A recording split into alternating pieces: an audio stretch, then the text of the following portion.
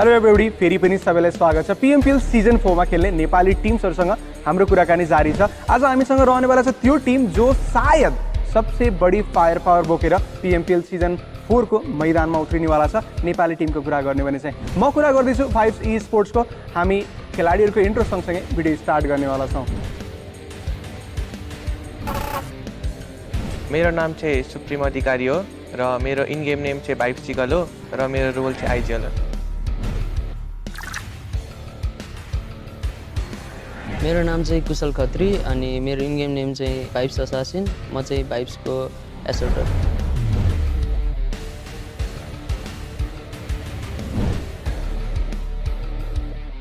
पुरै एउटा स्ट्याक्ड fire power वाला लाइनअप छ अहिले देख्न सकिन्छ। भाइब्सको कुरा गर्ने भने चाहिँ यसको बेस्ट रिजल्ट निकाल्न सक्छ भाइब्सले। भाइब्सको मोटो भनेकै किल विथ भाइब्स हो र हामी एग्रेसनमा बिलिभ गर्छ।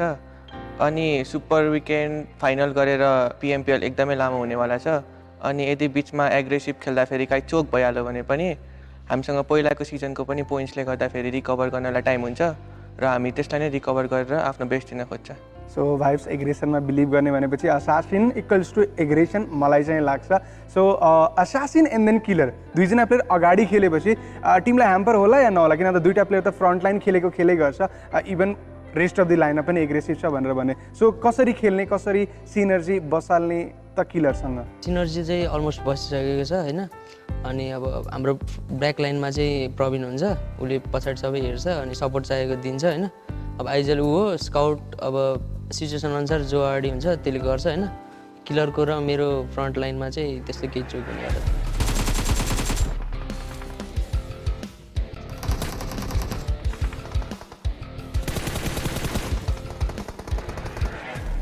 सिनर्जी छ, गुड इनफ टाइम पनि खेलेको छ टिम्सले भन्ने कुरा रह्यो।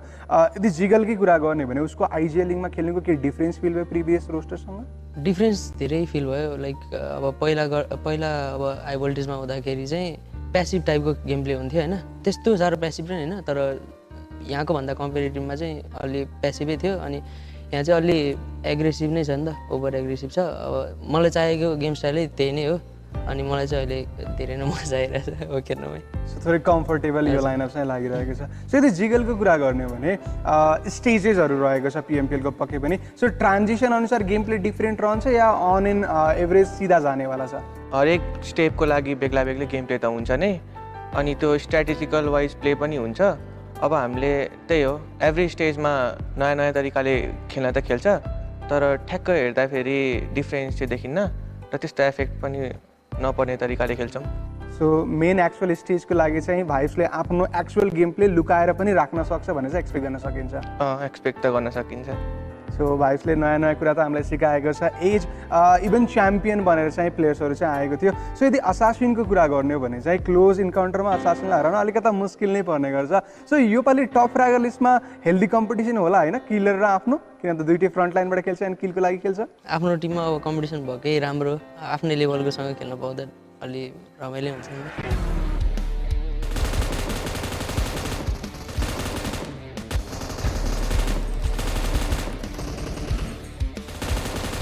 सो ओभरअलमा किल पोइन्ट्सको लागि भाइब्स त एकदमै फोकस गर्नेवाला छ। But talking about the starting 4, कोही 4 जना स्ट्रिक्टली एक्सपेक्ट गर्न सकिन्छ विथ द रोल? त्यसरी हेर्ने हो भने चाहिँ एक्चुअली म अब एक्ज्याक्ट प्लेइङ 4 भन्दाखेरि चाहिँ म एज अ आइजिएल भइहाल्छु। अनि I will take assassin and killer as fraggers as assaulter, अनि Praveen will be a supporter for the team र यही नै कन्टिन्यू हुन्छ होला पुरै PMPL भरिलाई। सो प्रवीण बिचको लिङ्क रहनेवाला छन् आफू अनि आफ्नो एसल्टरको बिचमा।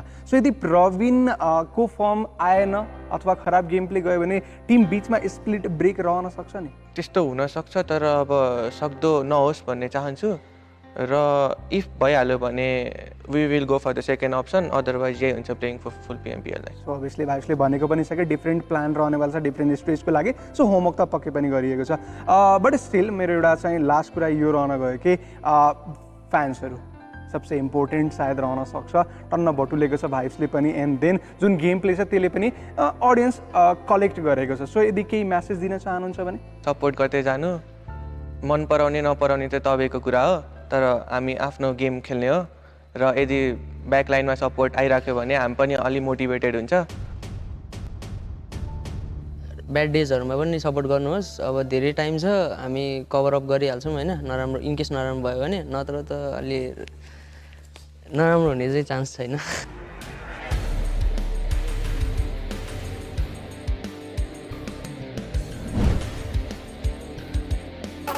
सो उनीहरू थिए भाइसबाट जिगल अनि असासिन। टिम कम्प्लिट कन्फिडेन्सको साथमा रहेको छ, प्लानिङ अनि होमवर्क पनि टन्न गरेको छ, एन्ड देन यस डोमिनेट गरेर हामी नै जित्ने हो। अब भाइब्स चाहिँ जित्दैछन् and obviously kill with vibes टिमको मोटो पनि रहेको छ। हामी यस्तै कुराकानी बाँकी टिमसँग पनि गर्नेवाला छौँ। Thank you so much for watching.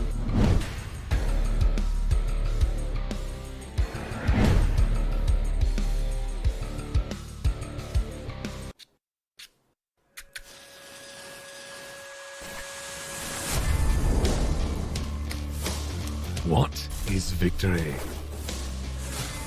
Is it crossing the finish line? Is it beating your opponents in that final circle? Is it holding that trophy? No. It's when you defy your boundaries. Your first enemy is your inhibition. The mind is the greatest weapon ever made. Use it to defeat your limits and push yourself to the real victory. This is your chance. Season 4 of the PUBG Mobile Pro League South Asia is here.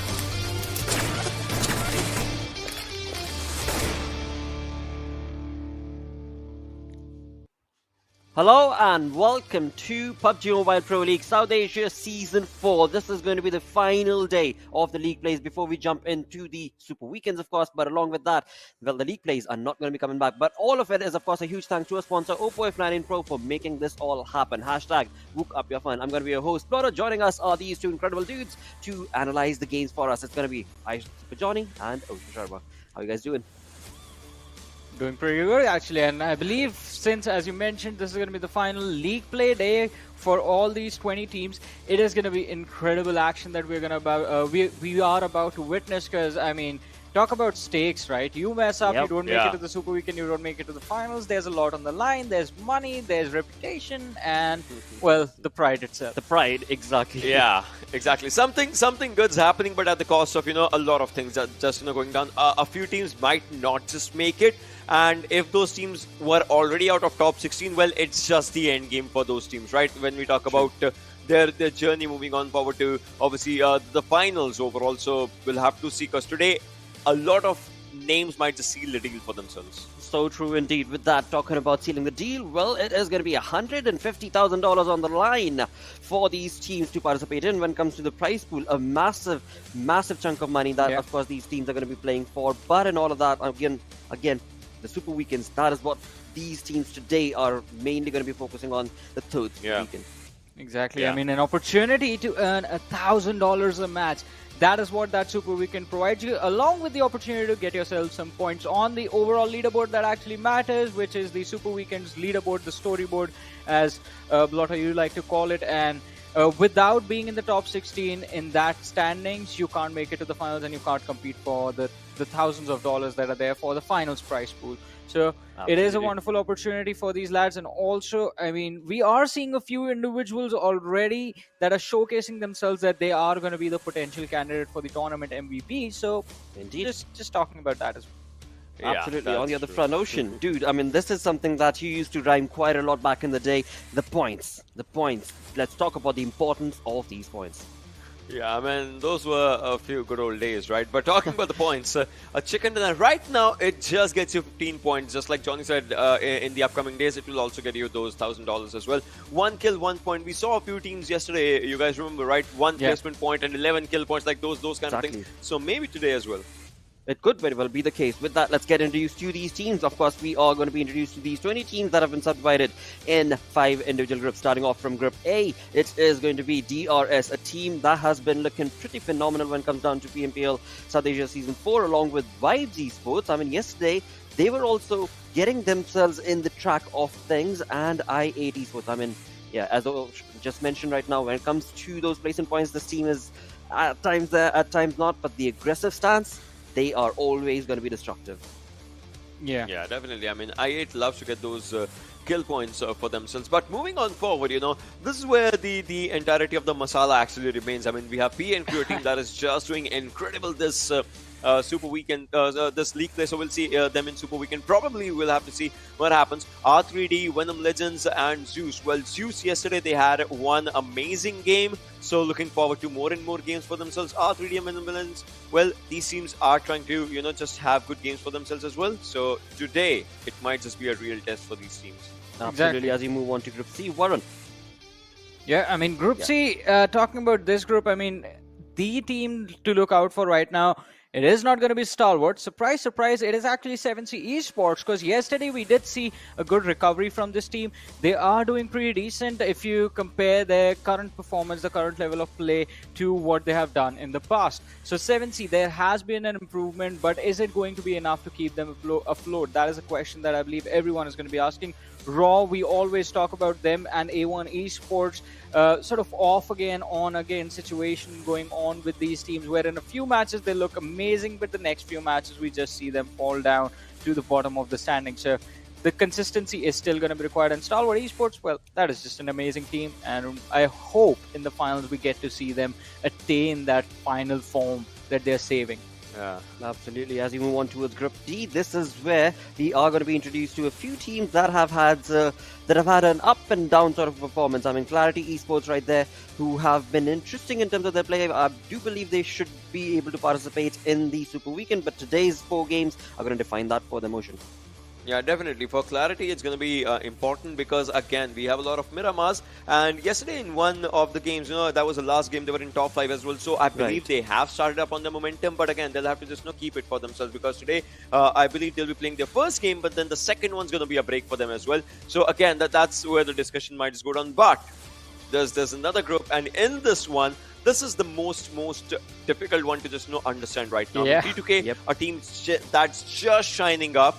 Future Stations there, a team this time kind of, in its own ups and downs, and then we have teams that are outside 16. Well, both of these teams, Seal9 and Paradox, missed their respective 1-1 Super Weekends, so maybe they would want to just get in there. Oh yes, they are gonna have to. There's no two ways about it. They are gonna have to participate in that Super Weekend. But as you move on forward to the story that has been created as of now, we do have Train to Kill looking pretty ferocious with their playstyle. At 88 points with 2 chicken dinners. This team, I mean, talk about the Super Weekends, talk about the league plays. T2K this time around in PMPL Season 4 is a behemoth.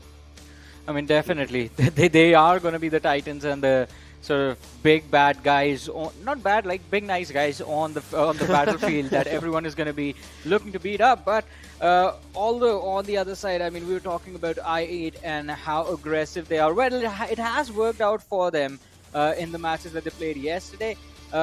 They are looking really good in terms of their aggression. The kill points coming in every single game have been the things that have kept them in the top 16, and majority of these teams are in a safer position right now. So when we move on to the next page standing is when things get interesting, because in the last match we saw Bablu, we saw Stalwart take a bounce. They were out of the top 16, and then we see them move on to the 11th and the 12th position. But that means teams were dropping down, and out of those teams, Deadeye's Guys is a name that you hardly see missing out on a Super Weekend. In fact, they haven't missed out on a Super Weekend so far. Yeah, they haven't. But the thing is, just like you said yesterday as well, Johnny, that I won't consider them still missing out right now, because they will climb back. We know about that. Future Station, though. Like, this is a team, for the first time, their placement point marker is a bit shorting, a bit falling short as compared to the kill point marker. Venom Legends, they are at 15th place, and Future Station at 16 right now.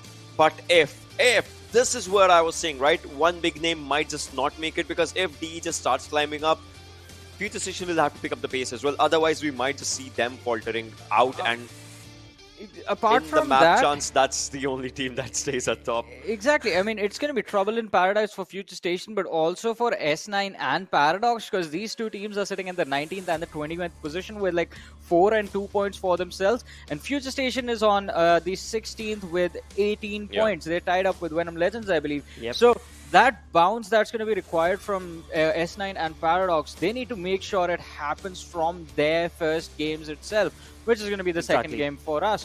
But if they fail to do that, they make a single mistake, and that's it. Their opportunity is done. But So that's true, the thing, mate. right, So Johnny? true, but- I mean, but that's the thing because Future Station's also missing out on their first game. So Yeah. again, it's going to be a similar push for both teams. Yeah. But you know, in all of this, talking about a bounce back conversation, the bounce back conversation is going to be for the side of PN Crew, a team that was not able to participate Yes. in the first Super Weekend, the second Super Weekend, but this time around, this team is certainly looking pretty good based on their yesterday's play. Yeah, and talking about that, right? So these stats, I would say, yeah, exactly. If you look at the overall stats, yeah, these are not the most impressive stats. But the thing is, right now, these stats are coming because these players are at the right place, at the right time, in the right fight, and that is just helping them. Their average survival, yeah, it's low because they lost a lot of points in the first and second league play, but now they are picking up the pace, and that's why comparatively their average is getting better. I won't say it's the best average, but it's getting better. They are evolving. So we'll have to see if they actually make it up in the first Super Weekend for themselves. That's going to be the third, though.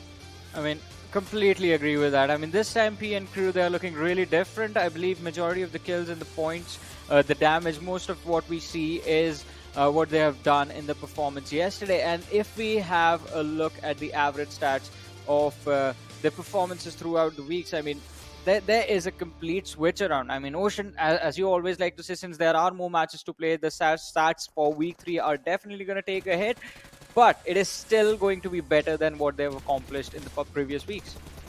Yeah, definitely. It definitely is going to be, just quite different as of what they have accomplished in the previous weeks. Because right now they are having good fights. Look at this. This is what I'm saying, right? They are at the right fight at the right time. They find the right victims for that, and that's where they're getting numbers for themselves. In fact, yesterday's 2-3 games were just so amazing for this team, getting them back to back, in good placement areas, in good positions, and that is just helping the team overall.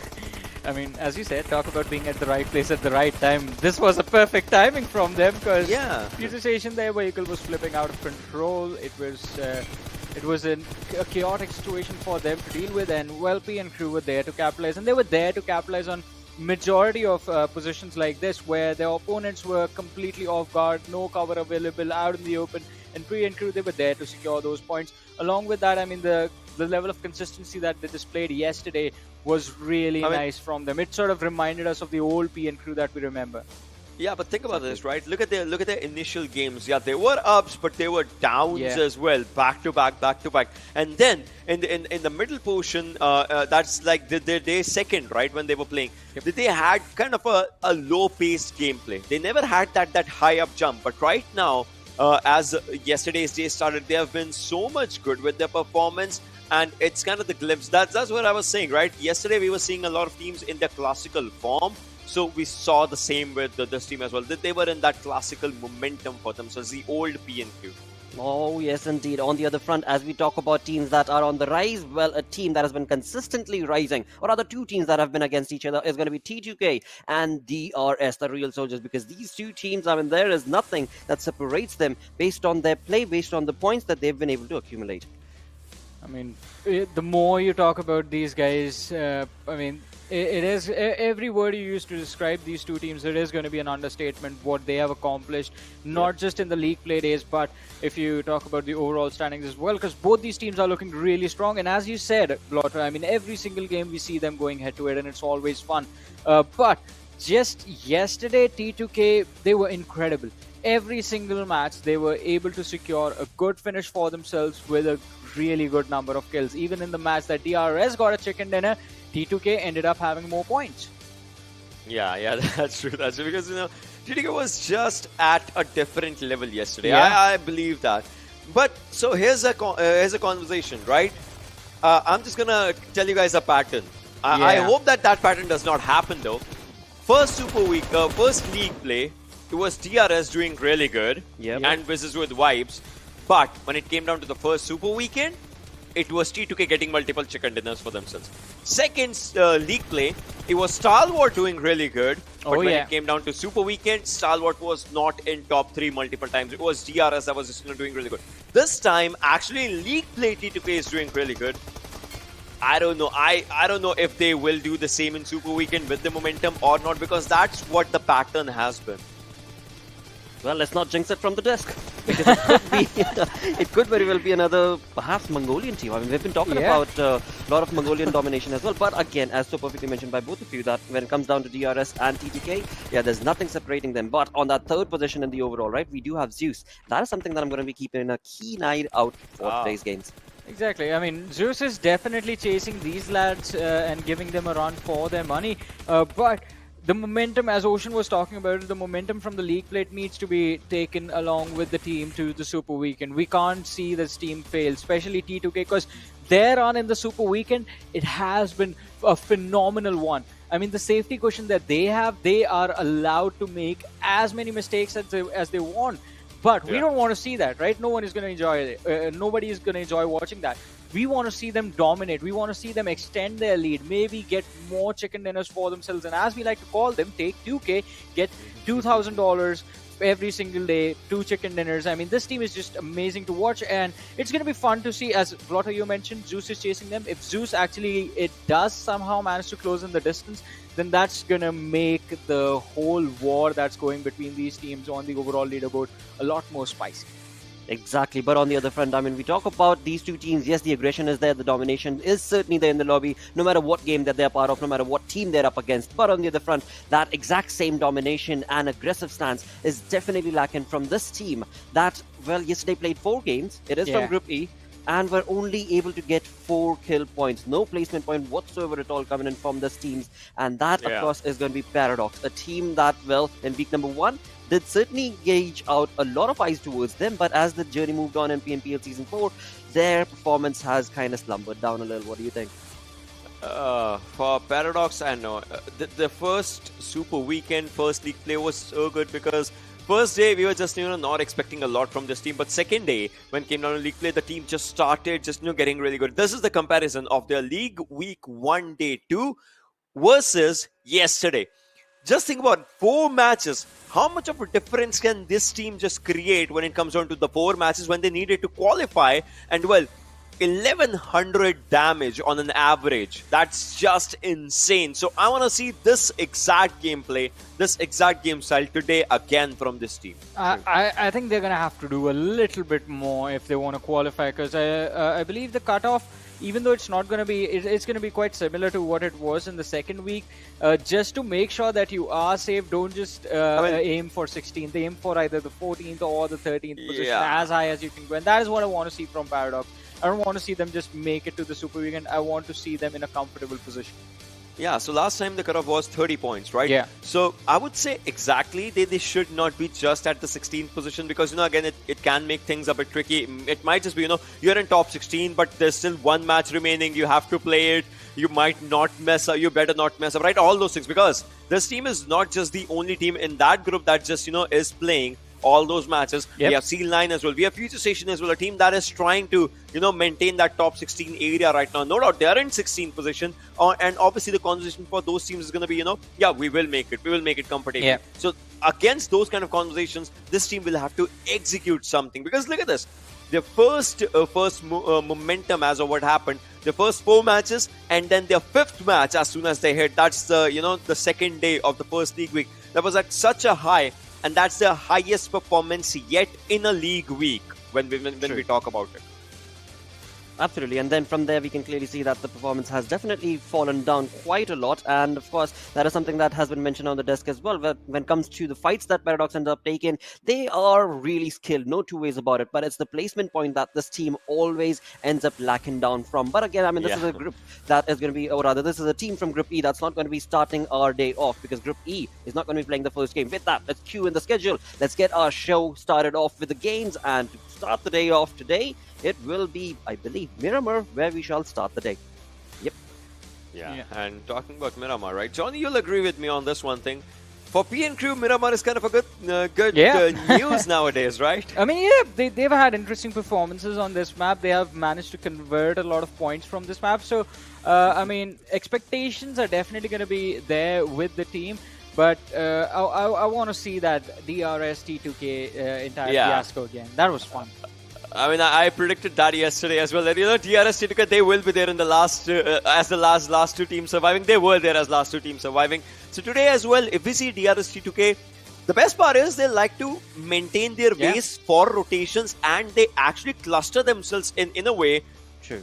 In a circle, this is where T2K is, this is where DRS is, and in the middle is cluster of different teams. So both of them apply pressure, and then both of those teams are the ones that are remaining at the end. So maybe something like that happens. But again, I would love to see what PN Crew does, because yesterday's last game, it was DRS, T2K, PN Crew, like not DRS though. It was T2K versus PN Crew that was happening. Yeah. So today maybe PN Crew has a good answer to start off with. Maybe. Well, a rivalry that's been created will certainly be pushing on forth from those two teams, that's for sure. On the other front, as I was mentioning earlier as well, the Mongolian domination hopefully will be showcased today as we push on along from match number 1 all the way through match number 5. But in all of this, once again, I take the conversation back to ZEUS Esports, a team that is looking pretty neat right now. They're on the 9th position with, I believe, 31 points for themselves. Yeah. But in all of this entire performance throughout the weeks, right, their gameplay that was showcased in Season 3 compared to what they are doing now has definitely fallen. Would you agree? I agree with that. I mean, because Season 3 day, the first week was incredible from ZEUS Esports, but I believe it's all about adapting. So maybe before the finals, if they adapt to the new playstyle that South Asian region as a whole has sort of built up for themselves, maybe in the finals we're going to see a different ZEUS Esports. All right, well, with that, let's get this game started off. Let's move on to our casters, who are going to be none other than XP and Play, to take you through the first game of today. Thank you very much for that. As usual, Blotter, it is hump day, XP. It's the middle of the week. It's a Wednesday. However, it's also the last opportunity for a few of these teams to potentially play the final Super Weekend, right? So we got PN Crew, they really stepped up, but a couple of teams here, they're struggling a bit.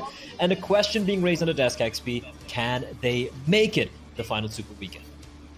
I have a question for you, though. Are you ready for the googly eyes? Because I'm still... I love it. I like it. You look like an anime character. I like anime. It's back. All right. I like the good anime, not the crap ones. Anyway. Let's talk fact. Now, PN Crew, all right, they have a monumental task up ahead of them if they want to make it, well, A, to the Super Weekend, and B, if they want to make an impact on the Super Weekend itself, because, they're going to be starting from scratch, Blade. They're going to be 0 points, while all others, they've amassed quite a few. But again, I'm not going to say it's not doable, but it is a very tall order, if you know what I mean. Absolutely. And they're going to be consistent right off the bat. But again, we've seen bigger upsets than this in the past. So, I'm not going to count them out right now, but I will say they have an uphill battle against them. Oh, absolutely. I mean, qualifying for the Super Weekend is a whole different ballgame altogether, like you said, which is looking very likely right now. Yesterday, they really stepped up. They proved me wrong. They were taking the fights to some of the big hitters in the server and coming out on top time and time again.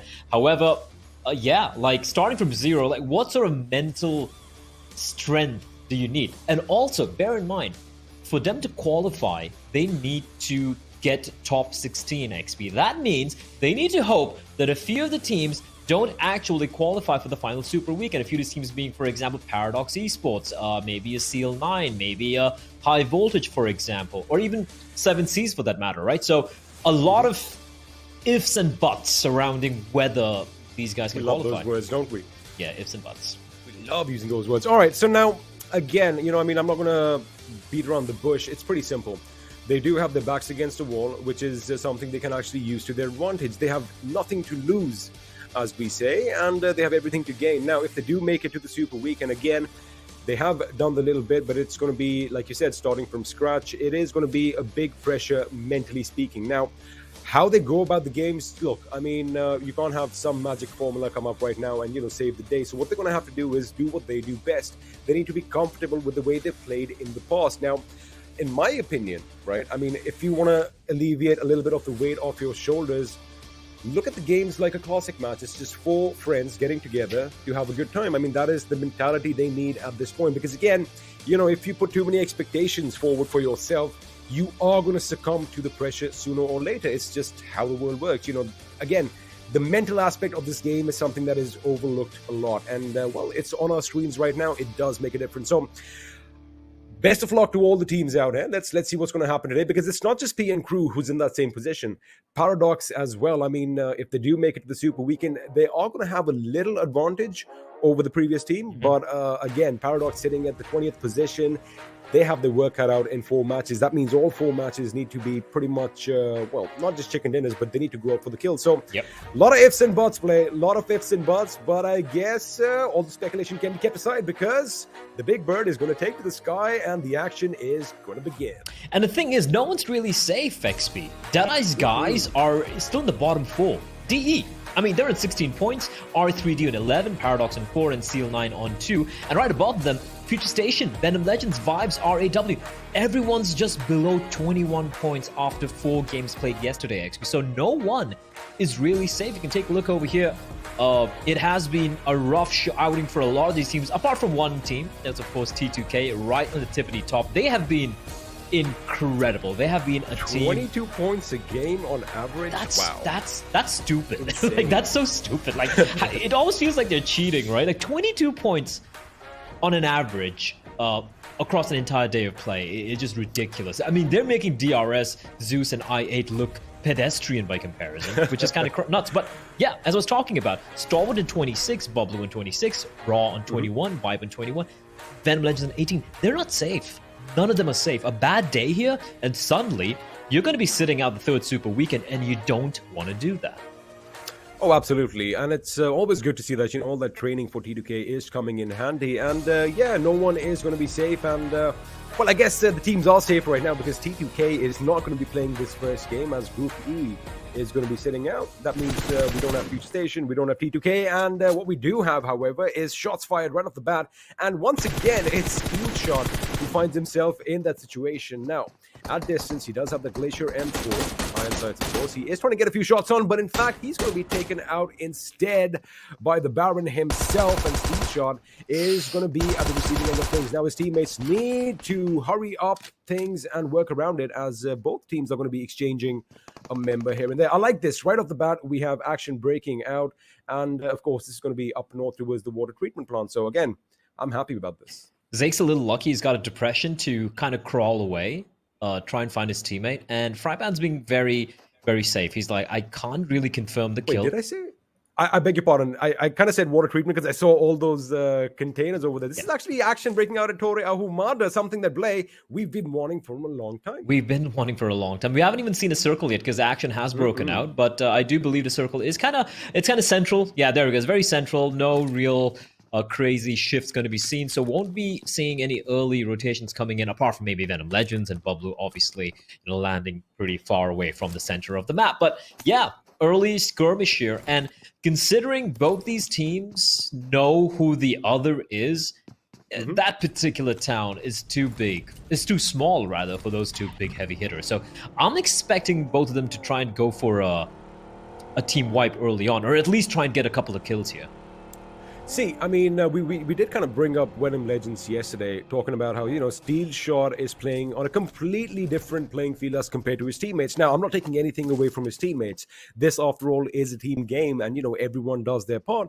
But right now, I like the fact that they have been brought up back to their knees. Looks like both teams are going to get those revives coming in, which means, although we did see a couple of casualties coming in as far as knocks are concerned, no one is going to make sure that the other is put in the ground. And now I like that we have a little bit of a truce over here and everyone is backing off for greener pastures. Now, Seal Esports, I do believe, are sitting in the 9th position with 30 points to their names, and Venom Legends have 18. Now, Venom Legends play, I mean, they're a hit and miss team, right? I mean, sometimes they really kind of make us scratch our heads and, we think that, wait a second, what's happening? I mean, these boys, we know that, they're capable of a lot more. And then sometimes they just come and, wow us. They just dazzle us with their gameplay. So again, they are going to have to get things working right from the get-go. And what I do kind of believe is they are going to be falling back a little bit. But if you have a look at Void's position, he could be heading for a head-on collision with R3D at Cruz del Valle. But again, I do kind of want them to deal with Seal before they get out, because otherwise they're just going to get shot in the back. Absolutely. I think that is something they have to be very cognizant of, wary of, but I'm still wondering, what's going to happen there between Venom Legends and Seal. Like you said, both those two teams kind of peeling away from each other. You can even see Mamba moving further and further away towards the Oasis, right?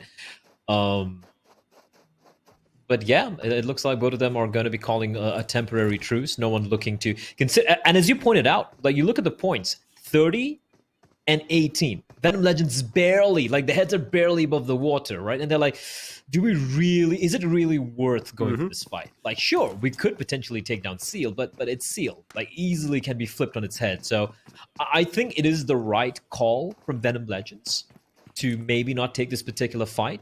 However, I feel if I was Seal, I might be looking for that particular fight. But we did see, I think it was Wally, he was on a sliver of HP. They didn't seem to have much health kits or like first aid kits and whatnot. So probably, the lack of any medication preventing them from taking that fight. So yeah, but it was a bit of a tease, XP. I thought we'll have a nice fight to start things off, but it looks like it's going to be one of those slowest starts on Miramar over here. See, I guess one of the things is now both teams are pretty much mid. Well, especially Seal is in the middle of the overall rankings, while the other Venom Legends is a bit on the downside. Now, for both teams, it is going to be crucial because, again, you got to keep one thing in mind, Blaine. We only have 4 games per team today to make it to the Super Weekend, and like you said, no one's really safe. And if Seal has a bad day, and if they don't make it to the Super Weekend, it's just going to be a little traumatic for the team. Now, for both teams, of course, the kills are going to matter. And since this is game 1, I can kind of give them a little bit of leeway as to, maybe they just want to get a bit warmed up, or maybe they're just, getting used to all the pressure right now. Because, again, losing a member early on is going to have a detrimental effect, especially for a team like Venom Legends. On the other hand, however, when Venom Legends have had, the opportunities to get all 4 members alive in the last few circles, we've seen them shine. I mean, yes, they do get knocked out, more often than they would like to. But when they do come out with that victory, it is something that they do it in style. So again, both these teams are very capable, and we're just going to have to wait and see what happens elsewhere. I8, man. I mean, we both were jubilant yesterday, the fact that, they actually got their first chicken dinner in the Super Weekend, just in the second Super Weekend, which is something we were actually hoping for. Because, again, if not the most, probably one of the most consistent teams in this tournament so far. Oh, yeah, absolutely. And I feel it was a long time coming, and they did manage to get it. Performance-wise, yesterday, it's not been bad for them. In the middle of the pack, he'll look kind of scratching at the top 5, top 6 placings, so they're going to be sitting pretty comfortably alongside the likes of DRS and ZEUS. Obviously, T2K are just going to be very happy campers coming in to play here today, although they will be sitting out the first game of the day.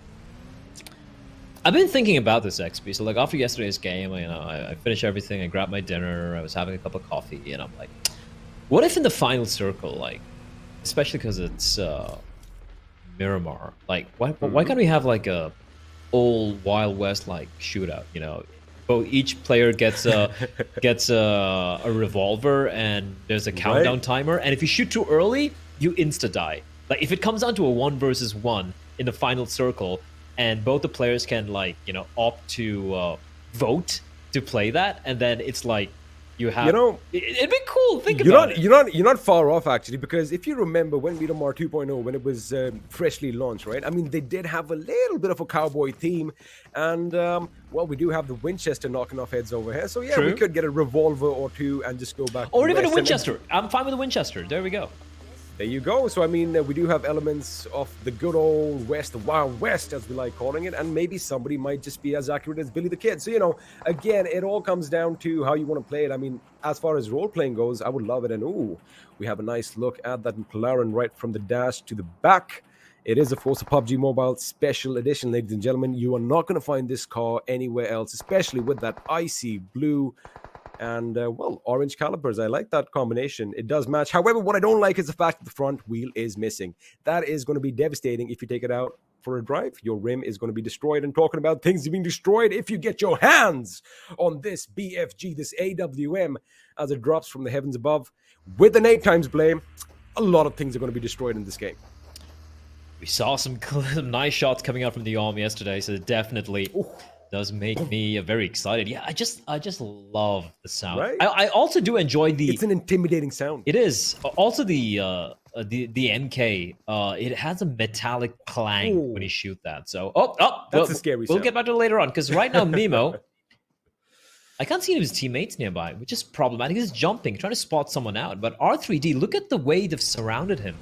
2 on his left, 2 on his right, and they know where he is. They 100% know where he is. Now, I can see Ale in the distance, but if he does get knocked down, I feel like the possibility of him getting res is very, very slim, XP. I don't know how Memo's found himself in this position. He can hear this party van as well. He's going to spot a player out, rattles off a number of bullets, but that is going to give away his position, and now he's going to be pushed. But it's going to be Ale getting spotted up by Anubis. He was supposed to be the player providing covering fire. And with considering how far away from each other 7C are, a player getting knocked down like that is going to be a bit problematic. It is indeed, and it looks like Fair is going to be the man of action who's going to try and go and pick up his teammate, but Memo's got to be careful. Oh my god. Because there was a little bit of a gap between the ground and the vehicle, and well, his torso was in full view, and now his torso is full of lead, and with that, 7C, who were kind of mounting an attack, I mean, they knew R3D's position of going to be receiving, and the things elsewhere, we do have a Mongolian Pakistani skirmish breaking out as ZEUS go up against I8, ZEUS getting out of harm's way almost, but he was caught mid-air and is now going to be knocked down. However, Respite is going to come right, basically right there and then, because the revive should be coming in, whereas the revive was almost coming in, but looks like ZEUS is going to be taken out, and right now from afar, Godless, he needs to be a man of action because one of their members is out, one of them is down on their knees, and well, they don't have a lot of options. Now, I8 play, they have one of their members knocked down, but they are in control of the building. Wait a second, did they finish him? One of them got finished off. Both of them got finished off. So right now it's a 3 versus 3. The nade! Oh boy, that was close. The second one is a little too deep, and IC is a very, very lucky man. The nades XP. I don't know. Never mind. The second nade's going to find its mark. I said it was lucky, but well, looks like didn't quite pan out his way. Ably spotted out though, and Ably not quite able to land a shot. And I8, constant, consistent aggression. Another nade to finish off the job there, and it is going to be just Godless left alone. And they knew where he was. He did get a finish, knock and a finish on one of the members of I8. So they definitely, and that smoke blooming is going to be a dead giveaway as to his position. So Godless needs to leg it. He needs to run for the hills. And I8, I think... Oh, they spot him out, XP. They spot him out. They're tickling him with those bullets, and Godless is dodging them. He's taking a bit more damage or scratches on that shoulder of his. But it looks like he might manage to escape unless I8 decide to go for the hunt. And honestly, they could. He's alone. He's on his feet. The 3 of them alive. Why the hell not? Get the team wiped.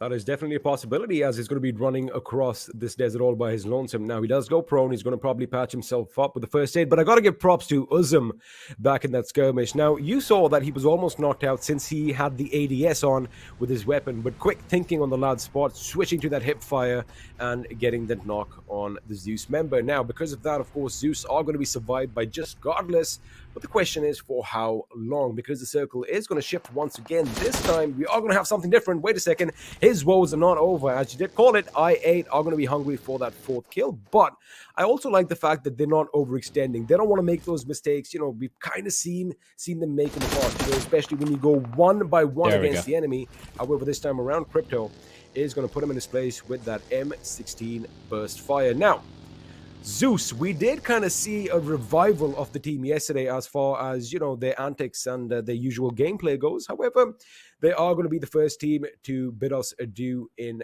the first game of this day. Now, there's the weapon that you wanted. It does have that metallic clanky sound when it does shoot off.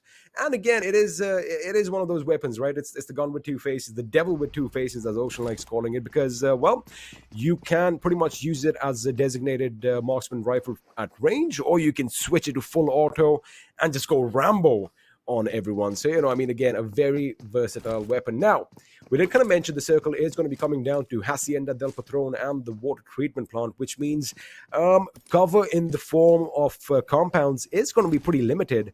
I guess it's going to be something you like. Also, it's going to be some open warfare in the Hell yeah. Hell yeah. As long as water treatment plant is going to be excluded from the later zones, we could see some interesting open field warfare, which does really make me a very happy man. But yeah, ZEUS getting taken out early on, but great work from Uzum and I8. We can have the replay over here. And Uzum, right, just consistent aggression. He heals himself up. He knows there's a res coming in.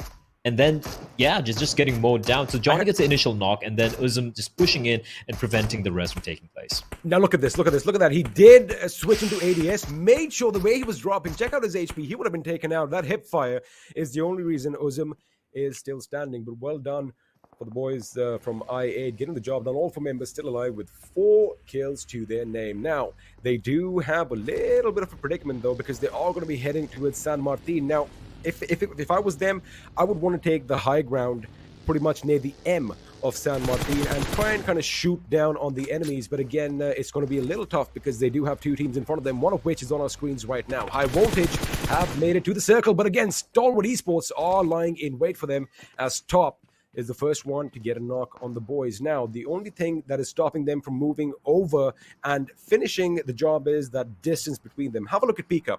Now, Pika, I would say that they aren't really ready for a fight per se.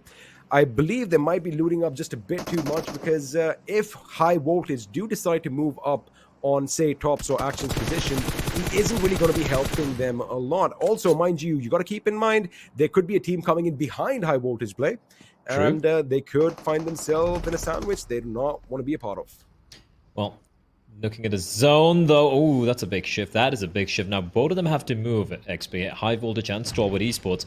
Meantime, RAW, oh, they're being very quiet. Blah, blah, blah is being extremely quiet, but Uzum, needs to be careful. Oh, he should be taken down. He should be taken down. How somehow, blah, blah, blah. He misses his shots.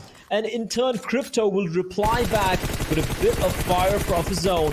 And that's a nice knock onto blah, blah, blah. They're not able to confirm the kill, though. Considering they're in the vehicles and they're out in the open, it is a right call from I8 to instead try and find themselves some cover before they go for a fight. And looking at how far away the zone is from where both these teams are, I wouldn't be too surprised to see I8 actually make a run all the way for the safe zone. But no, I8 going to stick around. And the kill, the play zone finds blah, blah, blah. He was out in the blue, remember, when he took those shots. So that's what happens, right? When you find the blue, you get knocked down.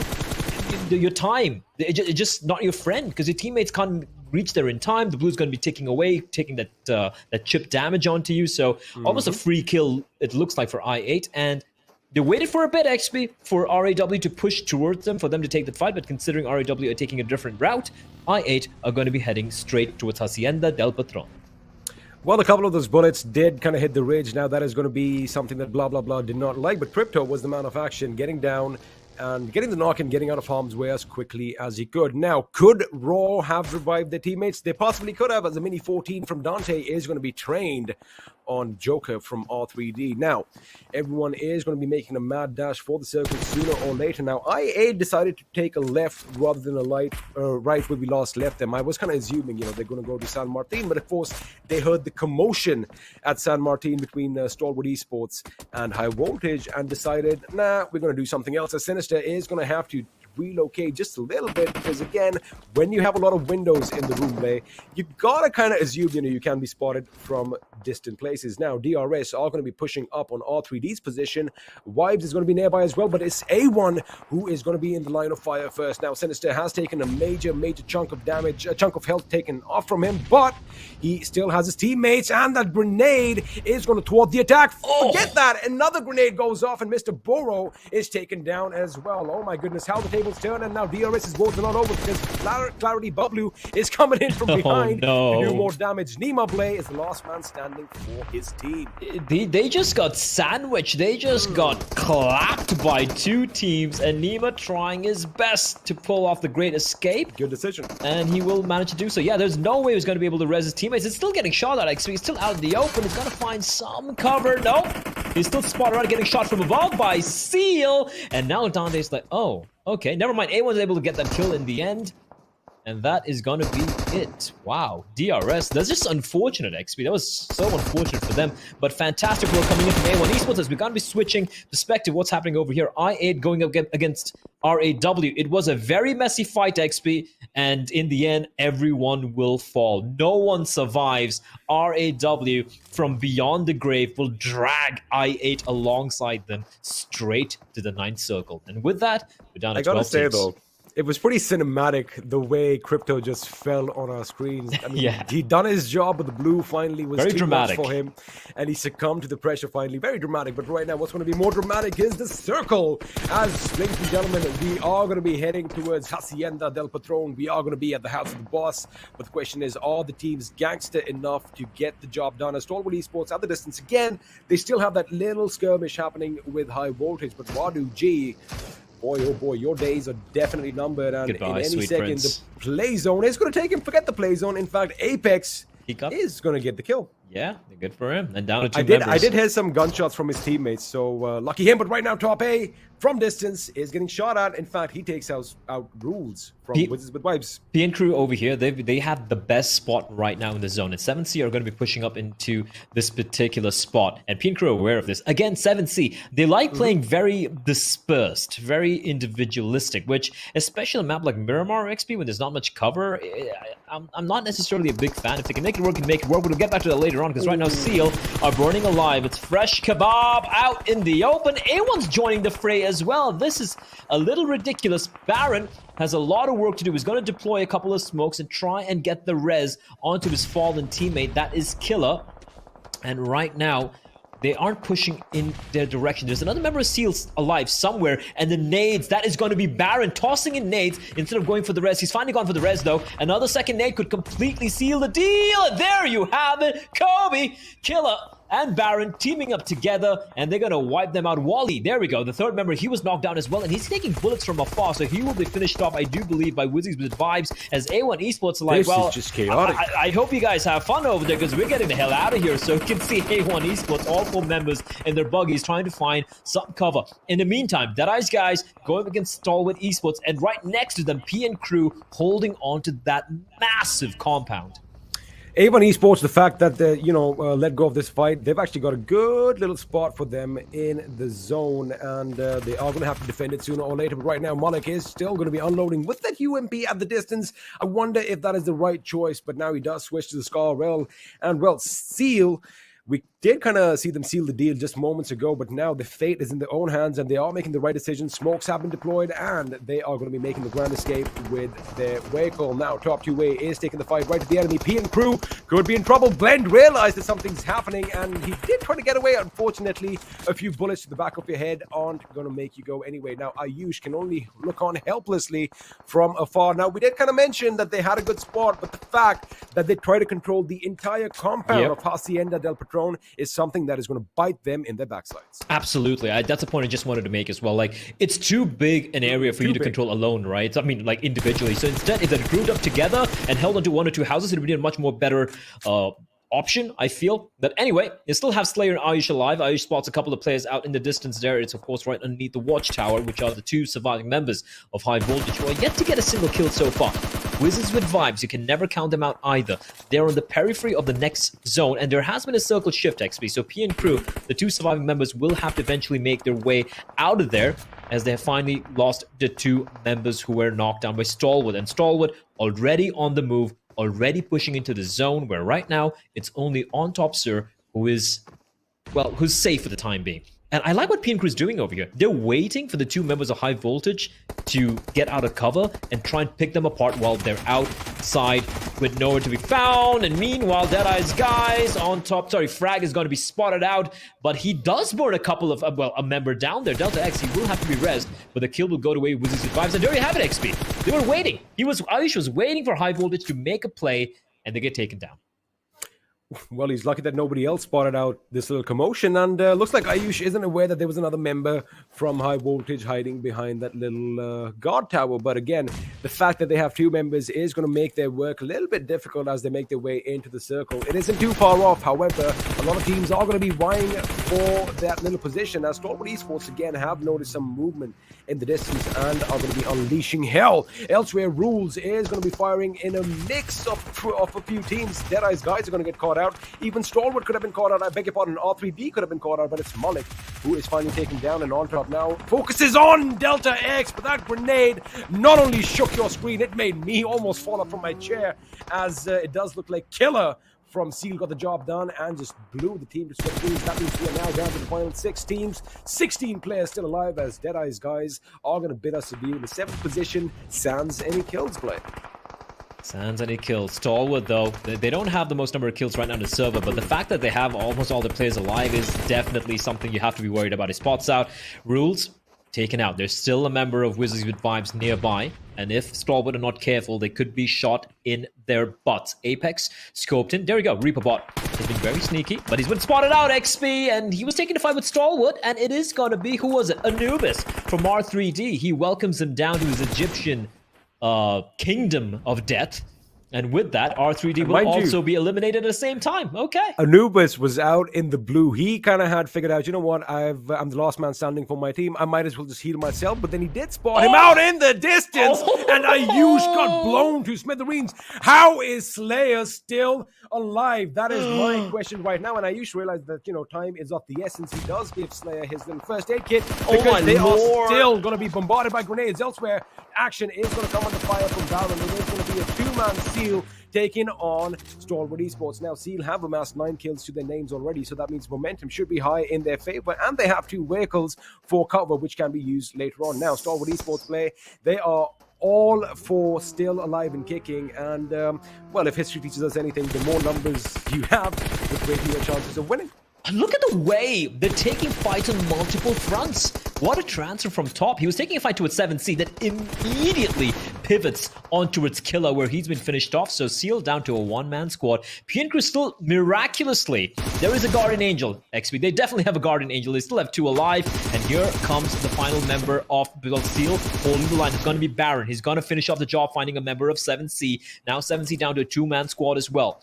That makes Stalwart's life so much more easier. Action was knocked down, but he's been rezzed. But at the same time, Apex getting knocked down makes sure that Stalwart, for the time being, are still a 3-man squad standing. Although Apex still being alive means they can definitely go for the res as well. But things are really starting to shift in the favor of Stalwart Esports. 7C, though. Fear and Ale, very far apart from each other. They're not trying to play the trade game. They're trying to individually do something here. And, of course, for Seal, you cannot forget it. The Baron is very much alive and kicking and looking for more. He is alive, but the question is for how long, because Ale did spot him out. However, he is going to get shot at from the distance. Of course, you are going to be taking some pop shots in the smoke. Now, Fair is going to be fighting time and the blue zone at the same time, and it looks like the blue zone is going to win as he's taken down. Now, he is going to make sure he doesn't budge from that spot because he doesn't want to give the other team any kill points. Now, Ale is going to be shooting down on the enemy. In fact, Stalwart Esports were getting a little optimistic trying to go into the kill, and as a result of that, one of their members is going to be taken down. But now Ale is forced out from hiding, and well, 1v3. That is all she wrote. But it is going to be up against the Baron. Now he's still out in the blue, taking that's damage. over. I guess he's kind of, he's happy with his fate. He acknowledges his fate. He knows that it is going to be pretty much impossible, but he might just go for one last ditch effort. He might just spray a few bullets, might just get a knock. Maybe not. Nah, that's it. Well, he's going to deny them the kill, though, so that is going to be it. So we do have the 2 Mongolian teams coming out on top. ZEUS Esports, the first team to get knocked out, but of course we managed to get the Stalwart Esports get the first place. 8 kills to the name XP, and then 10 kills for Seal. They were on a, like you said, they had crazy momentum going for them, but not quite able to get a chicken dinner. But damn, 1,600 points of damage coming in from Stalwart. That's very impressive considering the kills were only 8. That is impressive as well, and I like the fact that this was actually a high fragging affair for a lot of teams. But Yep. I mean, one of the first few teams to be knocked out in the later stages was I8, but they did go out with 2 full squad wipes. But it is going to be Stalwart Esports on your screens right now, the winners from Miramar, getting it done in style. And again, like we said, if you have the numbers right up until the end, well, I mean, the advantage is obviously going to be in your favor. But a wonderful outing as far as all teams go. P and Crew did try their best. I mean, they do have a 4th place finish. We were talking about this team early on. But like you kind of saw, I mean, they tried to control all of Hacienda, and I do believe that was their downfall. Yeah, that was just unfortunate for them considering they were inside of the zone XP. They were in the best place possible, but you spread yourselves too thin, it gets easier for your opposition to come in, and Stalwart Esports made very quick work for them. But still, for P and Crew, a team sitting on 0 points, having not played a single Super Weekend thus far, they still had a pretty decent outing, got a few kills, got a top 6, top 7 placing overall, a top 5, I believe. So if I'm P and Crew, I'm not feeling too sad about that. But you know what? It's not a job to talk about, the teams and break stuff down. It's the job of the analyst, wonderful gentleman on the desk. So before that, of course, we have a quick break. Don't go anywhere.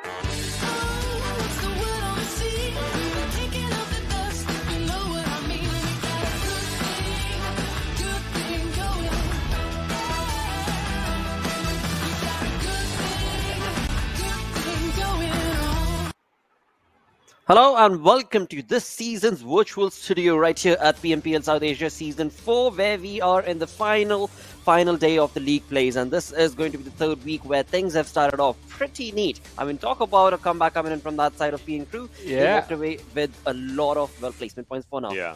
I mean, and it wasn't just them. We were talking about teams struggling, and the final four teams, I mean, the teams at the top in this match were all the teams that we talked about. We talked about Stalwart not doing so well. They did very well for themselves. ZEUS Esports for their PN Crew, 7C. Amazing performance from these squads.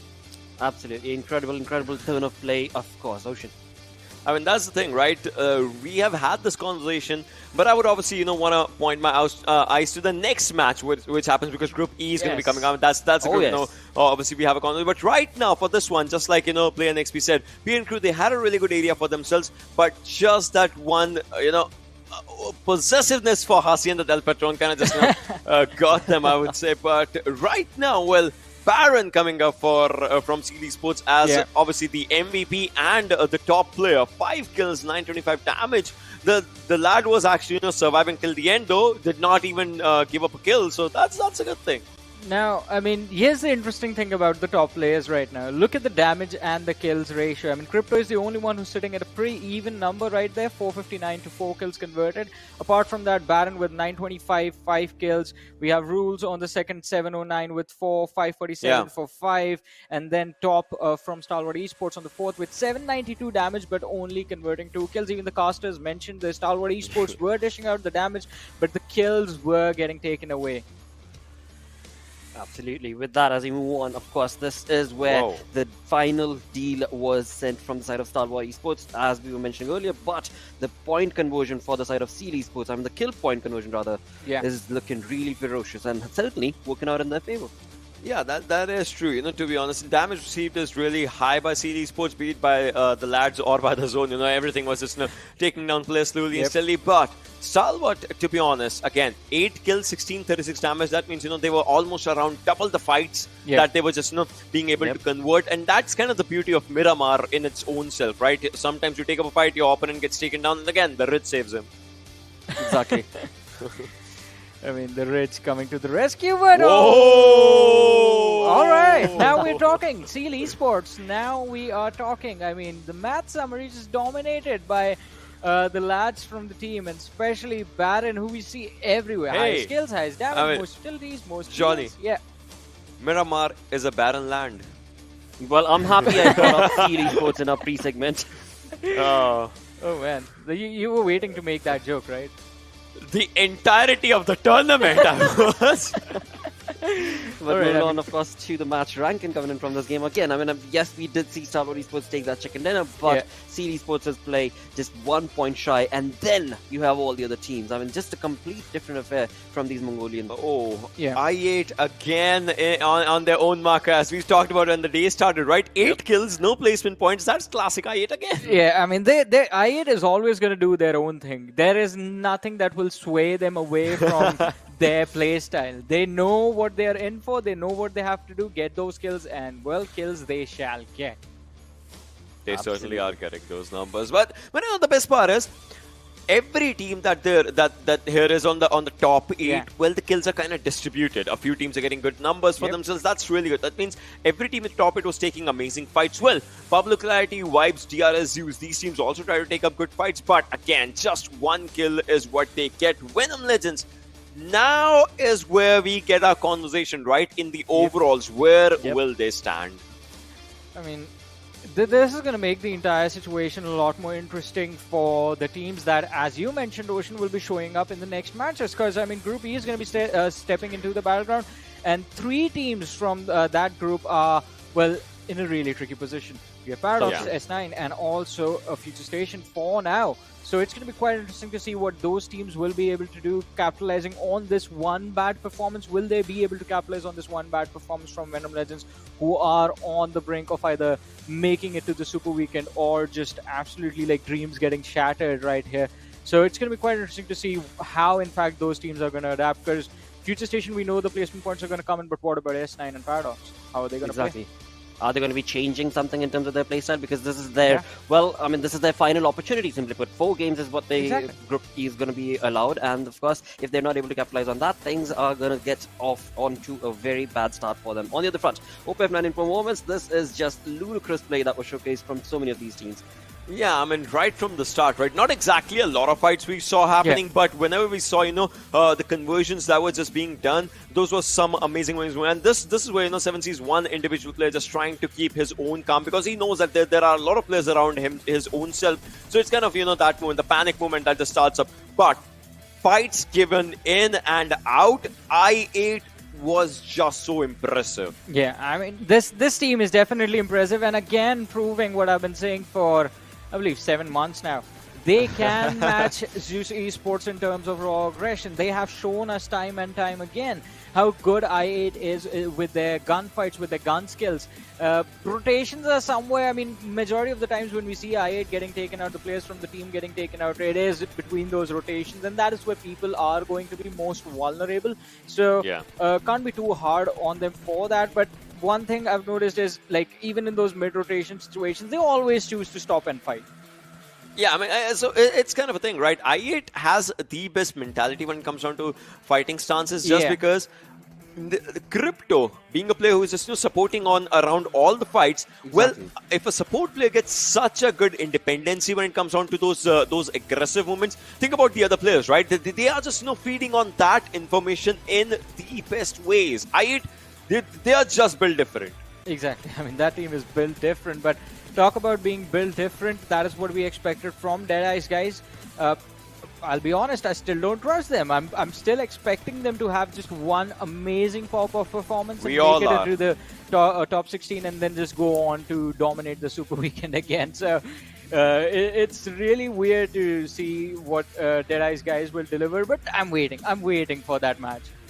We all are, man, because we know it, right? Last time we remember what DE did. Plus, the best part is, DE is kind of a team that has always dominated when it comes down to the tournament stretch, right? I still remember, obviously, PMPL Season 2, they won the league. In the finals, they were in top 4. And when it comes down to the next season as well, they were in top 5 again. So DE is kind of a team that should just be, dominating. If not anything, they should just mark their presence in Super Weekend. They should be there. Absolutely. But this game turned out pretty neat for so many of these teams, as all of them at least walked away with a single point and no team walked away with 0 points. That certainly works in the favor. But on the other front, talking about the damage graph right here, this is with Wives. What a play. 2,436 damage. Okay, so maths comes in again. 2 2s are 4, 3 2s are 6, 2 4 3 6. I just wanted to say that. Yeah. All right. Ocean is done with his numbers. But yeah, talking about Wizards with Vibes, I mean, they were in a perfect position to actually capitalize on the whole Steel Esport DE fiasco that happened between the rotations, and they did really well for themselves, securing a lot of kills from that position. Yeah, exactly. I mean, just like this, in fact, Blotter said that a lot of teams just got a lot of points from this fight. That was indeed a really good thing. But again, I8, imagine had this carried forward that momentum. If only they were allowed to. But once again, I mean, whatever fights we did see from I8 side, they were exuberant. There's no two ways about it. I mean, taking down ZEUS Esports right off the bat in the first 12 minutes of the game, definitely working for this team's favor. On the other front, we were talking about Steel Esports, and look at the jump this team has made. And not just them, Stalwart as well. Both the teams bouncing up 6 positions in a single match. But now the question becomes, how long can they sustain this, right? Because that is something that needs to happen. Steel Esports, maybe they've regained the old form that we were talking about, but this needs to happen in the Super Weekend. That is something that me and Ocean constantly bring up. Like, no matter what the performance for the league played is, it is not going to matter unless you are able to sort of deliver the same results in the Super Weekend. Indeed. I mean, that is where the story is going to be created. The best part for me still is going to be I8, right? 15 placement points and 37 kill points. Always more than double the number for themselves. But Future Station, not being a part of what the entirety was, now they'll have to start up. They know that their one game of rest is done. Now they just have to play. And in that, well, they'll have to get where they want to be. Well, they have made it in top 16. Now they should just move forward. Plus, again, they will be out of one game before that happens, they'll have to be at a safer Yeah. spot so that whenever they come back, they should not feel the pressure. Indeed, and when it comes down to the teams, as you were just mentioning, I mean, talk about Paradox, talk about Seal9 along with Future Station, these teams, as they push on forth, I mean, the points on that 16th position where we see Dead Eyes, guys, is on 19 points right Yeah. now. Right? Yeah. By the end of the day, we could maybe be expecting 30, 35-ish, 40 maximum. 30. 30, right? because 30, yeah. last time what R3D qualified was actually a 30-point marker. So I'm speaking 30 to 32 maximum, so let's see. Let's see. But again, I mean, you talk about that 12th position all the way down to that 18th position. The points are so very close. From 28 Yep. points to 18 points, 10 point difference, and you can have a comfortable spot in the top 16. So, yeah, every single game is going to be counting. And as the game progresses on, now it is going to be, well, Erangel and Future Station, based on the map chance, ought to be able to place themselves correct. I mean, Future Station, I Oh. mean, as you talk about map chance, we always see them like somewhere between 6.5 to 7 placement points on average per game. And if they Right. can bring in, yeah, it's 6.5 right now. And if they can bring in the same average number of kills every single match, that amounts for like what? Somewhere around 10 points, just to round things off, 10 points average per match. That is something that Future Station might not need. Future Station can get away with just getting themselves 6 to 7 points every single game that they play. But 12 points per game average, that is what's going to be required from the other two teams that we were just talking about, Paradox and S9. And it's going to be a challenge. So if they can employ, if they can sort of take away from the tactics that Future Station is using for themselves, maybe these teams stand a chance. But playing their usual style, it is going to be a challenge. I mean, Exactly. Johnny, I hope so, but again, hope Yeah. is a dangerous thing. So. Exactly. Yeah. I mean, now it is the pressure point. You know, it's the pressure point that these teams find themselves in. And having played 4 games and with just 4 kill points working in favor of Paradox, yeah, that's just not going to work. That's definitely just not going to work. It is just plain out blunt now, and they have to just push in all the strats, all YOLO approach that they possibly can if they want to participate in this Super Weekend. With that, it is time to jump into the action once again. It is going to be Erangel, and to take us through once more through this game, it is going to be Play and Explode. Well, thank you for that once again. I like what Ocean mentioned there, XP. Hope is a dangerous thing. Do you dare to hope for Paradox and Seal9? Well, I mean, hope is a dangerous thing, but it's also something that, you know, helps us cling on to that last straw, that last little ditch effort that you can put in and, you know, basically get the job done. So now Paradox is going to be coming in this game. And again, like I said, Blake, 4 games in hand. They are gonna be- 12 points per game. That's what Johnny said. That is an average that they need. And if you think about it, they are going to have to play for those placement points. So they can't really take a lot of chances this time around because I'm not going to take anything away from their gun game. Yes, they do get a few kills now and then. They have got a couple of chicken dinners, you know, in their kitty as well. But again, they tend to get caught in between a lot of chaos. That is something they need to avoid. Now, how they do that is going to be a different story altogether because initially what we see is if you try and go towards the center of the circle early on, yeah, you are going to have better options perhaps when the next circle forms, right? But for them, they are going to have to play from the edge. They are going to have to play from the periphery and kind of sneak their way in towards those top placement point finishes. So again, it has got to be a balance. But again, let's see how they come out. Let's see what the psyche is. Because if in their minds they've already given up, it's going to be evident on our screens. Yeah, we're going to be finding out. But as you said, you know, hope is a dangerous, but at the same time, Hope is a wonderful fickle thing. word. It is a fickle word, but at the same time, right? Like, think about it. As humans, that's what you hold on to. That's what you hold on to. You see a lot of grim things. You look at the news every day. You're like, oh my God, what is even going on with this world? But we always hold on to the hope that tomorrow will be a better day. And hopefully that is what Seal9 and Paradox are looking for as well. Anything can happen. That's the one thing. That's the one beautiful thing about Battle Royale, about PUBG Mobile, is where the underdogs always have a chance. They always do. I mean, we do have a lot of RNG factor that comes in, you know, every now and then. And it also depends on how you manipulate your surroundings. Now, we do see that, you know, whenever people hear some commotion, there's 2 types of players, right? One that will kind of avoid that little drama, avoid that commotion, and, you know, go around the enemy. The other is, wait a second, I hear gunshots, let's go. Let's go right to the gunshots and let's try and make the best of it. So again, if they are confident on their gunplay right now, I would say that, you know, go for the kills. Try and third party as many people as you can. Get those kill points. Steal a few kills here and there. I mean, it doesn't matter how you get it, by hook or by crook. Getting a point is going to be your point. Forget the chat. No matter what anybody says, oh, you stole kills, oh, you did this. Doesn't matter. Getting a point is getting a point. So again, let's see what happens. You know, I mean, just to add, I want your thoughts on this also. Now, P and crew, we did have them under a microscope kind of just moments ago. Now, except that little debacle at Hacienda del Patron, where, you know, they were spread out too thin, they were kind of impressing me. What do you think? Yeah, I mean, yesterday has been the resurgence, the revitalization of this particular team, right? And I've been one of the harshest critics. I kept saying, like, they look like free kills for almost everyone else, but yesterday they were not that. Yesterday they were the ones getting the kills, getting the placement points, and even here in the previous game, sure, things went a little awry for them in the Hacienda del Patron. We spoke about how they got a little too over-optimistic as to how much land they can control. That's why they got taken down, but still a pretty solid placing overall. As we're going to be jumping into the second game, ladies and gentlemen, of the final day of the group stage. This is pretty much it, and it's going to be Paradox, Seal9 joining the fray. Of course, we have Wizzies with Vibes, Bublu, High Voltage, and DE, who are going to be sitting this particular game out. DE languishing in the 16th position does make me worry for them, because they were incredible, like absolutely massive in the second Super Weekend, and for them to sit on the third Super Weekend would be a kick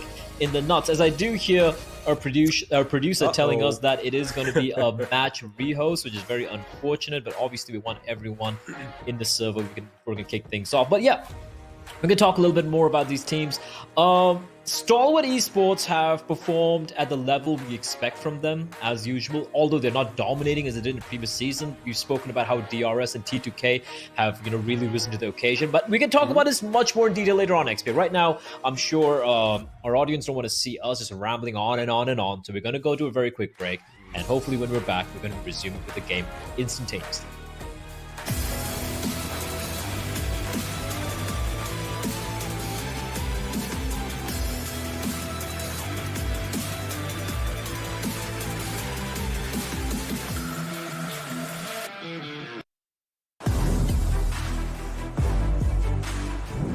Hello everyone, my name is RXJax and I play the role of assaulting for Team A1 Esports. This season we are back with more grind, more dedication and more focus.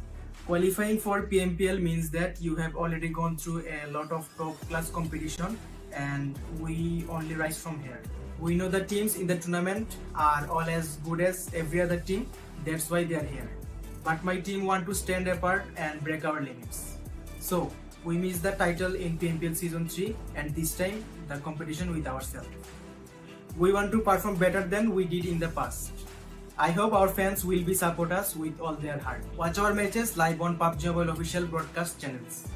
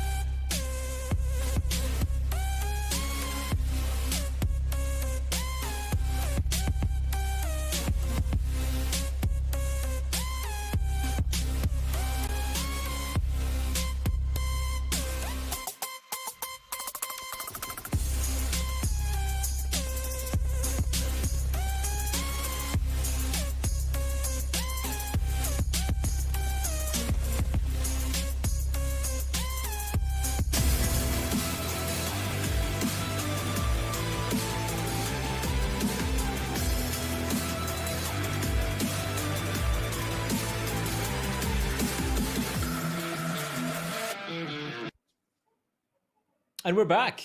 Not wasting any more time. We're going to be jumping in straight into the game. Here, XP, second game of the day. Erangel, it looks like all the issues have been fixed. And we're going to be jumping in. And I'm looking at the playing path. I love it. I like it. Look at that. Starting at Milta Power, heading to Primorsk. Now, if that circle decides to screw everyone, I'm just going to be a happy cat. I'm pretty sure you want another circle, right? You want it to be as north as possible. I mean, you would want... It'll be actually quite exciting. Let's see if that is going to happen. I'm going to predict it's going to be towards Georgia Pole this time. But again, the more northern it is, the better it is for us. The more drama that we are going to be witnessing on our screens, ladies and gentlemen. Now, a few things are going to be certain, as we did discuss with Blay early on. Death, taxes, and the fact that I8 and Stalwart are going to be the only two teams at the Slavka military base. And wow, shots have been fired early. P and crew are going to be taking the fight right to Venom Legends. There's no time to hold up. This is the first fight I've ever seen here. Ever in my entire life. Well, it is going to be the first fight. Of course, this is happening at Milta Power, ladies and gentlemen. Just that little factory setting a bit towards the southwest. Now, Void is going to be the first casualty in this game. He gets taken out as P and crew are going to be asserting a little bit of dominance early on, although they have lost one member. That means it's going to be a 3-on-3 situation. P and crew up against Venom Legends. All right, let's go, boys and girls. I've never seen a battle break out here in Milta Power XP. Like, I've seen teams drop here, right? But what are the odds? And this is a throwback for me. My very first game of PUBG I ever played, like 4 years ago, 4 or 5 years ago, I forget now. I dropped in Milta Power. This is the first place I dropped, so it means a lot to me. And right now, Venom Legends are getting absolutely manhandled. Sorry? It's the first place I dropped as well. Oh my god, that's why we got along so well together. But I'm looking at a zone as well, and it's gonna be it's a military island zone. I love it. I'm okay with this. I am 100% okay with this, because Future Station will now have to go down south where they might be going against I8, and this is I8's opportunity to kind of ruin their day. They're like, you guys keep bridge camping us. Well, it's our turn now, but C1 has already went on past, and I don't think I8 are going to be aware of that.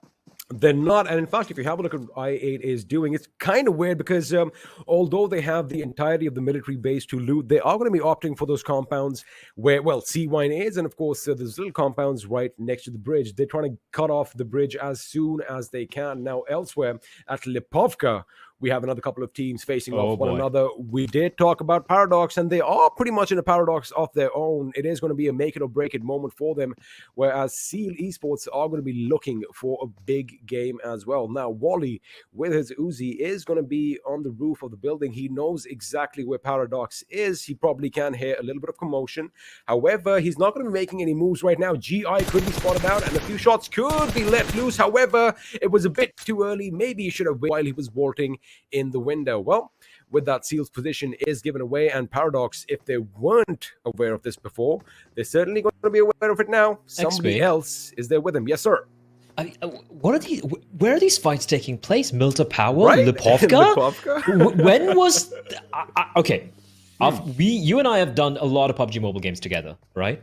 This is the first time we've seen not just Milta Power battle early on, but also Lipovka fight breaking out. This is unprecedented. And yeah, like the zone, this is going to get bloody brutal, XP. I do wonder, at least based on just math and probability, I'm assuming that the final circle is going to be down south, right? It has to be towards the island. So, and I'm sure a lot of teams are aware of this. Look at R3D.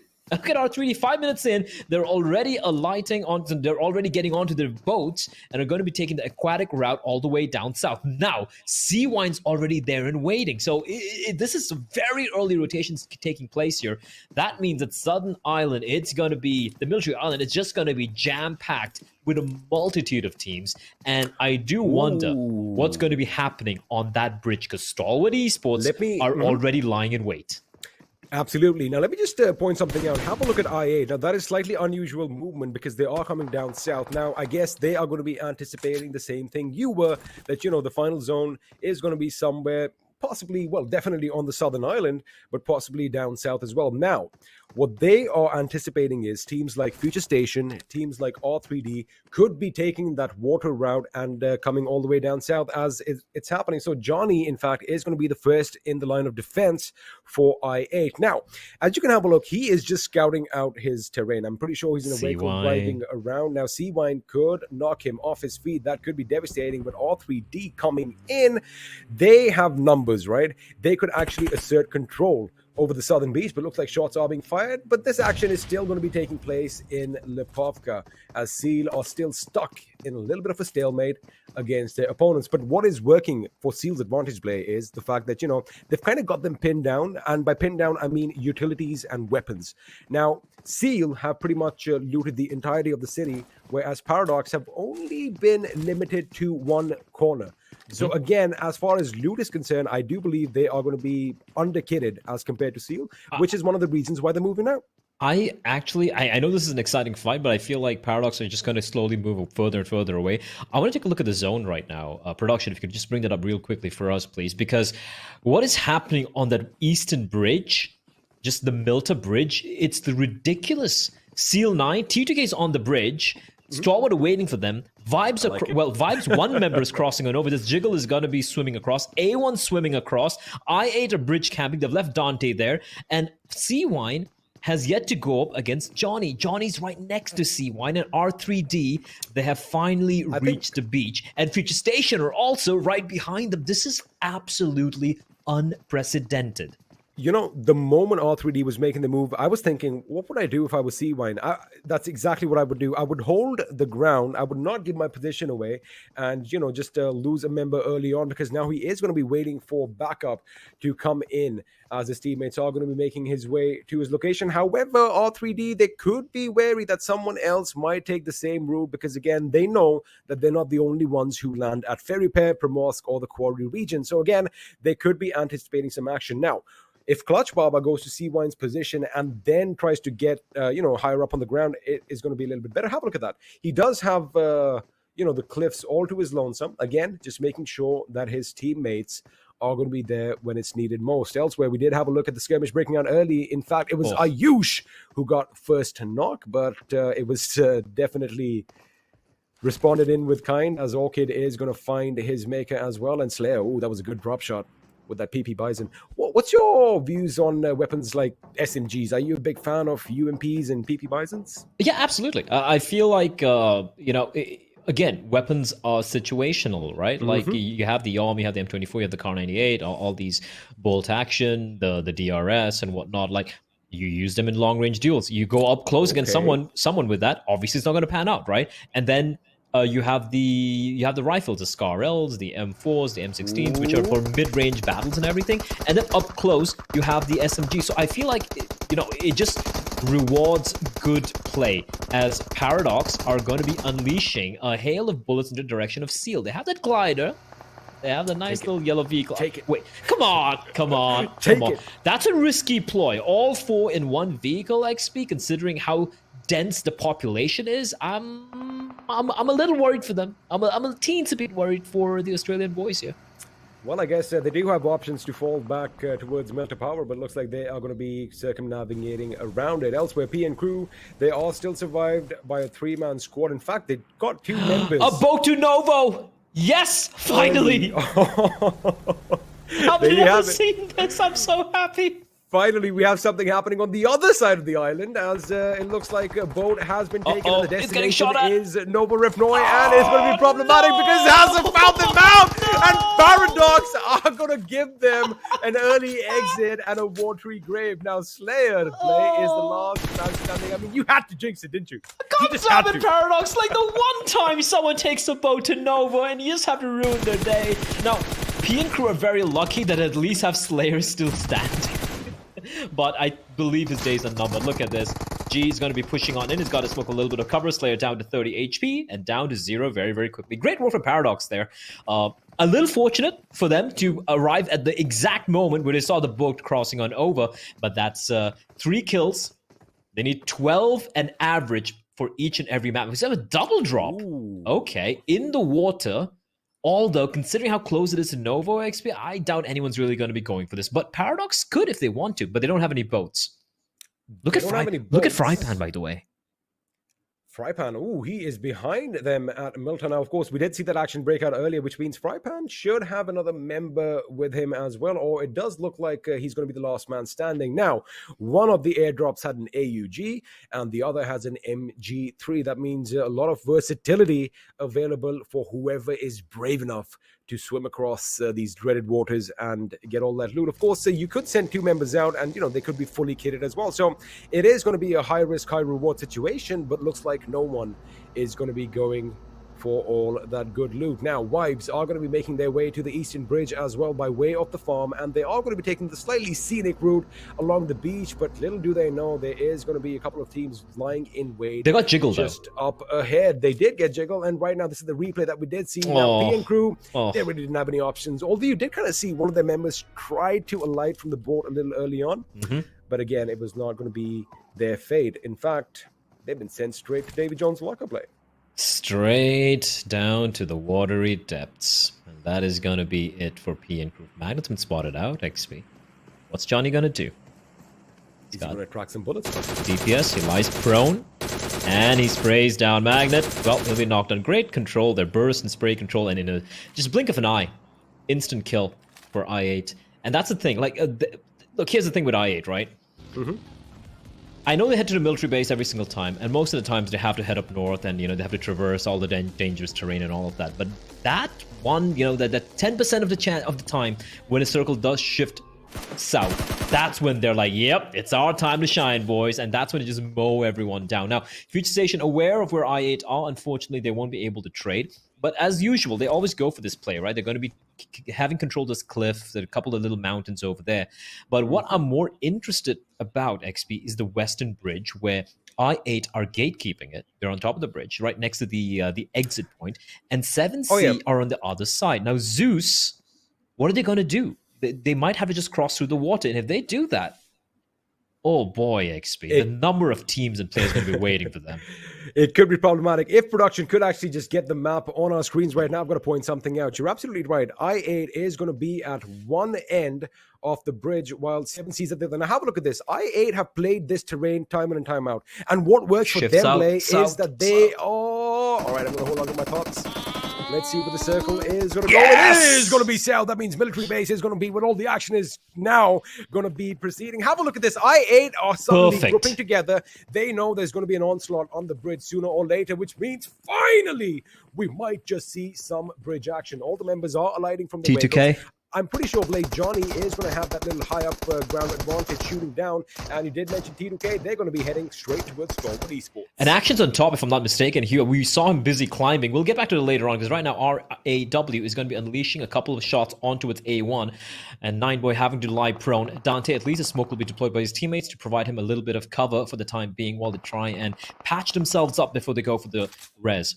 But I'm very curious. Oh, nice reply there. Salton's been knocked down as well. So they're exchanging blows at mid to long range. There is a member of RAW who's trying to sneak on around from behind. Meanwhile, Seal 9 are going to be unloading onto their counterparts. That is going to be Seal Esports, and Killer has been knocked. Now, Zake's there to help him out, but this nade could be problematic. He cooks it. Lobs it. And it did some damage. It did some damage. It wasn't enough to knock them out. Oh, the second one. Second one could be big. But Baron, in turn, replying back on a nade of his own. Killer needs to patch himself up right now, which he will. And the nade, it won't find its mark either. So, well, okay. An interesting battle breaking out here. Wally, is he going to be just running away from this fight? It looks like he is. As the blue comes on in. And XP right now, the blue is going to be dealing a lot of damage. The longer these two teams wait, it's not going to be easy. They still have to cross the bridge and the water. Now, the question is, how good are they at driving their vehicles? Because they are going to have to speed through a couple of blockades. Because remember, T2K and Stalwart Esports are still going to be at the bridge. And now this is a completely unrelated little tidbit of information I'm going to give you. Those double drops play have been picked up by Paradox, which means they are going to be kitted out not just with high caliber weapons, but with all the armor as well. As Bishal is going to take down 6'9" boys with that mini 14 again.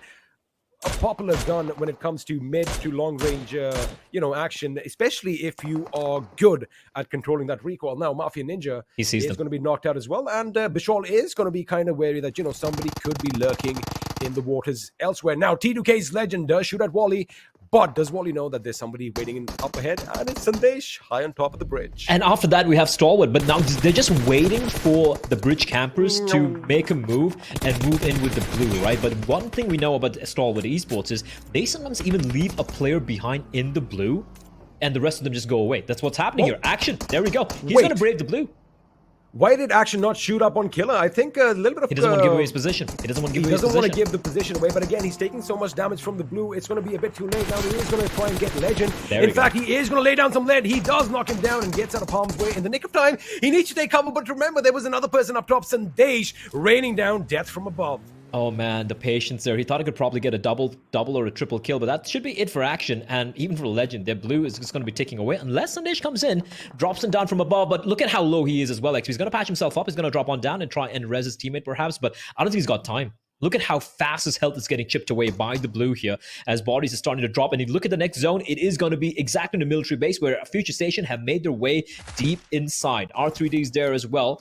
And RAW, they need to peel away from this particular fight. A couple of knocks have already taken place. And DRS, they managed to cross the water, XP, and head on towards the beach. But in the process, they've lost so many members. Where the hell did that nade come from? Nine boy from A1. That is just precision grenadiering work coming out from him. I don't even know if grenadiering is a real word, but he finds a knock and is going to finish off the job. And RAW, I believe it down to just a two-man squad. It's Joker and blah, blah, blah away in the distance. It's A1 continuing to take the fire to DRS. Nemo's been knocked out. It's all on AJ. A one-man machine for his side. He is kind of low in health as well. And Sinister, his eyes are peeled in his direction. Nade's going to be lobbed in. Almost finds Sinister. Sinister out in the blue. And AJ somehow managing to get the knock. He's going to run out of time though, XP. And AJ will fall. Eventually meets his demise to the blue because he took a little too long. However, there's two knocks he got, XP. Can the res come in time because they're out in the blue?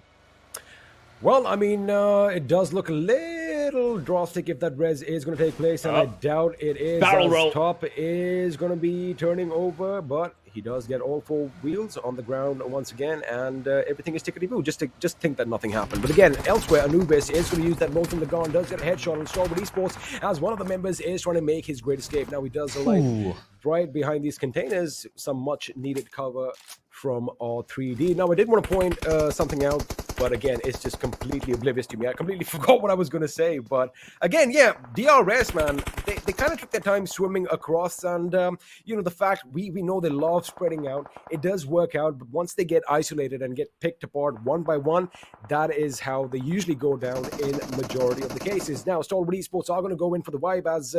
for the revive, I beg your pardon, as Wives are going to come under fire from I8. Now, Blade is going to be hiding behind the Tesla, and Jiggle, I'm sure, is going to give his position away. But the question is someone going to be lobbing a grenade to end his misery? Well, it wasn't a grenade that was lobbed, but rather it was a smoke grenade to conceal their position. I8 elsewhere are going to get shot at from the distance. And again, you don't want to be caught out when you are taking a fight at one front. That is what happens, especially with I8. They take fights on too many fronts, as a result of which they usually fall down. But I like the fact that they have kind of calibrated their sights and are now going to move around. Now, elsewhere, Stalwart Esports are making a move, but right now, blah, blah, blah, is going to be stopping. 7 Seas dead in their tracks. And, well, that's all she wrote. 7 Seas eliminated in the 9th position without any kills. That's unfortunate for them. Down to the final, A23 alive.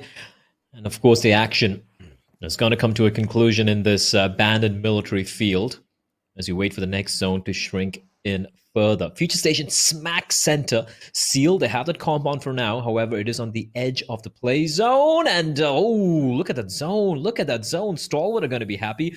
R3D is going to be happy. And so will Future Station. Now for I8, they have Uzum inside the zone. And he's going to be calling his team as Johnny and Crypto to make the way amongst the abandoned, decrepit airplanes, which is littering the ground over there. But that's the opportunity for Vibes to pounce in as well. Now, Vibes have all 4 members alive, XP. Yes, they have only 1 kill, but they can be very deadly, especially late in the game. And considering how much cover is available in the form of all the abandoned airplanes, I guess these teams are going to be feeling very comfortable. However, XP, the next circle after this, if it does shift further down south, off that highway, off that road, there is absolutely no cover, and Stalwart could completely rain down hellfire on each and every one of the members. Anubis taking shots with the bolt action, the most in the gun, but not quite able to land a shot though. And Future Station now going up against Crypto from I8. They know where he is, and Crypto with a UMP. You ask me what SMGs, XP, up close and personal, that gun could be extremely deadly. You know, normally we are used to seeing a graveyard in Miramar, but this is a graveyard of sorts, as we have all these planes lying around, and of course there's some humans fighting amongst them, but now it's going to be a grenade battle lobbed over the fuselage of this aircraft as I8's Crypto is taking the fight to Future Station. Future Station have to be careful because R3D could be shooting them from behind. In fact, it's Stalwart Esports who get the better of Clutch Baba. Now, Crypto should have been aware of this because, well, if Stalwart could get Clutch Baba, they can definitely get him as well. However, Future Station CY Noob could be in a position to spot out Crypto, and from distance, a couple of shots could be aimed directly at his head. Lucky for him, though, he does have that level 3 helmet. Elsewhere, Praveen is going to be laying down some lead in Seal's direction as Killer has been brought down to his knees. However, his teammate Zake is in prime position to pick him up. Now, I don't expect any grenades to be lobbed just yet, but as he gets closer, that could very well become a possibility. There you have it. He is going to get closer, making sure he basically shortens the distance, and now it needs to be timed to perfection. It does look good. In fact, that is beautiful. As Killer is brought down, and Zake is going to be brought down as well. If that grenade is on the other side, oh my lord! It is all over for Seal Esports, and Crypto knows exactly where he is, but these grenades play are on the wrong side of that fence. How are they still alive? And Vibes, they're so tunnel visioned as to where Seal are, and Zeke, he's managed to patch himself up. XP, somehow he stays alive for being running on out to finish off the work which was started by the initial nade, and he's going to finish off the final member. The Seal will be eliminated, and now I8 having to go up against Vibes. Now bear in mind, Stalwart Esports, if that circle shifts any further south, they are going to be happy, but no, they're not. Now things get interesting. Now they have to descend from the slightly elevated slope they are present. And the thing is, when they cross that road, actually, there's not much cover, so they have to deploy a lot of smokes. There we go. We can see them in the distance. They're going to be making their way immediately with the vehicles, not wasting any time, and I like that. But amongst all the commotion, Apex is going to be providing a little bit of cover fire. But right now, for I8 and Vibes, whichever team comes out on top in this particular skirmish, XP, they're going to be in a very, very happy spot. Do you see that little dip right next to the fence? That is where Stalwart Esports are going to come in and post up. Of course, they are going to be anticipating some grenades, so expect a lot of cover fire, a lot of suppressive fire coming in on IA. There you have it, as top 2A is the man who is going to be suppressing the enemy while his teammates are going to be making a few moves. Now, they still have the zone right at the edge of these containers over here, but I would rather see them getting a bit closer to the fence. Now, that is going to happen sooner or later. If you see that little Jeep that is up there, that could be used for cover as well, and Vibes is going to be in a bit of trouble if they aren't too careful, because Killer could be spotted out from Stalwart Esports. I wonder if Vibes have a position on Stalwart, because I8 definitely do, but looks like Apex and Pika P are going to be making moves. There you have it. They have hit the fence and their bodies have hit the ground. As I8, unfortunately, are they going to bid us to do? No, they're not, because they still have one man standing, and that man is Uzo. Don't forget R3D. Do not forget R3D. They still have 3 players alive. Quiet. They've been very quiet. They're like, why don't you guys just battle it out? We'll come in and pick up the remaining pieces. It's all good. They're going to be moving on in XP. They are inside of the zone as well. It's a tiny circle. It's a tiny zone. Stalwart's still outside. As you pointed out very correctly, XP, they're going to use a little bit of a depression. Deployed a lot of smokes as well, as blah, blah, blah will be finished off, however, by Vibes. And with that, we're down to the final 4, 11 left alive. Assassin taking quite a lot of damage from Pika. Pika repositioning himself a little bit, and another drop coming in. Now, that could be real handy, considering it is dropped in a bit of an elevated position, which will allow Pika to play behind the drop and have an angle on towards the 3 remaining member of Vibes. Uzum lying prone, barely breathing, holding his breath, hoping no one looks in his general direction. And R3D, all 3 alive. Joker, Adil, and Anubis. So, never mind. All 4 alive. Hassan just comes in as well. So 4v3v3v1. Unless Prabeen gets rezzed, and they're not going for it, XP.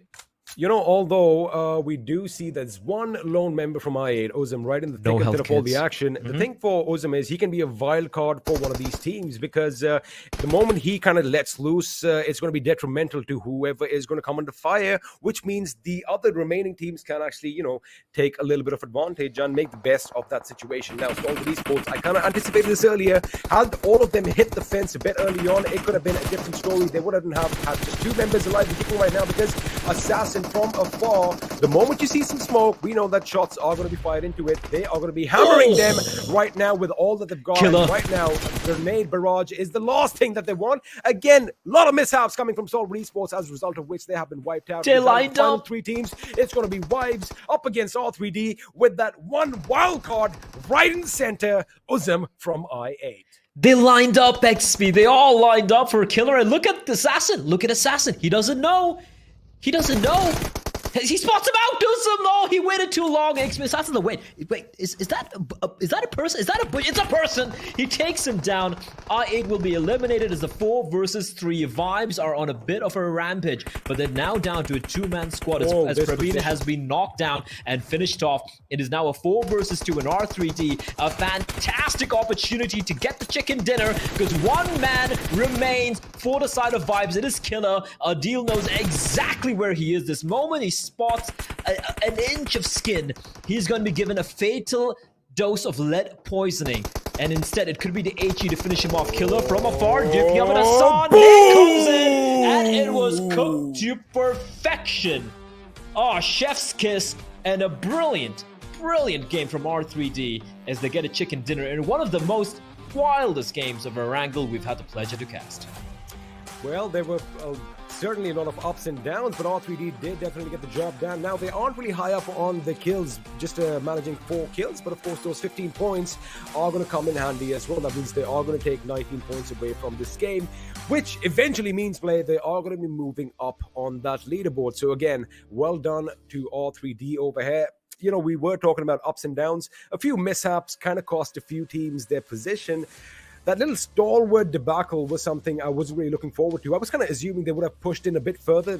The amount of pressure they would have generated on Venom Legends, not Venom Legends, R3D and I8 would have been tremendous. Oh, absolutely. But again, right, that particular trench over there next to the fence, it's always so scary because when you're lying there, you are in a straight line, everyone together.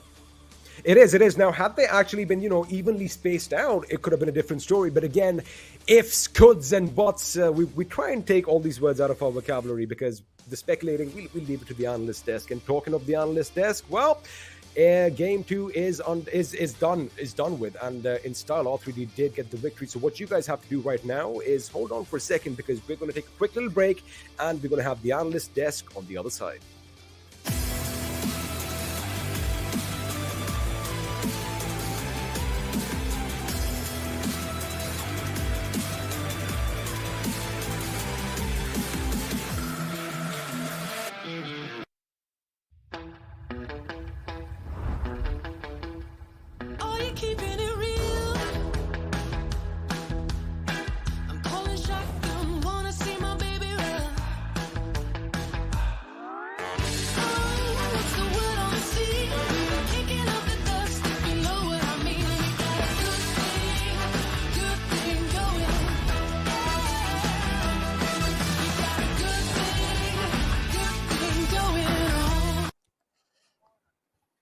Hello and welcome to PUBG Mobile Pro League South Asia Season 4. We are on the League Play Days and this is going to be Week 3's final League Play Day. And talking about the game, where it was on Erangel and what a fabulous zone that was. Ocean Warren? Yeah. The best. The best, exactly. Tasty. And I love rotation from a lot of the teams, especially R3D. They were the first ones, all right, guys. Yeah. Is on the military island. What are we going to do? Water. We'll take the easy way out. We'll rotate in early. And they were super early to the island. And that worked out for them. Also, after that, they took a page right out of Future Station's book, paid Guys, themselves quite oh, nicely yes. and were part of the action in the end. Johnny, Yeah. remember PN Crew in the water lines? Yes. Oh my god, like so much chaos right from the beginning happened Exactly. in this game. I loved Talk- each and every inch of it. Talk about the beginning, talk about the fights that happened in the beginning, but we're going to come back to that conversation right Yeah. now. We have the list of top players on our screens where Wives, Yeah. well, they actually did really well. The top 2 finish and the kills will help them secure a lot of points from this match. Yeah, definitely. I mean, that will happen. But as of now, 5 kills for Praveen, Killer with 4, and Assassin with 2. I would say it was a wholesome game for the lads of Vibes for sure. And FS as well somehow, because, well, they made it into the circle on time. Yep. But I'll still have to see, how much of a fighting stance did they have in this game, because that's important as well.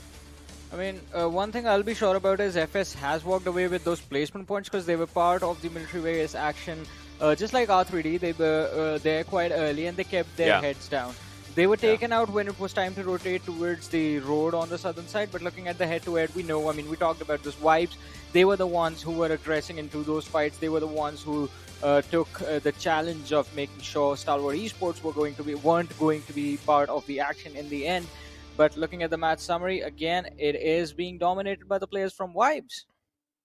I mean, definitely. Vibes this time, obviously they had a pretty decent affair for themselves overall. But, talking about this one only, right? 11 kills for them. Obviously, Killer was the last one surviving, though he had just a minute area. But then that, what would you say? I wouldn't say it's a 3-pointer. It was a 15-pointer actually for R3D that just, got them the chicken dinner at the final moment. I mean, definitely. That was wonderful, Nate. But Blotter, this is a question I have for, I mean, not just you, not just Ocean, but for all 3 of us. I'm going to ask myself a question now. Why is it that when we talk about a team just before the match, they go on to do very well in the very next game? Well, I mean, we've got things working for us, mate. We've got the stars working for us. I guess That's what makes this so special. I guess the time has come when we finally turned the caster's curse around and it's like analysts mentioning a team and that team doing really well. Although, I mean, on the other side, that early fight we talked about, I mean, it was interesting towards the factory area. A lot of things around the Milta factory area and then obviously the Lipovka area. So many things at so unusual places. This match, I would say, so, it kind of deserved it. The pinch of unusualness, it deserved it. Exactly. What a play. I mean, my favorite moment from this match, if I have to pick one, I'm going to talk about that later. I'm going to show you. I know. I feel like this lad is thinking about the PN Crew moment. I'm thinking about Probably right when the game during the Milta, right? There's But more. Before we jump towards that, let's talk about R3D and the way that team was able to rotate around and get themselves in the perfect position. Ocean. I mean, this was just so brilliant, right? When we talk about R3D and just like, you're talking about the way the team is just moving. Look at this. Where the team is, and look at how these lads have already, started moving for themselves. Look at this area. And just think about it, Johnny, right? You were mentioning at this moment, right? Yeah. As I said, early rotation. I mean, it's the first circle and players are already moving in. Take control of the southern edge of the military island, and that sort of allowed them to stay in a safer position for a very long time. But they were not alone when they reached here, right? You remember, obviously, there were teams around this area. So for R3D, it would have gone either way, but for them, at the end, it just went the right way, I would say. Exactly. And then the next circle, when it's just it's kind of confirmed that it's 100% on the military base, right, Johnny? Yeah. I mean, you know what? Here is where just the fact that R3D know exactly what I8 think works out for them. Because we know I8 like to go to the military base, and R3D, as Ocean was pointing it out, they waited close to those mountains towards the south because they were waiting for I8 to move towards the bridge area, which also in fact happened because I8 always like to go there. And as soon as that happened, R3D, they start moving up. I mean, if you remember, there's a slight movement happening at this area as well where I'm marking up. So that means the players did reach around this area, the upper area, but then a few of them were just thinking about fighting around here because again this becomes the edge of the circle. This kind of still is the center lines of the circle, so they tend to stay here. Look at the movement that just is happening around this area. Look, you see a few players just moving around this area, the lower one, and that's where the next circle forms up. That's where they just constitute their fight. That's where they have their fights, and then again they start moving forward. Look at the movement as for what the players are going for themselves, and then it was just the final zone, and well, they had a really good outing inside. Look at the cluster, right? They had that cluster for them. Yeah. I mean, and it was the only challenge I believe R3D faced was just coming once they went deep into the military base. It was falling back towards that the road on the periphery of the military base. That was the only challenge, because as you mentioned, they weren't alone at that time. There were a lot of teams that were closing in, especially from the eastern side, and it could have been deadly for them. Think about but it, right? They managed to make it. Yeah. Where they dropped, they just rotate once again, ladies and boys and girls. These are the footpaths or the waterways or anything you want to call it for R3D. I was very happy when they started moving in early. That early water rotation, I believe, secured them a lot of placement points already. Basically a top 7, top 6 finish at that point when they moved in. And from there on out, it was just how they decided to play, how they decided to pace the fights. And well, I guess they waited till the very end. But hey, that was not the only team that tried that water rotation. There were a few others that did not pan out for them. So again, let's cue in the Oppo F19 performance and go through all those fights. Yeah. Exactly. And I want Johnny to talk about it. Yeah, as I was saying, my favorite moments of the match. First is going to be the fight that happened in the beginning. Venom Legends, BN crew going at it in the Milta factory. It was incredible to watch. I mean, what the teams are going to resort to when the push comes to shove, and it was really amazing to see PN crew in action. But then, yes, as Blotter said, some water rotations did not work out. That was one of them. And for a lot of teams, right, things did go down really badly as they would not have expected, right? If we talk about a team like Stalwart, think about it. They started off really good, and well, this fight as well. If we're talking about this fight, I still have like that one moment in which it was A1 Esports, I guess it was A1 Esports versus DRS. If I'm not wrong, in which DRS's AJ was the last one surviving, and that too with a sliver of HP, and the circle was giving him a lot of troubles, because of which him and his teammate, the one that was knocked down, was just, eliminated out of the lobby, even though it looked like that he will have a chance. And look at this, right now Stalwart was looking so confident for the fights that they were taking. This is my favorite moment, because it wasn't just Stalwart, it wasn't just Seal Esports, it was S9 and ZEUS all on the same bridge. It was like all the teams from Mongolia had the same thought at the same time to go for the Novorepnoy bridge, and well, it was definitely a challenge. The fact that Stalwart Esports had a few players already who had crossed the bridge was the thing that helped them out, but otherwise everyone else faced a challenge making it to the other side. Yeah, that's true. And then these few shots just coming here and there, and the cluster that was forming around this side of military base, because you have that one wall for your coverage. Otherwise, you have those planes only, the broken planes for your covers, right? But then going there is still a risky move. You remember, Vibes is one player just moves forward, spots down one player just proning down, and then he takes him. That takes a lot of courage. I guess it was Uzum from I8 who was just lying down around the plane. So all those minute things, it's all about creating your own cover, your own comfort zone. Sometimes players cannot in these kind of circles. And Vibes, I mean, they played this final situation out. This was absolutely flawless, the way they played this out. I mean, they were basically cleaning up, moving in from the edge and cleaning up every single team, every single individual they saw, picking up all those kills for themselves. Look at how the players were moving in this time. The formation was on point. The timings of those engagements were on point. If someone started shooting at them while they were moving from one point of cover to the next, they would instantly retaliate. They would have a guy in the back just keeping an eye, making sure the lads were going to be safe. But by the time they did it, I mean, they were also taking few hits on themselves. So the numbers were, well, they were really low when they came neck to neck against R3D in the end. And R3D, they capitalized.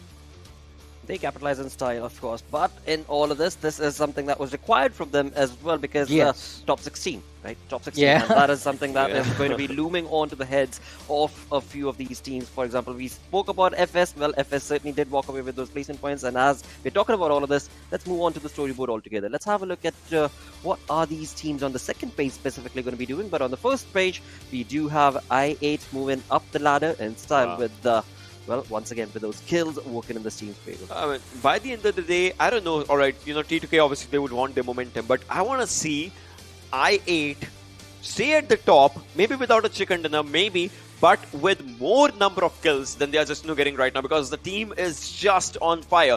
They have one of the lowest placement points in top 10. Obviously 23 is the lowest number, but they have one of the lowest placement point numbers. But the kill points is something that is just differentiating them from second position to the 10th position. True. Well.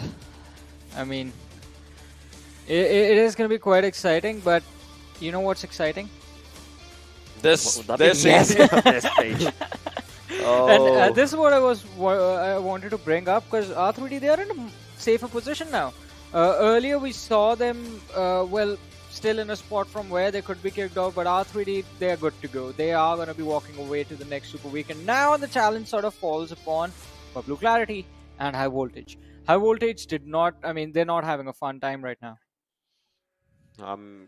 Yeah, but obviously not being part of one of the matches, that just takes some fun out of the players' mind. But Venom Legends, Exactly. Dead Eyes guys, Paradox, C9.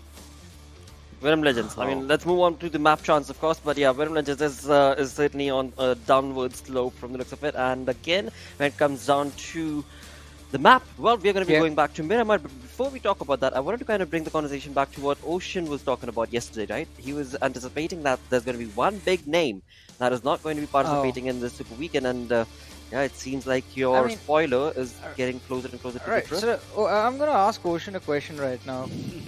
And I think this is from me and Blotter, both of us. It's not DE, is it? What you were hinting towards, Ocean? The spoiler? Well, so if you look at the map chance right now, you see Stalwart, Seal, 7C. So 7C is not going to be playing right now. Stalwart is not going to be playing this game because this is Group C and even and Raw. So for this game, I have hopes from DE personally, just like you were talking about, right? Because the team is from Group D. They did not play the last game, so they will be coming up for this game. So I have hopes for that team. Plus Miramar, kind of, if they start up a slow game right now, because they need that, so they might have a good ending. I hope so they do. I'm just going to take what he said as my answer, that he did not mean DE. All right. Yep. It certainly does seem likely to be that case. On the other front, I am just anticipating the circle, the zone, to genuinely be the curveball, because that has been incredible with the gameplay that has been showcased based on the zones. With that, let's get this game started off on our screens. It is time to move on to XP and Play to take us through game number 3 of the day. Well, game number 3, I think Ocean was trying to dodge a question there, XP, as he's really good at dodging hard questions. He's like, I don't know what you're talking about. Dead Eyes guys, are they going to make it? Are they going to make it, XP? You don't dodge questions. I like that about you. You take it on the chin and you give me a real answer. I mean, if you're wrong, we're wrong. It's as simple as that, because, we're not going to be... we don't plan anything out, and it's all on the teams as to how they perform. But now, Dead Eyes guys, I do want to bring up a few points, but that's the thing about the analyst test. They do half jobs for us, and it's just so much easier just talking about a game right now. But again, lovely breakdown over there. Dead Eyes guys, they definitely have the workout out though, because I agree with them. The latter half of the overall table is definitely a lot more exciting, and what's more exciting is that once again, that big beautiful bird is going to take to the skies as we fly over the deserts of Miramar. And are we going to see something like we saw in game 1, action straight off the bat, or is it going to be a slow affair?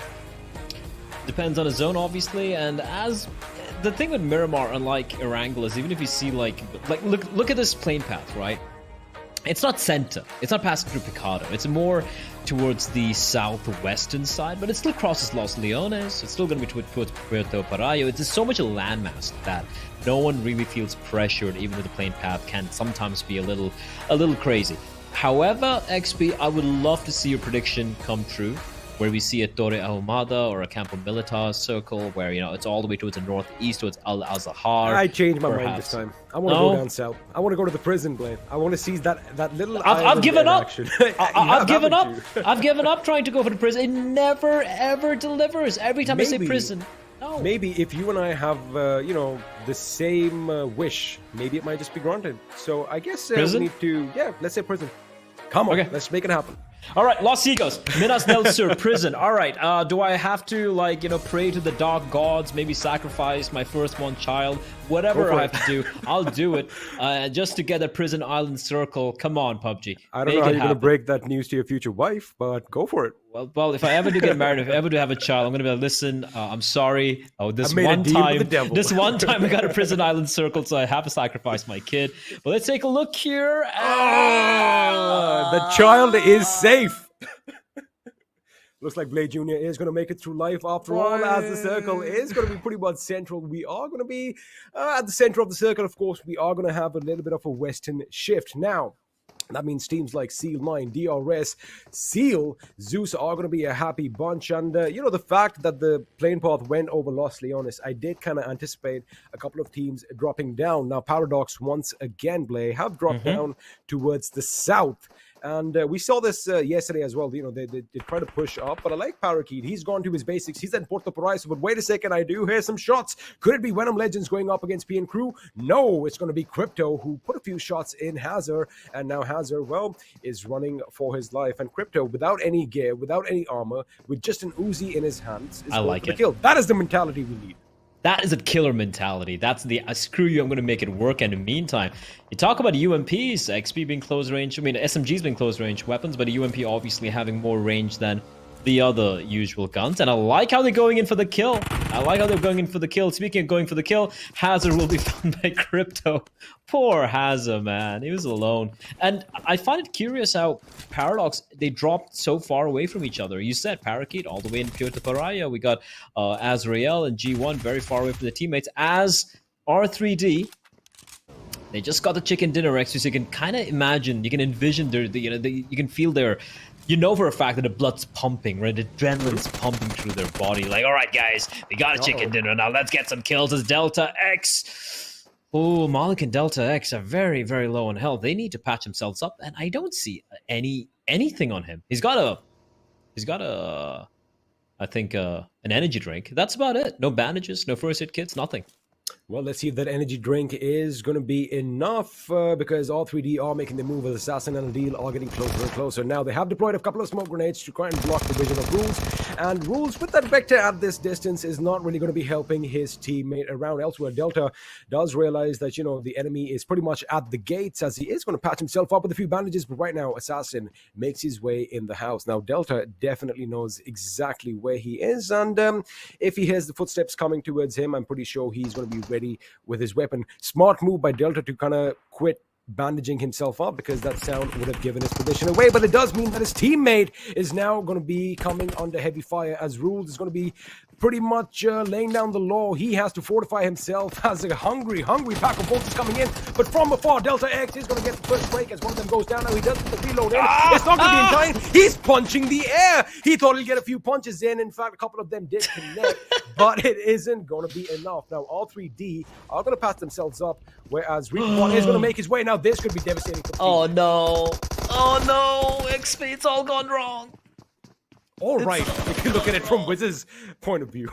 Yeah, it's all gone wrong for R3D. Anubis is sitting outside. It's like, guys? You left me in this spot guys, again. Hello? Guys? Like, are you dead? Oh, shit, they're all dead. What do I do now? And Anubis is trapped down. He's hunkered down. Oh, that's a Molotov. A little off from Delta X's position, and I gotta say, XPR3D, maybe they got a little bit too ahead of themselves, and he will be finished off. Malik coming in from behind with a Scar-L. Oh, how swiftly the tables turn. Man, Anubis has to be asking himself this question. Why me? Why am I the only one who's always left at the end? Except, of course, last game where they did win the game. But right now, R3D, ladies and gentlemen, are going to bid us adieu, as they are the first ones to bite the dust in Miramar. Now, elsewhere, everyone is still going to be looting up to their heart's content. Now, that is also one of the reasons, Blake, you did kind of ask me, how come they don't have anything? The thing is, when you drop down in these isolated locations, in these isolated compounds, especially if you have an opponent, you're not going to be willing to share your loot. But we did see that, sometimes it's all in the mentality. If you saw I8 Crypto running behind Hazard without anything, you get the best of both worlds. But right now, it is what it is, and only one team is being eliminated. I like the fact that, Action did break out earlier than usual in Miramar, and that is something that is always welcomed. Now, the circle is still going to be pretty comfortable for a lot of teams, especially Bublu, who are going to be pretty much at the southern tip, just north of Valle del Mar. I am, however, kind of intrigued by Paradox's movement. Have a look at that. They are going to be coming down south. In fact, they might, just might, catch Bublu off guard sooner or later. Bubbly should be aware of it. Usually, Bubbly, they like dropping to his Valle del Mar, and usually they're the ones who have to move into the zone, right? Like, they're always caught outside, but this time around, yeah, the circle gods do favor them. Yeah, I should be going in towards ZEUS, trying to play a more of a central position, hoping that El Pozo will be comparatively empty. I like how Nima's still going towards the Oasis. Like, he loves it. That's his spot. It makes no sense. There's no one going to be there, but I guess he just likes sightseeing, right? Yeah, he's taking a dip. Also, I guess, like I said, you know, those waters might have some healing powers. It might actually, you know, imbibe him with something supernatural, or maybe the loot over there is just too good to pass on, especially since you don't have any enemies around. He can be kitted to the gills when it comes to action breaking out. Now, we do see him in the warehouse, though. Needs to move a bit closer to the Oasis, but have a look at this. Rules runs out of ammunition. Before he could switch his weapon, he tries to throw a couple of punches, but of course they didn't connect. The damage, however, was done, and Delta X, the silent killer from afar, doing his part for his team. Now, Malik and the boys, they rush in and put them out of the misery. And again, Anubis at this point probably is like, you know what? I know it's inevitable. I know what's going to happen. And well, he took it like a man. Elsewhere, Dead Eyes guys do spot Vibes moving in the distance. A few shots have been laid off, but nothing has connected so far. In fact, Frag could get a knock over here, but nah, Assassin is just going to drive on by without a worry in the world. Without a worry in the world, which is worrisome, because if you drive around without a worry in the world, especially he's getting attacked by a Godzilla. No. Okay, all right there, XP. And it's needs some drama in it. It is kind of adorable, and it is Godzilla. You can see like how at least in the modern day movies, the spines on his back, right? There we go. Fire too. Yeah, it is Godzilla. It's the atomic breath. Yes, did you watch a recent King Kong vs. Godzilla movie? No, I haven't. It is so stupid, and I love everything about it. I'm glad I did. No. It's one of those movies. It's good, stupid. Right. Yeah, it's not trying to be some Oscar-winning, movie like a Schindler's List or whatever. What do you expect from Godzilla vs. King Kong? Yeah, there's a big lizard fighting a big monkey, right? And then in between, there's. I'm not giving spoilers, but let me just say, a couple of humans running around. No, like you see some wild stuff happen in that movie, man. I had fun. I went in there with no expectations, and I had a blast watching it. I highly recommend you give it a shot. As well as we take a look at the zone, it's going to shift even further west to XP. So the teams who have been traversing these dry landscapes for quite a while, we look at Wizzies, we could look at Venom Legends and everyone, they need to move further towards the western side. As T2K are kind of not really gatekeeping per se, but they are making I8's life a little miserable, as ZEUS are going to be going up against their Mongolian compatriots in the form of Seal9, who need a lot of big games here, XP. They are in a very rough spot, but it is going to be a quick reply from Zeol to knock down Ingil. Well, that was a good knock coming down, especially at that distance. But over here, Crypto is going to get the better of G.I. Jane, as Jane is going to be on his knees. Now, Legend from afar could just, lay down some suppressive fire, as you can't see happening. Oh, my goodness, and that was beautiful suppression, because although he almost knocked him out, the play zone came in and did the rest, which means Frankie, if he just pops his painkillers, Legend can actually go and save Jane. This is just phenomenal. I mean, I thought it was going to be the end for Jane, but the tables have turned, and Crypto has been put in the ground. I mean, talk about a chain of events that kind of leads to your own demise. That was not what I was expecting at all. Now, I did kind of anticipate that, Crypto, he would have gone for the finish instead of, being wary of others around him, because he did kind of lay down a few shots elsewhere, but it is what it is. And Deadeye's guys, again, we did leave them in the same position last time play, up against Vibes, but looks like they have the better of Deadeye's guys now, as one of the members is lying bloodied on his knees. I don't think a res is going to be coming in here. Look at Killer charging in. No fear whatsoever. And on top has a lot of work to do. Deadeye's guys, we did mention them. The Deaths did bring them up as well. Are they going to be playing the third Super Weekend? Because if they don't, it could be problematic. A third knock taking place. And Frag, there's no point going for the rescue. You might as well just run for the hills, pedal to the metal, and just accelerate your way to safety, because Vibes have made sure there's not going to be any revive for Deadeye's guys. Ha ha! All right, See what I did there? A for effort, definitely. That was actually kind of good. Was it bad? You're getting a lot smarter these days, Blaze. I like that. Thanks, I like that. XP. Like, usually in my advanced age, I can feel my neurons slowly starting to Right. decay and die. But Damn these sort of this old things, age, bro. these sort of things, it helps me out. It does help him out. And if you have a look at the circle, everyone is going to be making a frantic dash to get to greener pastures, so to speak, as DRS are going to be pretty much coming in from the north of El Pozo, with Seal 9 already posting up in one of the high buildings inside. Now, if you quickly focus down south, Paradox, we did kind of anticipate that they are going to be coming in from that Valle del Mar region, and that is exactly where they're going to be driving in. However, we do have high voltage at Landriera, and it could get problematic because a couple of teams are coming towards them right now. Now, I8 are playing as a three-man squad, so they already have that little bit of a disadvantage, and losing Crypto means they're now down to a two-man army, an army of two, if you will. And, well, we know this team is definitely capable, but let's see how long they survive, while Assassin is just trying to keep Future Station at bay, making sure they don't peek over that ridge and do him any harm, as his teammates, of course, do have this warehouse on lockdown. But again, we know the circle has a mind of its own, and they might have to skedaddle out of there sooner or later. Not right now, though. Never mind. They have to. They really have to. DRS, though. The Circle Gods have once again blessed them.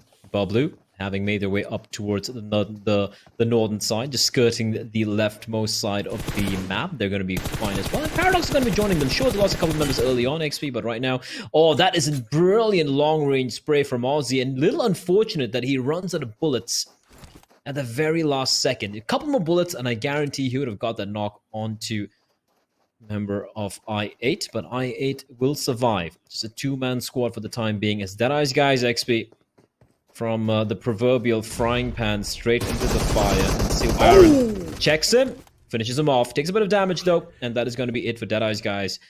Coming, not dead last. Actually, no, they come dead last. They didn't get a single point. Not even a kill. They did not get a single point. In fact, if you kind of notice, Baron completely missed Fragser over there waiting for him, but that reaction was just too precise. And of course, Deadeye's guys have been put in the ground. Now, we still have 14 teams alive, 50 people vying to walk away the winners in this barren desert, as GI could come in 420 boys crosshair, but lucky for him, that window wasn't, well, low enough. Elsewhere, Clutch Baba moving around in the distance, and I like how, you know, Bablu, they are, I wouldn't say they're really in a good position because you have a lot of high ground nearby. So they are going to have to make some moves. But again, looks like Bablu's 420 boy is kind of fixated on those two gentlemen down below. Elsewhere, CY Noob is going to come under fire from Danny. So now Bablu Play have a few options because, you know, they know exactly where a couple of teams are. I do believe their options should be limited to Paradox being wiped out first. That is what they should go in for if they want to rack up some points. I think everyone wants to rack up some points, and maybe Paradox, some don't. Maybe somebody want to be pacifists and just, you know, fight at the end. I'm just kidding. I mean, yeah, it's a cutthroat world out there, bro. I mean, some of these teams can do that, all right? T2K, DRS, you know, Stalwart Esports, although they're not in the server right now, they don't really need to go for any fights, right? They can actually ruin the day for a lot of other teams because they're pretty much guaranteed to play the final Super Weekend here. But PN Crew, an aquatic death earlier. Oh, that nade is beautiful. And now, how is he even somehow? Oh no! An angle there right before it lobs the nade, and Orc is just charging in, looking for the finish, which he should find. Okay. He's like, what's up?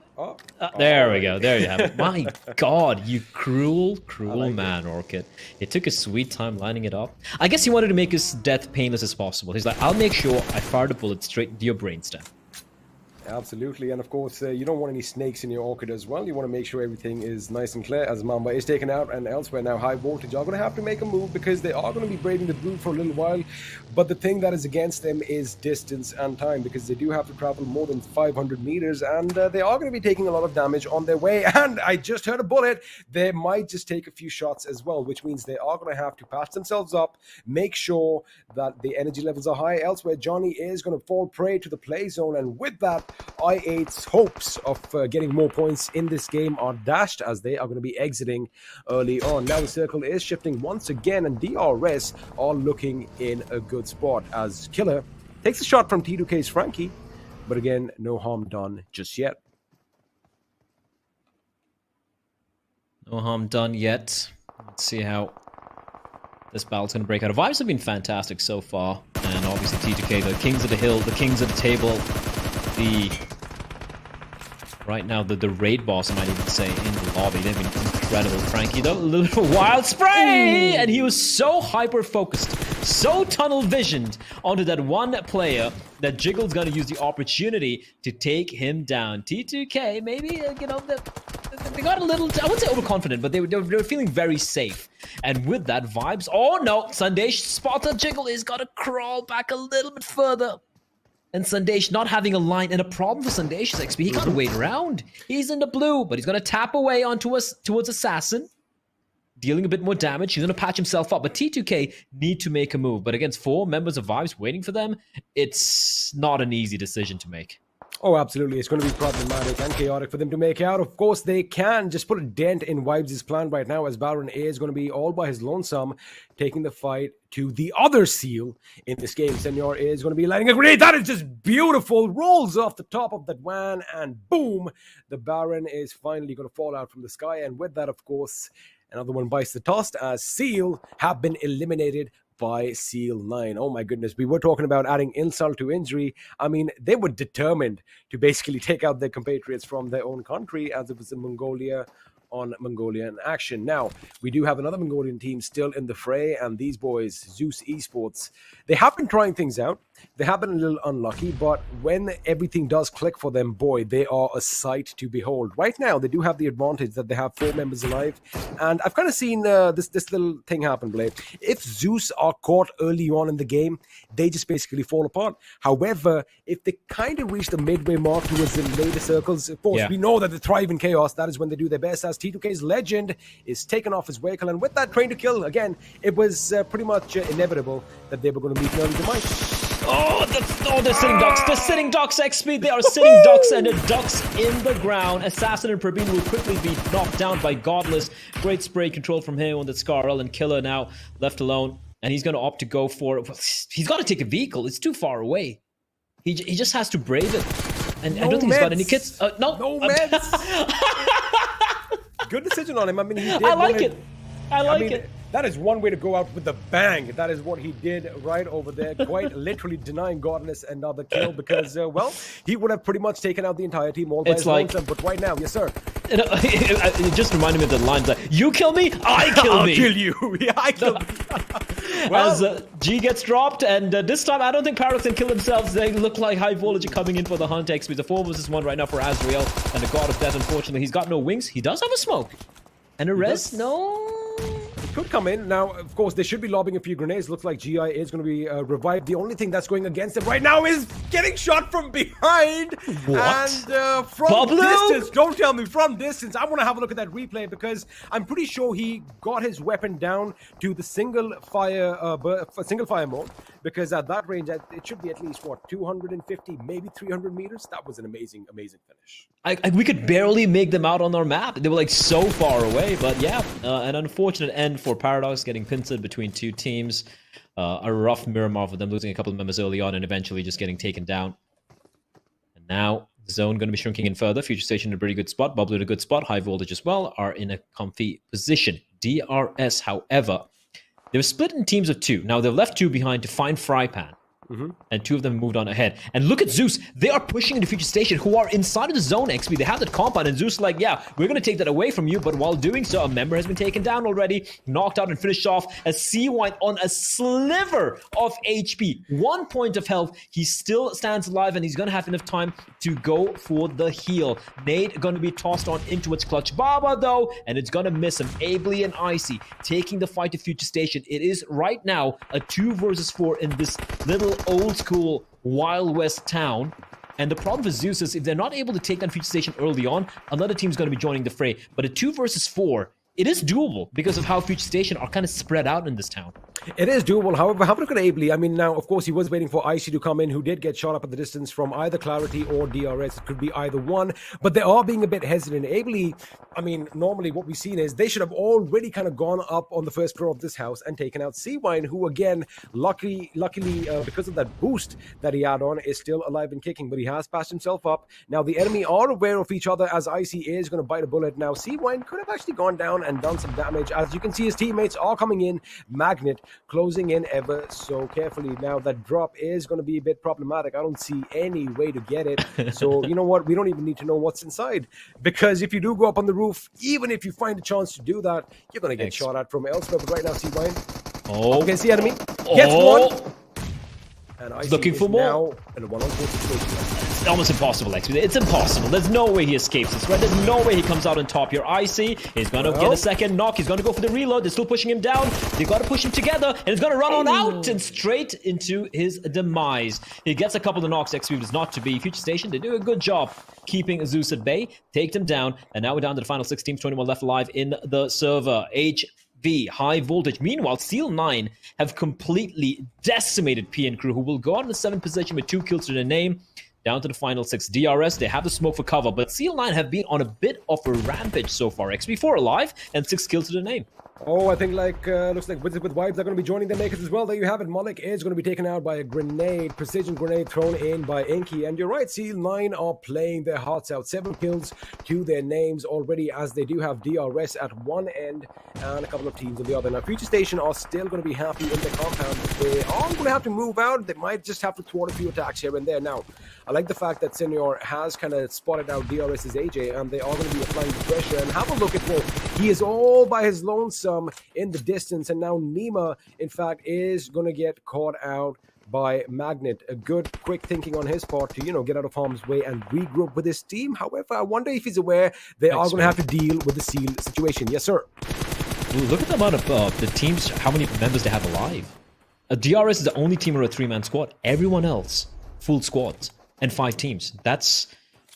It's going to be a lot of team fights. It is going to be a lot of team fights. It's going to be a bit chaotic as well with all these people running around. But right now, DRS, they are going to have to make quick work of Seal 9. If you have a look at Seal 9, they do have those little depressions to work with, Blay. And the fact that those buggies are going to be giving them some cover as well. Now, the smoke screen is going to be perfect as they make their way closer to Future Station. However, they've got to be careful because they just might give them a little bit of an angle. While the res is going to be coming in for AJ. High voltage, you're going to be pushing up into that compound. There we go. I like how Mafia Ninja is providing a little bit of covering fire, but Seal 9 are just moving in together. Great shot into Mafia Ninja. He has to go prone. He has to heal himself. But amongst all the chaos, so Inky has been knocked down. Well, not knocked down, and Sliver of HP is still alive. Nima barely alive as well. This is just surviving by the skin of the teeth. Umbra is going to dodge the Molotov. 2 members kind of low. Oh, Inky, the flames are on him. He's going to burn alive. And now XP is a 3 versus 3. And look at AJ charging up. Monkey with the UMP. He's missing his shots. Both of them not quite landing the final blow. AJ having to go for the reload on his M4. Senior trying to come in with the flank as well. And this battle, another knock going the way of DRS. But again, they patch himself up though. Now they're going to be going in for the push. They see 2 players out, but from afar, they're getting shot at as well by a 3rd team. I do believe that is Bublu from the distance. And never mind, it's actually Senor. Just lurking behind these buggies which are smoking with an M249. Could definitely ruin the day for DRS. But DRS XP, somehow they come out on top. And it is going to be 1 member surviving the Seal 9. They know exactly where he is. But can they find him? Or more importantly, XP, is it worth going for the kill? Because when they try and find Senor, they're going to be exposed to multiple teams out in the open. They are going to be exposed to multiple teams, and if you have a look at the new circle, Bublu, if they quickly move towards the northern part of the new circle, it could be their game for the taking. Now, DRS are going to be behind a little bit of smoke cover. They do have a couple of bridges to work around as well. And now Future Station, they've kind of moved further up. However, they are going to have to deal with high voltage sooner or later, as Zabyan is going to be taken down at the distance. Ooh. And Danny comes under fire, but hits the ground in the nick of time, as a result of which his team is still going to be alive and kicking. Now, Aussie is going to be spotted out. He gets taken down. Havoc, Extreme, and Badu are going to have to move out of that house sooner or later. And the only thing that's working against them is they are leaving their shelter, their little fortified position, one by one. They need to mount an assault all together if they want to catch Future Station off guard. Fusion Station are playing this brilliantly, right? They're not taking control of too many buildings. They have 3 or 4 in control with them. As Danny, actually, it's going to be Bublu unleashing on the DRS. They've killed a player already, so DRS down to a 2-man squad, but also Bublu down to a 2-man squad as well. 420 boy has been knocked on down as entry from Fusion Station is continuing to unleash onto its havoc. Look at how low they are. One Molotov, that could be it. Entry is going to take out a nade as well. The Flames are going to catch Wadu, and that is going to be it for High Voltage. Brilliantly played by Future Station. They completely decimate their opposition, High Voltage, and now they're going to be pushing on further. They know where DRS are, they know where Bublu are, and Clutch Baba from the distance is just rattling off bullets in every single direction. XP, they are the Grim Reapers of the battlefield. How many kills did they get in the last 60 seconds? Because I lost count. Because they went for 4 kills to like 14 or something truly ludicrous. I'm pretty sure they lost count as well. They were just like, wait a second, I see a lot of movement, good positioning, and they got the job done. 14 kills once again, Play. That means 29 points from this game. Again, a trend that we have been seeing since yesterday. All the teams, they've been amassing these big numbers, but again, Future Station, take a bow. I think they could literally look in the future the way they were playing. They knew exactly what their opponents were going to do. Yeah, and Future Station really needed this, right? I don't think they were really languishing at the bottom or whatever, but definitely is going to be helping them out with the points they've accrued. Yeah, they were actually kind of at the bottom of the table. Starting the day, XP, they were in the 16th position on 18 points. So now they're in the 9th position, which is definitely going to be helping out their chances. Another couple of decent games here and there.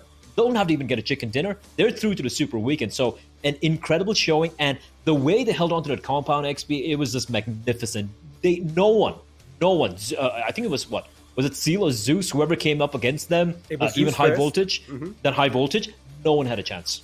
They held their ground, with such calm composure that it was just phenomenal. But again, that's enough from us. We are going to be saying bye-bye to you. But of course, we do have the analyst desk coming up on the other side of this break.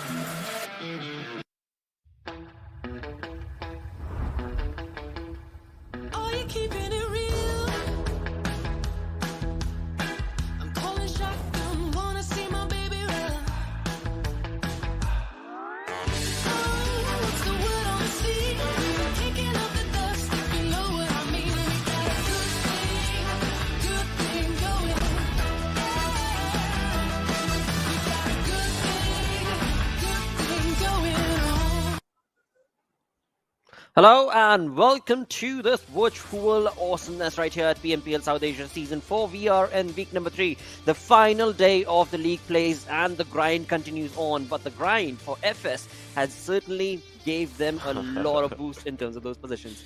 Exactly. Think about it, right? Just as people were talking, we were also just watching the match by the sidelines. Yeah. They took fight against Seal, against ZEUS, against any team that just, had their eyes on those compounds. And then they come out, they take fight against DRS. Well, Clarity Pablo was a lot of fights being taken down. And from 4 kills to 14 kills, well, they just, were speeding up the kill numbers. Exactly. The numbers were being racked up by FS, and surprise, surprise, it's not Erangel that they're doing well on. That is the thing that I want to focus on, because it's a map that's usually, as we like to call it, like not their terrain, but they did really well. With FS, the one thing that they've figured out is what exactly is the right time to go for a fight. Yeah, absolutely. With that, as we move on and have a look at the top players, FS entry, dude. That dude, the way he plays, I just love the way the dude was able to, break the momentum of the opponent teams. But along with that, as you move on forth, S9, a team that was at the bottom of the Dotton poll this time around has boosted quite a lot high. Yeah. Ocean was pointing out something really wonderful, because he's good at maths. He's able to make all those calculations as fast as a computer. So he pointed out something really interesting about S9. Yeah, we will definitely talk about that. I want to, again, in a while, we'll keep spoilers, that as a Ocean. See, I can spoil it for you, but not for the audience, not right now. I'm a good guy in that sense. Well, but FS, right?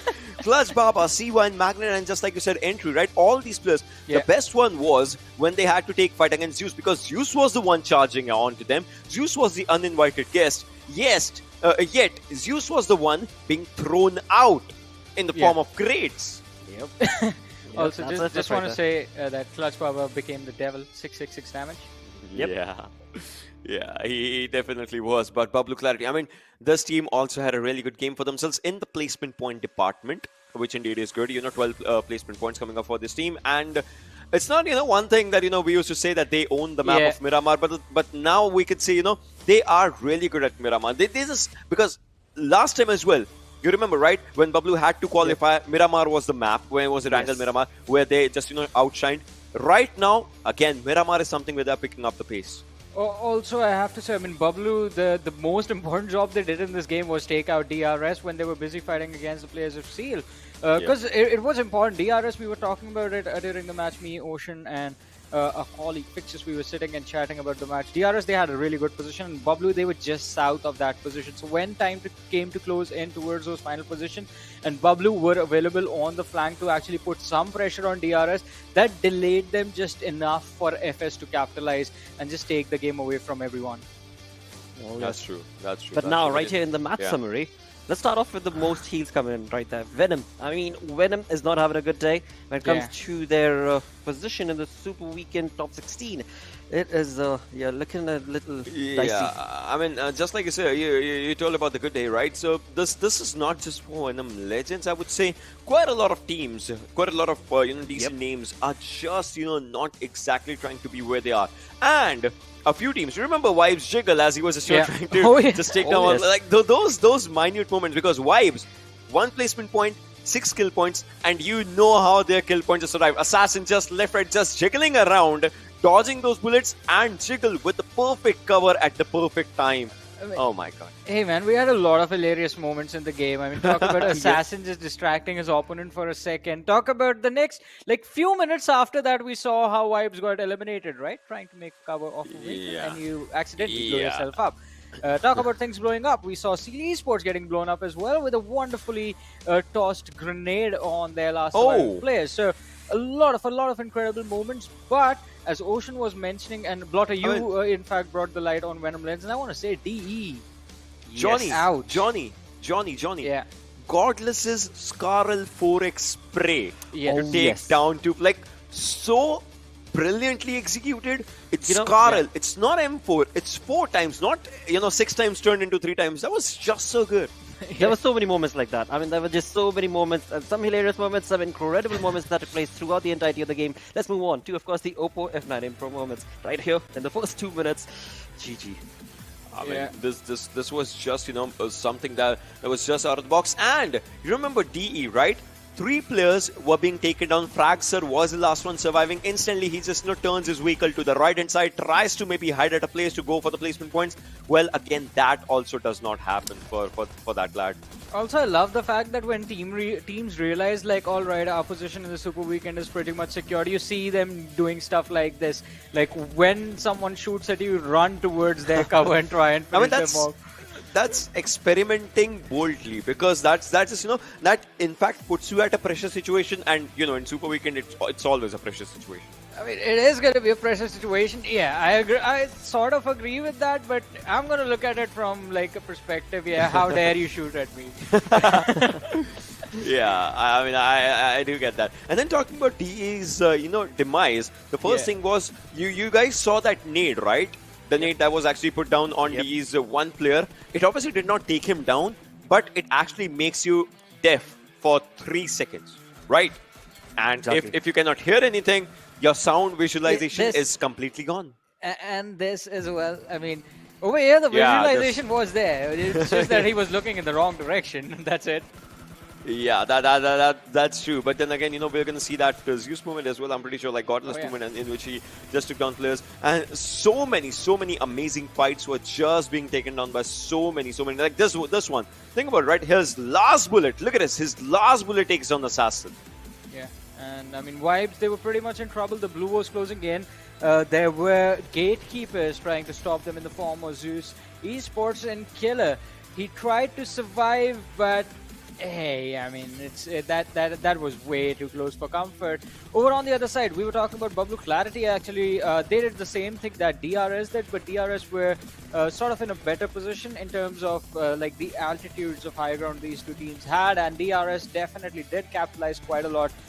They were able to dish out a lot of pressure on the teams that were trying to close in from either the northern side or the eastern side.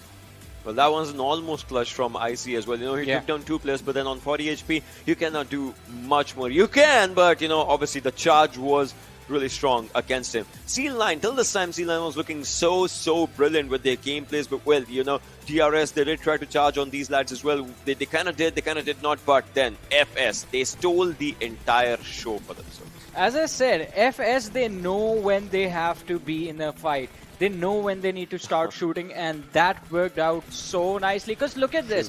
While everyone is in a state of panic, while DRS is panicking about how we get into a circle, while Bablu Clarity is panicking about how we prep up for the fight that is going to come in our direction, while High Voltage is panicking about getting to the circle, F is like, alright boys, placement points are done, time to go for those kills. And they, I mean, one after the other, they just start picking off those players and eventually get themselves the chicken dinner. Exactly, and I mean, Blay also mentioned it during the cast as well, right? When it comes to FS, they take those fights, but they do not overextend themselves. They Yes. kept that compound and that control, and they knew exactly the angles that they wanted to take the fight for before rushing on to another team. That just completely working in that team's favor. But now, Venom, DE. Well, it seems like Ocean. It probably might be 2 big names that might not tune into the Super Weekend's awesomeness, dude. Maybe? Maybe, maybe not. We'll see. We'll see. We will see. But again, I'm just not spoiling things for I you. have to say, I agree with Blair. Ocean has mastered the art of dodging questions at this point. So true. Come on, at this moment, I have to, right? I have to. You guys are just asking me the same question. Come on. I mean, Spoilers, man. Spoilers. hey, if I just give you spoilers, I mean, imagine how bad it would be. Like, for Yeah, the this analysis has part, to be like, the first time where people are actually glad to have someone spoiling something for them. That is true. But of No, course, as the Ocean was mentioning fans- earlier, No. let's not break it down for the fans. Oh, yeah. Oh, Let's yeah. keep it to the Fair green enough. room. And that way, we'll keep the excitement and masala up for pain fixes. But with that, let's move on to the storyboard and have a look at what the teams are going to be looking like in the top 20. Alrighty. So, wow, that jump from Future Station. I mean, top 8 straight away. And it looks like they've just... They knew exactly what they had to do. One good performance, and their job is done. 52 points. That looks like a very comfortable spot to be in right now in order to move to the Super Weekend. And, well, Wizards of ABCE Esports this time looking really good.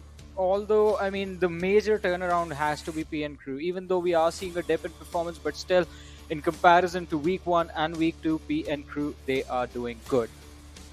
Oh yes, they definitely are. But a lot more spicy awesomeness is going to be showcased on the second page, where the fights still continue on. But sadly, the number of matches have dwindled quite a lot. all right, I have two things to just talk about, right? Alrighty. Next match, Venom Legends will not be playing the next match. Well, Yeah. DE, they have a chance for next 2 games, right? Venom Legends is not going to be playing the next match, and if we talk about it, DRS, Vibes, Seal, and I8. Well, they are at a really safe spot. It's going to be their last match. Yeah. The next match that happens. So right now, all eyes are going to be on DE, Seal 9 because of the amazing gameplay, Paradox, and well, Venom Legends. If we just talk about it, because for them this is a time to critically think I mean, what can be done. Because yeah, 34 points, 21 Exactly. points, That's 19 a big points. leap. It needs to be done because Raw, well, they have 2 matches. I mean, they're chicken dinners, man. All I can say is they will need those chicken dinners. Otherwise, I was just kidding when I said DE they might just miss out on this on the Super Weekend. It might turn into a reality. They have 2 matches left, the next 2 matches, but it is definitely looking like a challenge. It definitely is. And with that, let's move on to our schedule, where we are going to be looking at what is the next map. We are going to go back to Erangel.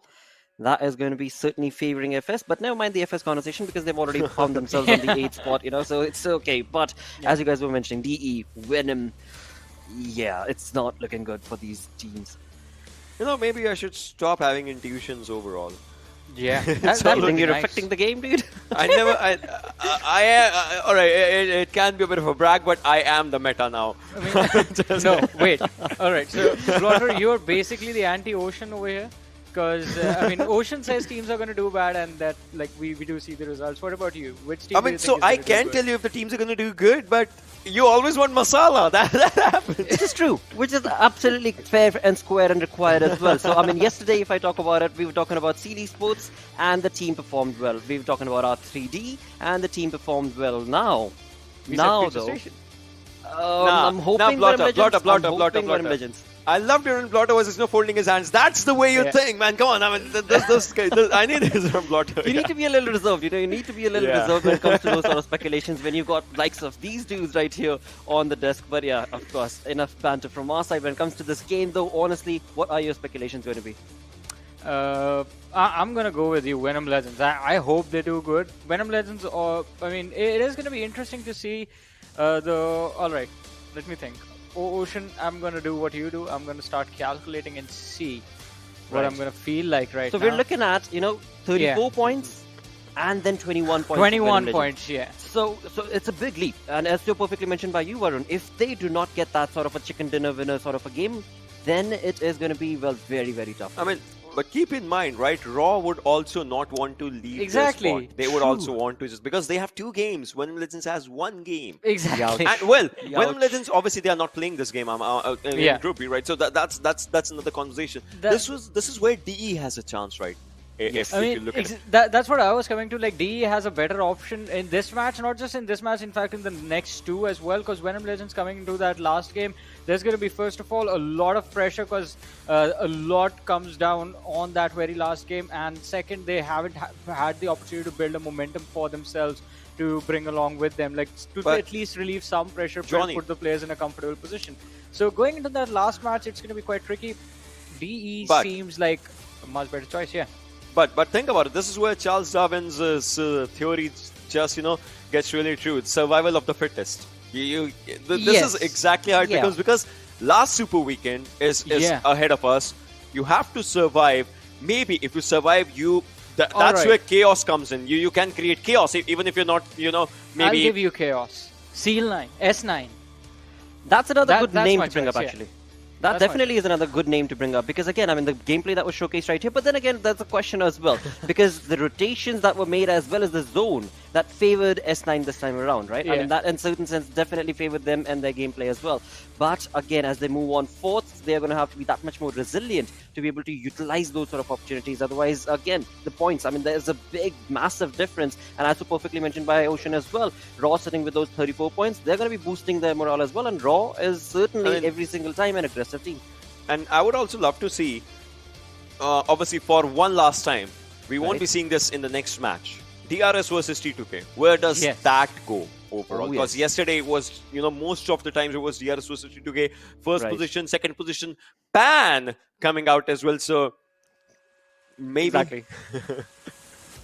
I Yep, mean- that is true. And again, I mean, talking about pressures and moving on into the future itself, we are going to be looking at PN Crew because they are looking pretty comfortable and confident to be able to move on into this first ever Super Weekend for their side, right? But once again, it is, would you say, a fallen battle already for them? Because again, the points that they're going to be starting off is going to be 0. Yeah. And there's a huge thing that they're going to be working towards, or against rather. I mean, the situation for PN Crew sort of reminds me to one of my favorite scenes from my childhood favorite, like one of my favorite movies from my Alright. childhood, like which was Lord of the Rings, when you see a swordsman Ah. standing, like all alone, trying to face an entire army. But I mean, that's what PN Crew is right now going into the Super Weekend. But if you remember the battle, you know who wins. So maybe, I mean, as Ocean said, hope is a dangerous thing, but hope is also the same thing that keeps us going. As XP also pointed out, it can be a Yep. strong thing as well. So if PN Crew, they are hopeful, they feel confident, if they play like they're playing right now, maybe they're going to be able to inch their way inside the top 16. Barely, but it is going to be a possibility. They're going to have to play like gods, though. They're going to have to play like God, so true. And again, I mean, we've seen that sort of resurgence from the side of PN Crew. If nothing else, Yeah. they can get in there, get a chicken dinner, get $1,000 in the bank, and I mean, who's going to be running away from that opportunity? So hopefully, fingers crossed. But again, that's all speculation coming in from us. It is all based on the future. But right now, it is time to jump into the future with this upcoming game. Game number 4 going to be on our screens, and it is time to cue in the Panda Bros to take us through this. Wow, I mean, what a day it has been, Necro. I mean, has to be the best day in, of course, our league days so far, considering how the zones have been playing around, how the teams have been targeting each other. Now, with the final 2 games remaining, I think it's getting excitement. The excitement levels are higher, right, than it has ever been before. And now I've got to bring the conversation back towards, of course, Venom Legends and Deadeyes, two of the biggest teams from their individual regions, now fighting for survival. But eventually, do you think any of these teams can make it to the Super Weekend? Look, man, honestly, I feel like I have a little hinge. I was also talking about this with you guys. You know, I have a little hinge saying that maybe Deadeye's guys are going to be making it because they're a big team. Come on. They have a lot of experience in their back. They have made it, you know, in each and every single Super Weekend. I don't really feel like a lot of struggle must be shown. But yeah, again, only 2 games left in their back, though. And they still have like a few more points to accumulate than actually crossed over Venom Legends. And at the same time, they need to cross over Raw. These are Raw sitting on 34 points, and then Deadeye's guys is sitting on like 19 points. That's quite a big of a lead. But I'm pretty sure Deadeye's guys, they have a lot more in there that they can take. They definitely for sure need a chicken dinner, and what better way to get a chicken dinner in the last Erangel of the league days for this tournament, of course. And now taking a look at the flight path trajectory. So we've had some really ridiculous circles in the evening, and I mean, not just Blay and XP. I think we both loved it as well. The way the circle was shifting, the way the curveballs were hitting these players really hard, and all right, those rotations, right, from every single team. Now, the last game, we did see a lot of teams dropping at each other. I mean, one of those iconic fights, of course, would be, you know, being Crew and Venom Legends. So both these teams are not playing, so the possibilities are not there anymore. But I really want to see where the zone pans out. And, well, taking a look at Clarity Bablu, they seem to have dropped off at Zaki, one of those locations that they sometimes opt for when they can't really make it to their so-called new drop location that they've discovered in this tournament. That's around the western side of Quarry. Oh, I was actually about to predict the circle as well. I was gonna say it's gonna be on like the top left side as soon as you gave me the throw. But hey, I mean the results are right in front of you guys. But now with that being said, Deadeye's guys, well, Seal is the one kind of breaching in their vicinities, and they're not really gonna be happy after that one. Seal, one man being spotted out. Sir is the man, and this is where Deadeye's guys need to be as cautious as possible. The problem here is that Seal have a high ground on Deadeye's guys, and each and every single move they make will be monitored by Seal. Well, 100%. I mean, this is going to be so crucial for Seal 9, right? Considering the circumstances that they're in. Either of these teams, if they can manage to get a chicken dinner, but now we might have a fight brewing amongst us, and this makes so much sense. Seal dropping right beside Deadeye's. Rated has to play it so carefully. They need this chicken desperately for themselves. And Wally, he is indeed making those moves from the eastern side, from you know, the peripheries of the shores. And if he can find that one knock, I think the entire squad is gonna just charge in. But at the same time, look at Deadeye's position, right? They're completely surrounded from every possible direction, as if everyone wants their blood.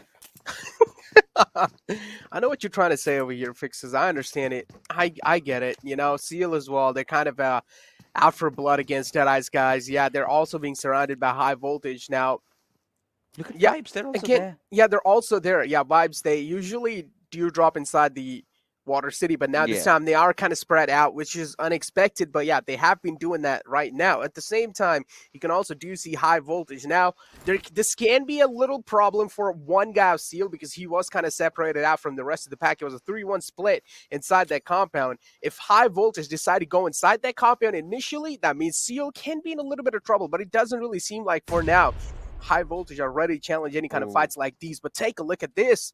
Tables have been flipped, Fixes, and well, Wally is going to be the man who's kind of trapped, but no, he's going to be the answer. Instead, Wally lobs in a beautiful nade to take down Rated.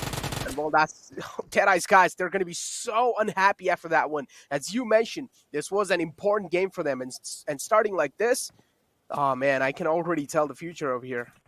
Yeah, they're making a run. things are going to get even more messier, because the moment they start rotating around, I believe they might just get caught off by team Vibes, who apparently are just looting around the Water City, like you said, and they have a lot of junction control, right? Every single node is controlled by team Vibes over there. So Deadice might just be walking, or rather knocking, onto its death's door. But Frag, he still wants to, kind of get his teammate with him, as they're going to be going in for an escape. Now, again, if we talk about the grand scheme of things over here, it's still not going to change a lot for Deadice, right? Considering how well they're doing in the Super Weekend, I'm pretty sure they will be easily making it to the finals. Yeah. Of course, they will be losing out on a little bit of prize pool though, but that's fine. You still got that major chunk in the finals, where they are gonna battle it out. But for Venom Legends and Sea Lion, that's where things get really tricky. But Killa, look at him. I believe he spotted the players, but he's delaying his spray. I do not understand why. He's just letting them go at this point. He does realize maybe like challenging a fight like this wouldn't really be that great of an Maybe idea. he was unaware about the position of the other players. Maybe he was trying to play a bit safe. Do you think so? No, I don't really feel like. I just felt like he just wanted to let him go at that point, because he did know they're already kind of hurt. So, you might as well just let it go. I mean, they went for the kill. Yeah, come on, Necro. This makes no sense, right? Look, the problem here is Killa was literally so far away from the rest of the squad, and if he did take a shot, that's pretty much high chance that they might just go on the higher ground, get a good positioning overall on Seal, and then Seal will be on those struggling phases. You can clearly see that was a huge high ground if Deadice guys decided to stop over there and take a little bit of shots onto Seal. I mean, right now, for what I really felt, I mean, of course, we're all entitled to our opinions. I really felt that, he kind of thought that it would have been a bait, right? If he goes for the shots, and he might just get taken down from elsewhere. And he did not want to take any chances, because, of course, he was right out in the open. And the last thing, of course, he would want there was to lose one of their teammates. Separation as well.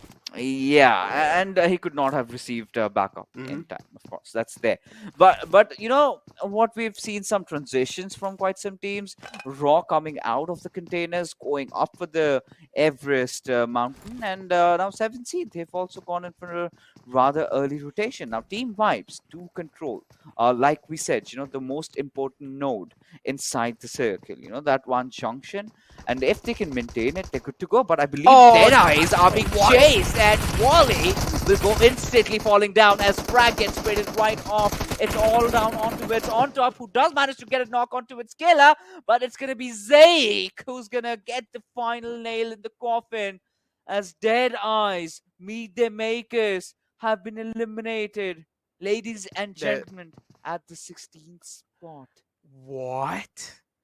This has to be some kind of a joke, right? There's no way this just happened. Like, it just seems so scripted at this point. Like, what? They just let him go. And then later on, each and every single player from their squad just sits inside a vehicle and just straight up ram on that compound and easily take out Deadice guys. Yeah, I mean, they did put up a huge fight against them. But again, some minor mistakes were being made from both the sides, and Seal almost did get caught off guard in those kind of mistakes. And take a look at the play of Zeke over here. That instant turnaround from his side, it was absolutely insane. Single-handedly taking out three players. Yup, single-handedly. That's huge. Now the question has to be raised, right?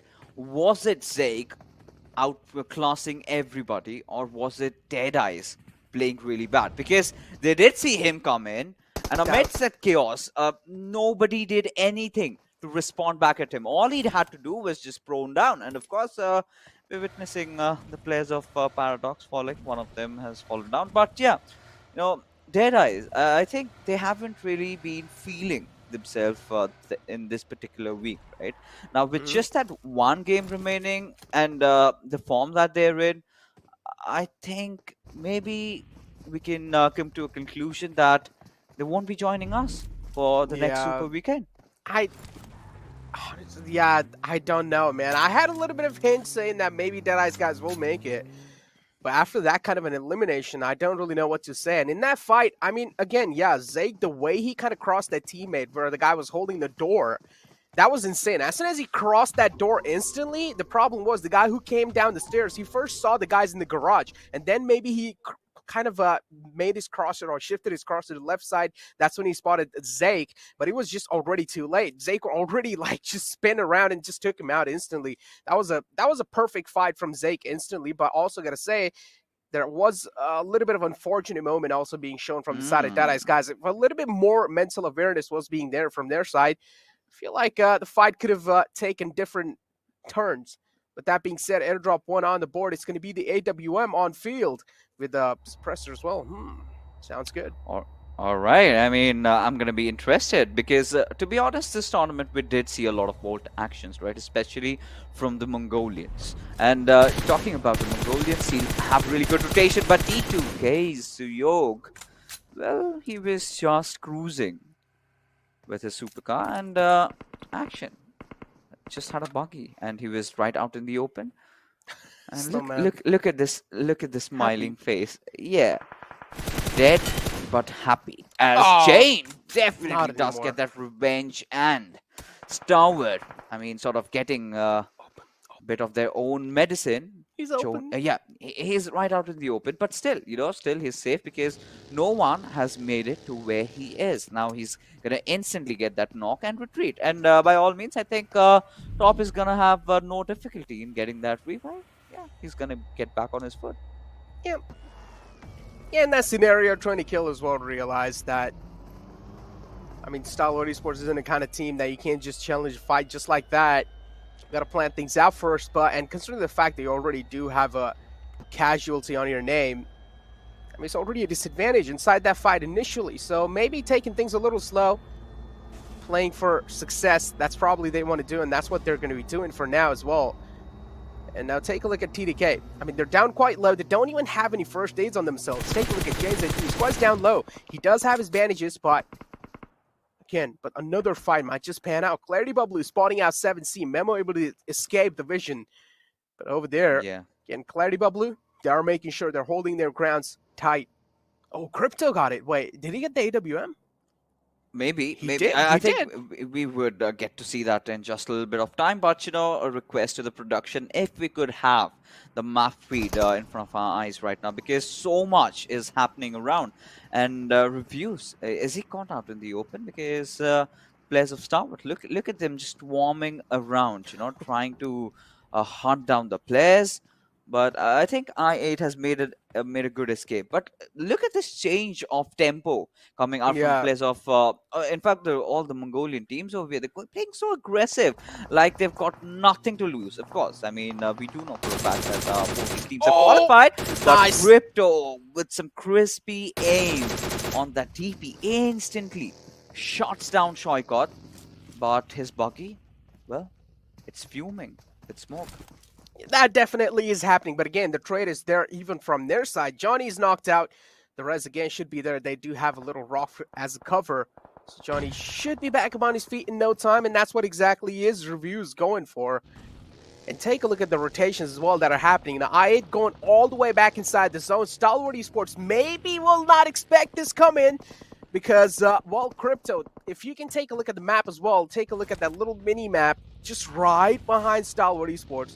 There is I8. Now, luckily, Stalwart Esports as well, they're on a move. They're going to be staying mobile, so that's a good thing coming out from their side. Repositioning all the time is the best thing you can do, especially if your position's given away.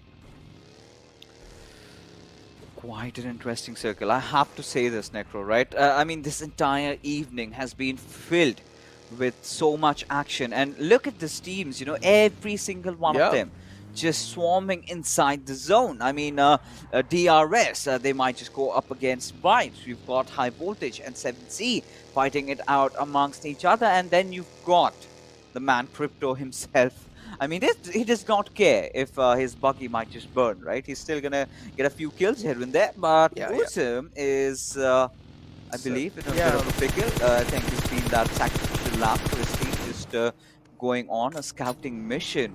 But the way the circle has been shifting, the players have been, having such a tough time, understanding where the zone is heading out. And by all means, I mean, Clarity Bablu, out of every single team, has center, right? Imagine them dropping off at Saki, and still having such a comfortable position for themselves. I really hope they've got enough scopes to play around with as T2K Sandesh, the messenger himself. Yeah, he's getting some sweet revenge. Yeah, there you go. They're like, you killed my mate Suyogan, I'm gonna get the revenge. But Top says, not today, man. You did get one of our lads, but then we're gonna take another one of you. That means, again, the man advantage shifts over to Stalwart Esports. Well, again, rattling off a few shots. Frankie makes it out alive from that situation. Apex not really able to catch a glimpse of that recoil quickly. And take a look at that. Man, this man's on a motorcycle cruising through the entire field. Jane, he's going to be looking safe for now. Apex missing quite a bit of shots, but it's fine. It's quite a long distance as well. Action kind of separated out from the pack, but it doesn't matter. But over here, another fight occurring. It's going to be Vibes. They have managed to find themselves an opening against, I think so, it's DRS.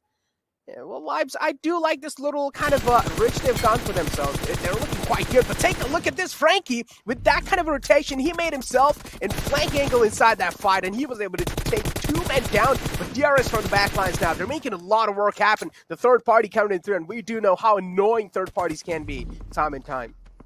Oh my god. I mean, so many teams right out in the open, and everybody is fighting. Nobody, in fact, is shying away as we're gonna witness another ridiculous zone shift. And there you have it! Completely towards the northwestern side, but AJ does manage to spot the last player of T2K. But gets raided off by Top. He's doing so much damage. I mean, Stalwart, they've all melted. But Top, he's gonna stay on top. Yeah, he's racking up so much kills and applying so much pressure on DRS. And now this brings us thinking, like, was it a really good decision by DRS? I mean, even after knowing that you had a team up top being exposed from the hills, did they have to stay down there? I do feel like, again, I mean, as I said before as well, right? Especially when your position's being given away, you need to make sure you're staying mobile. You need to keep on repositioning yourself, and that's what DRS kind of made a late decision in that situation. But again, they still do have 2 players alive. Mafia Ninja as well is in there, so at least they should have a little bit of still a little bit of comfort level. Mr. Boro, Mafia Ninja, it's quite a good combination. That being said, Raw now, they do have clear intentions of going for that airdrop. Another fight occurring, and take a look at this high voltage Clarity Bubble and Paradox. It is looking for the same compound, and that's a great spray coming out from Wadu. Able to catch 2 bullets right onto his noggin, but not really to connect the rest one. This is going to be leaving the ladder of Clarity Bubble down quite low. Wiz is the only man inside that initial compound, and he's getting pushed on by a lot of people. Wiz, I'm pretty sure the panic is going to be setting in, and that's what exactly is happening. He does have the frag grenade cooking up, and Wally's going to be lobbing it inside, but unfortunately, he goes down. Clarity Bubble are way too quick to push in, and well, that nade still did quite a lot of damage. Yes, it did, and it makes no sense for him to, just step out of that panic room over there as Mafia Ninja. He's been spotted heading inside the shack. This is where Jiggle, I believe, can be going for the push. Where, of course, he's going to find a different angle if he gets that high ground. And he can spray down from that little skylight that has been created. But now, we've got high voltage. I mean, look at them go. I mean, the spread that they've got. Assassin has spotted Mafia Ninja. He's not going to let him go. They know that it's just that one player, right? They've got all the players well positioned. Look at Jiggle. I mean, right now, if someone takes a shot onto its Assassin, if Mr. Boro decides to do so, he's going to get targeted. But Assassin has got his attention diverted towards Mr. Boro. Mafia Ninja and DRS, the entire team, doing the right thing, smoking off so that a single nade does not enter inside that little shack. But Mr. Boro, he's gotta get one knock if they have to ensure the survival over here. Assassin, has he not been spotted out? Mr. Boro, you cannot be kidding me. How on earth could he miss those shots?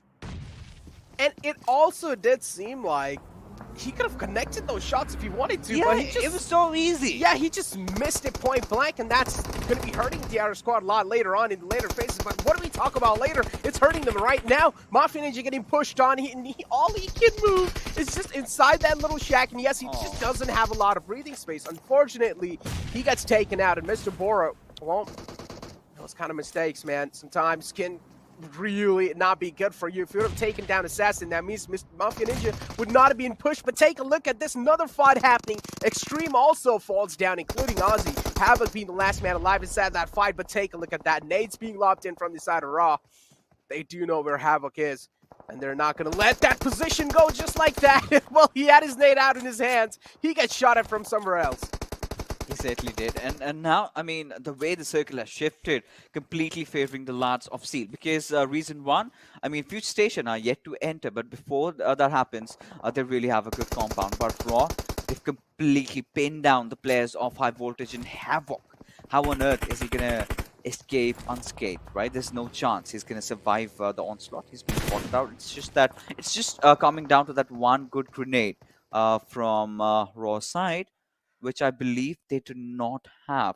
And they're not going to commit full-heartedly because they're kind of scared, right? Because you can have any single team taking shots at you, and that is exactly what happened. And blah, blah, blah, has fallen down. B-shot on pretty low HP as Entry is going to come in and, well, take a few shots at A1.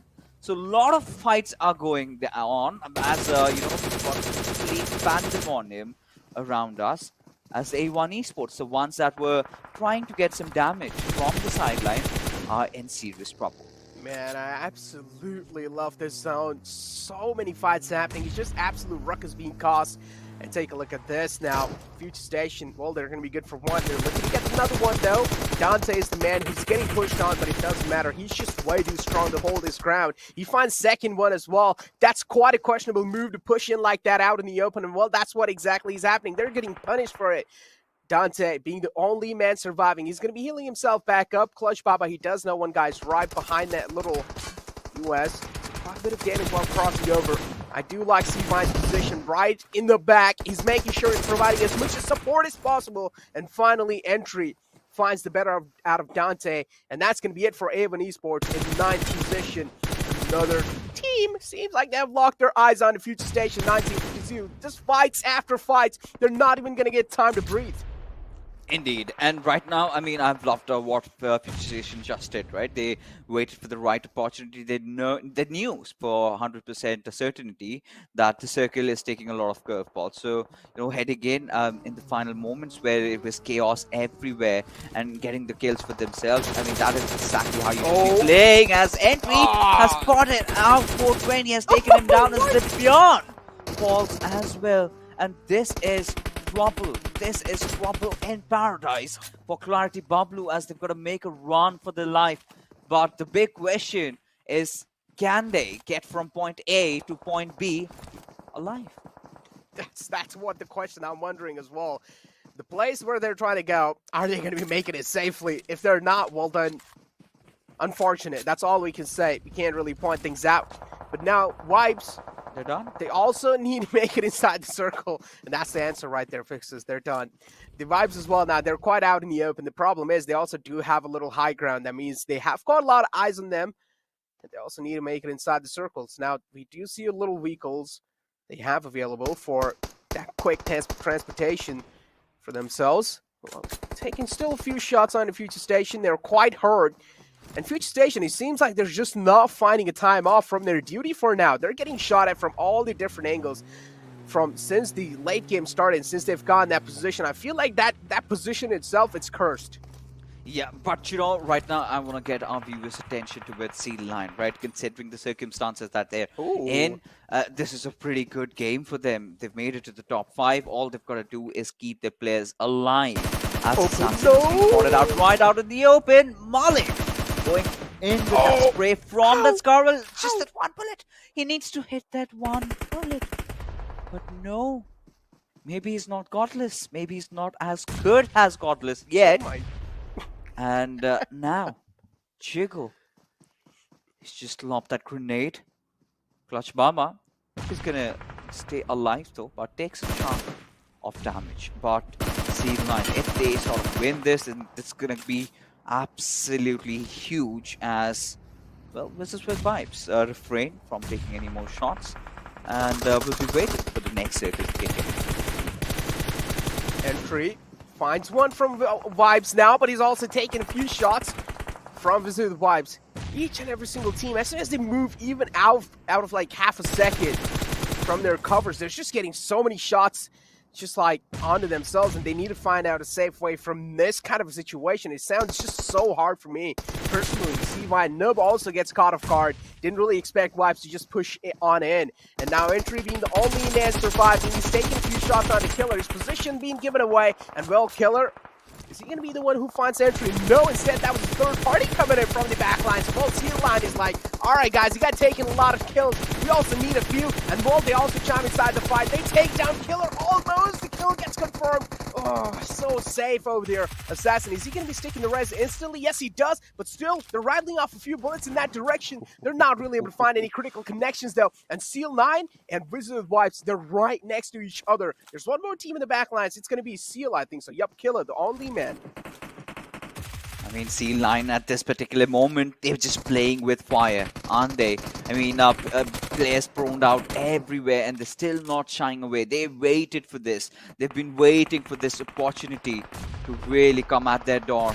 And I believe they're not going to settle on maybe a second or third position. They're going to be eyeing out for that chicken because that is going to ensure their survival.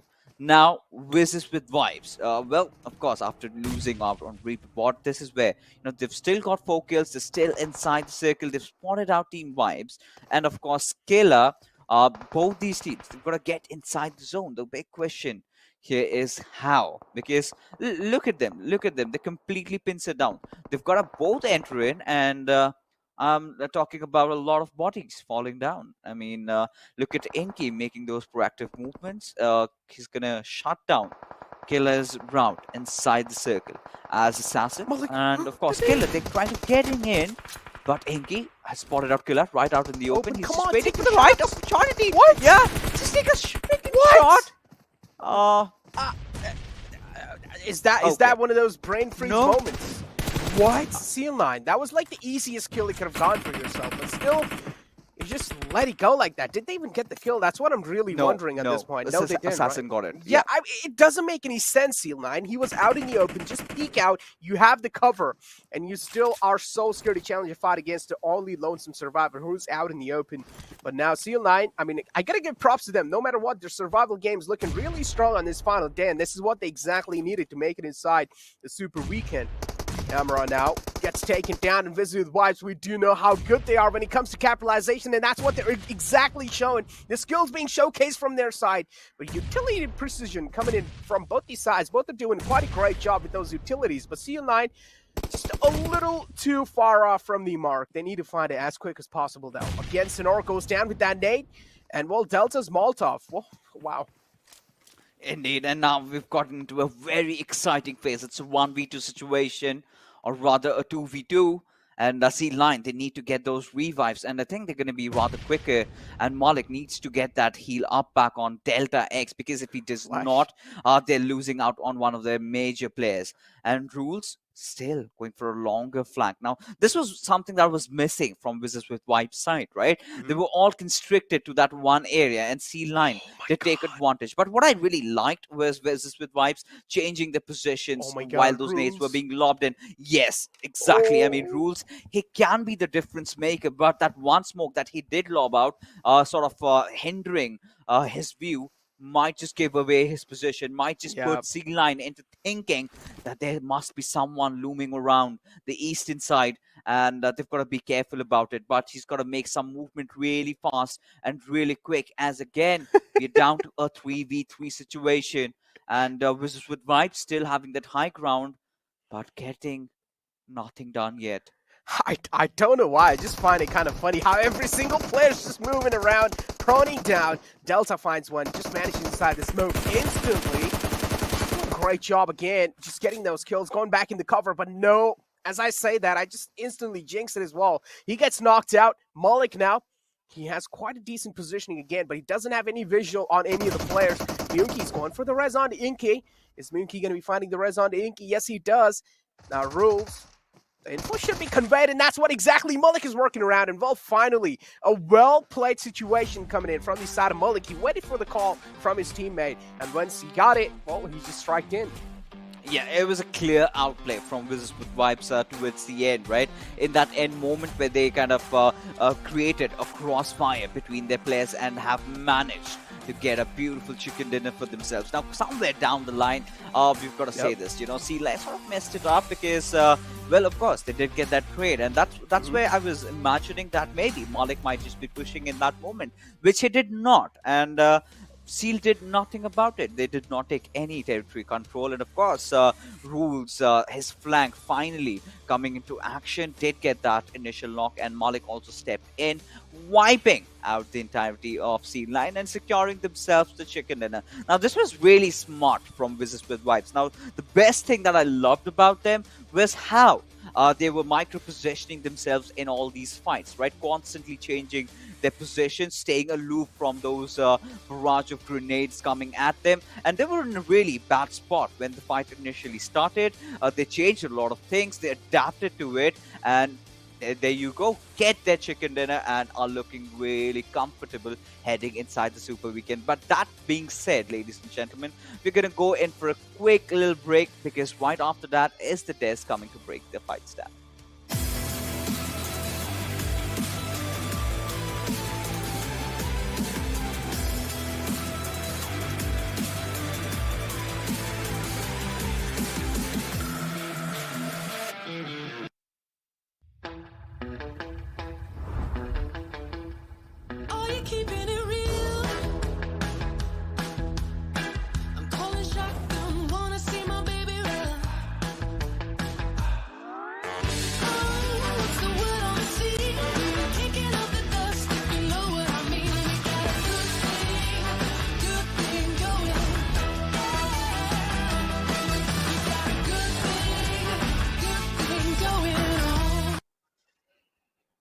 Welcome to the final day of the league plays right here at PMPL South Asia Season 4. Week number 3 is where we're at, and we've got only one more game remaining. But before we jump towards that, S9.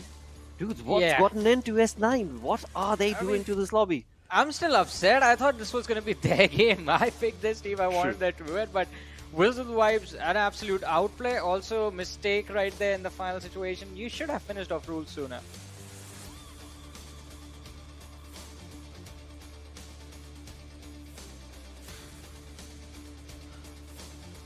It's somehow well, but on to the other side, like, oh yes, but again, I mean, as you move on to the top players, we do have Entry right there, the man who has been phenomenal from the side of FS again and again. So many fights that FS is part of. Entry is always going to be there. Yeah, I mean, that's true. Entry just looking really good with 4 kills, 674 damage. Killer just coming out here, 4 kills for himself. Inky, pretty decent onto the numbers. And Seal 9, the best part is the consistency stats that they are just, getting for themselves. I'm telling you, it's going to pay them in a really, really good way. I mean, this match will definitely bring them in a much more comfortable position, but it is only after we have a look at the storyboard that things will get more clearer about where S9 stands. But for now, that final fight with Wizards Vibes, it was intense. And especially with Rules getting into the position, getting for the wide rotation, and both these teams moving in sync, it was really fun to watch. Indeed, that's true. But talking about everything that just happened onto this game, Entry and Killer for their respective teams, right? They had good kill numbers. Talking about utilities, well, this is a game where you can focus a lot about utilities because suppose when FS had to just get inside the zone, they were using a lot of smokes just coming down for themselves. There were a lot of nades being used by Vibes' players as well, and well, they were being taken down as well by nades. So and Molotovs around, so many utilities were being used. True. With that, let's also have a look at the match ranking coming in from this game, and we do know who got that chicken dinner. Wizards with Vibes. This is a really well-found team in this season, I would say. I mean, definitely agree with that. This is a team that, as you said, well-found, waiting to be found. That was what they were doing all this time, and now finally, since they've made it, they are ready to leave their mark in the PMPL South Asia Season 4. Vibes, again, we expect this sort of a performance, but S9, again, where does this match bring them? Because, I mean, Raw is going to get involved after this match in the last game moving forward, and Venom Legends are going to be there as well, so it's going to be a really pressurable situation, but still waiting for the storyboard. maybe Will most likely. pressurable. I mean, maybe pressurable, maybe manageable, but overall, it still stays here for a lot of teams. Exactly. On the other front, talk about DE, a team that definitely is going to be staying here, is what I would say. Yeah. But then again, we'll come back to that. Before we need to go through, of course, the Oppo F9 in Pro moments where all the fights are going to be summarized. This is, again, DE. This nade kind of changed a lot of things. And then you remember, right? Seal was in a different element. They went towards the players of DE. They ran around them. They were just, creating so much havoc. I mean, alright, as much as I'm sad for DE at this moment, I enjoyed the way Seal played. Good fight and bad fight, a perfect example. I agree, and sort of like a superhero moment from T2K. A failed one, because Stalwart, I mean, we know they're always going to be ready with their guns in their hands. But as you talked about Seal versus DE right there, I mean, it was incredible to watch the aggression that was brought from the side of Seal Esports. And moving on to the later stages of the match, we did expect them to sort of pick up the pace, but with the circle moving up north constantly, it was definitely going to be a challenge. Definitely. I mean, it was a challenge, overall. But look at this right now. Vibes Killer just taking down. So Vibes did, do really good onto their fighting stances. But as soon as the circle was shifting around, right, onto the back lines of shooting range, I loved the way FS just rotated and, found out their own safety zone. Because that was just indeed a really, really good stance for that team individually and as a team, definitely. And DRS, well, DRS seemed to get this. This was a fight that was happening as we were talking, and that too in the shooting range area where DRS always likes to have the upper edge. Oh, that was just so brilliant. Exactly. It wasn't just DRS and T2K, it was Stalwart as well. Three of the biggest names deciding we're just going to give up on rotation, we're just going to try and fight it out. So it did not work out for all three of them. T2K was the first one to go out, then it was Stalwart and DRS. Well, a few minutes later, we see them take an exit as well. Yeah, I mean, it happens, right? That is indeed the part of the game. But this is where, I was talking about FS. FS actually had a hold of the game for a long, long time. Yeah. Oh my God, clarity. They were being taken down because, again, if you're not playing, paying respect to the zone with the equal ways as you want, you will be punished around the circle. This was not a fight that was taken outside the circle, though. But Clarity Pablu was a bit late to rotate around, and FS, they punished them exactly the way they wanted. Well, that there's kill the right brain there. freeze movement. Yeah. I mean, the reaction that was given to that play by Akastis, I agree with that. Because even I was like, wait, what? How do you miss that? That was a free point right there. True. Yeah, true that. But then this happens. And, well, S9. As I said, alright, it was Delta actually who was knocked out. Should have been finished off quite early.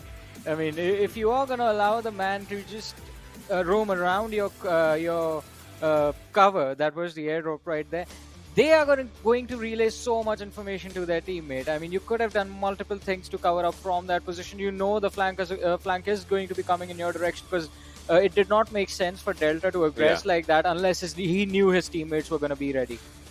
Yeah, that's true. That's true. Just because of all these things, you see, I would say, till top 5 actually, till FS. Yeah. The amount of damage that these teams have inculcated for themselves, that's just so amazing. With those kill points as well, Red 9 did not get a lot of kill points, but the way they had just kept themselves in the top 3, that actually shows that their impact was definitely there. But DE, previous game I remember 299 damage points only, this game 377 only. Just not fair for the side of DE the way that the games are going against them. But with that, let's move on with the storyboard. Have a look at the teams that find themselves right here in the top 10. And in the top 10, we do have Visits with Vibes moving on to that second position, along with Vibes Esports also having a really good game. 6 positions up to the 4th. No, so all right, I'll give you a thing at this moment, right? Yeah. Third league week again. Wizards with Vibes is in top 2. Previously, they the first league week they were at first position. Previous league week they were at second position with Stalwart at the top. This time they are at second position again with 1 game to spare. If we talk about it, well, DRS is not playing that game. If you just look at it, Vibes is not playing that game. If you look at it. I8 is not playing that game if you look at it. All 4 of them are together. Again, Visits with Vibes is in top 2. Yeah, I mean, it is going to be really interesting to see if they can finish on the first, because the one time they finished on the first, they did really bad in the Super Weekend. It wasn't good. So, I mean, the second week when Ocean, as you pointed out, it was second. They were second. They did really well. But All Wow. right, 7-point difference between Raw and S9. Venom Wow. Legends, do we count this team out already? What a If you're play. counting this team out already, Yeah. Dead Eyes guys is there. Oh, that's Dead a Eyes 20-point guys. leap. I don't think Dead that's Eyes gonna guys will have to, because look at this right now, 16 points, 16th placement, right? 39 points. It's much more ruthless as compared to the previous league, because that Yeah. time it was 30 points. This Yep. time it's 39 points, and it's still gonna matter because they have to play one game for themselves. They are playing one game. Seal 9 is playing one game. Seal 9 with two amazing games. They would want to actually just stretch their boundaries Yeah. in I mean- this game as well.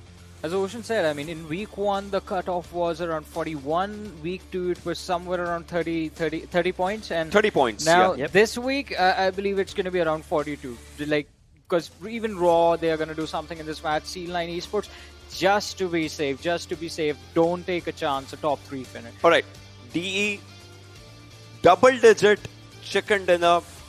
Otherwise, it's just done. Yeah, True. that Same- leap. But 20 points. and from last two games, you see, it looks like DE is being hunted. You saw that, right? In the map of Miramar, the players were around DE. They took DE's players down, and then the last player, that was Fraxer, was just spotted down, and he was taken down. Previous game, Seal just charged on DE. It was just so different. So. I don't know. Well, what a play. What a play that is being showcased right here. But in all of that, of course, we can also bring that same conversation or that same optimism towards Venom Legends as well. But as we move on forth, the final game is going to take us to the map of Miramar. And this is going to be the final opportunity for those teams who find themselves in the bottom of the Totem Bowl to move out into the top 16 to be a part of course, the third Super Weekend. Oh, well. Stalwart's here, T2K is here. DRS, obviously, they're not a part of this game. This last game, if we talk about it. Wiz is with Vibes, 7C. Yeah, the teams are doing good. This is where, I want to see if T2K and Wiz, like, where does it end? Obviously, T2K has that 16-point lead for themselves. So, that's just a different story. So, top 2, I would say these two teams are definitely there. Definitely, I mean, the stats most certainly do talk about that. But on the other front, I mean, talking about a storyline to be created, let's move on and have a look at, of course, the leaderboard that was created, the storyboard that was created from the Super Weekend, the previous Super Weekend, and find out what, or rather where these teams are who find themselves right now at the bottom of the page. 284 points. Ladies and gentlemen, boys and girls, 284 points. Dead Eyes guys. Maximum jump that we have seen by a team on one day is 96 points. That was by DRS Gaming, DRS. right? If we talk about it, but on an average, if we say a weekly maximum, weekly average that a team is actually getting for themselves is somewhere around 90 points. Weekly average. I'm talking about 15 games. 15 for games. the teams that are doing really good. So right now, if Wiz is with Vibes, they qualify. Obviously, they are qualifying. If they have really good day, they move up from DE. DE moves down from I8 Vibes. Like DE from third position, they can lose that third position. And mind you, every chicken dinner has a point, but every different placement has a point for themselves as well. Exactly, and I mean, to make things more intense, as we were talking about the teams on the verge of qualifying or not qualifying, Venom Legends, S9, we do see these teams. R3D and 7Cs have actually already made it to the other side. They are in a safer position in the standings so far, so we're going to see them in the third and the last Super Weekend. But S9 sitting on that 15th spot, 108 point, Venom Legends on 114. So this is going to be the opportunity that S9 need to secure their place in the finals. They have to just show up and put up a decent performance, get like 6 to 7 points in every single game, and that's it. They go to the finals if they do that. Exactly, but before they can all be part of that Super Weekend, they need to get themselves in this final game worthy enough to be a part of that. And that, of course, is going to be a grind because Raw is going to be pushing on forth to get those points for themselves as well. So, tough situation that these teams find themselves in, but that's the way the battleground works. With that, let's move on along. Let's get the final game started off. It is time to introduce, of course, the Panda Bros, who are going to be Pain Fixes and Necro. Well, here we are. I mean, well, Necro, heading into the final game of the league phase of this tournament, right? We're interesting, quite a lot of ridiculous things happening, Dead Eyes are being hunted. That's what the desk said, that's what we saw, that's what everyone witnessed. But, the question still stands. Is it worth it though? Because they either way is qualifying for the finals. Yeah, they're qualifying for the finals, but at the same time, it's about pride, man. Look, it's about pride for a team like Dead Ice guys. They are one of the OGs out there, and they will, want to at least have all of the Super Weekends on their name. It's about really pride, and I do personally want to know what's really going on behind the scenes in the Nepal region, man. I personally want to know what exactly is going on behind the scenes. Like, what do you think? Why are they getting targeted like this? I don't know, because they've got the majority out there, 80 from Nepal. I mean, that's going to happen at some point or the other. But, of course, we're going to head inside the game. But a lot of good things that we did observe today happening is that that one single team from every region today has managed to get a chicken dinner, right? We've got the Pakistanis, we've got the Bangladeshis, the Nepalis, the Mongolians. Now, with the final game remaining, Necro, what are your thoughts on Paradox closing out the chicken? I mean, just for the heck of it, just to fill that with, different regions. I'm just saying it right now, I have given up on Paradox. Like, I have given up. I don't think so. But why? They're going to be... Fixes, look, they're all the way in the bottom, man. It's just like so difficult for them to like come up on top, and from the previous times overall rankings, the only movement we've seen in the overall rankings is just C-Line climbing over Venom Legends after that game, after that good performance coming in from their side, even though they kind of screwed up the final fight. But it's fine. I mean, they have gotten themselves that position. That means they only need to overtake one more team to at least get that 16th spot for themselves, and then they can be qualified in the Super Weekend. But the overall standings are in front of you all. That means Raw, they need to play this game out as well as they can, or at least they need to give the best out of them. If they're not really able to do so, that means the danger is going to be lingering around their heads. And if you talk about danger, that's going to be Clarity Bubblue showing a little bit of fear for ZEUS. And Volzyal, what was Zol doing? He was like, all right, man, I found myself a little spot to hide. And that's... I'm sorry, that's understandable, right? I mean, that's understandable. Doesn't have a gun anyways, Yes. So, but then again, I mean, ZEUS need to do their homework. Of course, you've got to understand that someone must be entering, and they've gotten unlucky with that. But can't 420 dashing it, rushing inside the compound as if he's unaware of anyone's presence. But how on earth, Necro, is he still alive? How on earth has he not been punished? And IC, for the first time in life, he feels threatened. He feels that's a good knock. vulnerable, I do like but still get 2 knocks. Exactly. I like how he's creating that choke point over there as well on the stairs, just making sure he's not getting pushed inside. And 420, he's scared now. He can feel the pressure on himself. Icy doing his best to keep all these guys on their toes, and he's not going to let the res out back that easily. He jumps out of the window and still catches one. How? Icy single-handedly flipping the tables in his favor, and you can clearly take a look. The final man of Bubblue is really far away. It's going to be Teen Wolf, the IGL. He needs to make something happen here, Fixes. He needs to save his own teammates if he's not really going to be able to do so successfully. But Icy, it seems like he's not interested in confirming those kills. If I was him, I would have confirmed those kills for sure. But he's gonna survive, right? I think that's where he's gonna play with Godless. But wow, I see. I mean, the saying goes true, right? Fear sometimes brings the best in you, and that is exactly what happened. As Godless will. He's taking a fight elsewhere in a different planet altogether against a different team, and has managed to get a kill for themselves. I mean, considering the fact that ZEUS has had such a bad start, they've already managed to rack up 3 kills for that entire team. And I see he's taking this whole fight against Team Bubblue as if it were a joke. Dude, at this point, like, even ZEUS have realized it's just final game, guys. All right, who cares? Just do whatever the hell you want to do. And Fixes Paradox, as you were mentioning about that team, and they already seems like they're down to just that one last man alive. It's Queet. I mean, that's it. There goes Paradox in shambles. They cannot really do anything anymore, as Godless is single-handedly taking them down, and he's having a great time. He's having a blast taking them all down. And Queet now, the final hope for Paradox. What can this man make happen? I feel like at this point, as I mentioned, I've just like given up on the hopes that Paradox are even qualifying. Okay, that's a quick peek. That's a quick jiggle peek over there. Finds Godless, and ZEUS, a little bit of overconfidence from Godless getting punished. I like that. Oh, Godless, he thought that, okay, there's no way Queedy's going to be able to clutch this out, but then overconfidence coming in through. He stepped out of his cover. He gets instantly capitalized upon, and beautifully played that from Queed. I mean, this is where you get that reference from Batman versus Superman, right? Gods to bleed. And, yeah. I mean, the the mortal over here, kind of, right? He did have his happy time. Eventually, Kryptonite. of course, this is the last time. This might just be the last time we're going to be witnessing Paradox in this tournament, their final game. Unless and until they go out of their minds, maybe get 40 points in this one game and qualify for the Super Weekend, where they still do have a standing chance. But apart from that, I think, which is very least likely to happen, but we'll get back to that.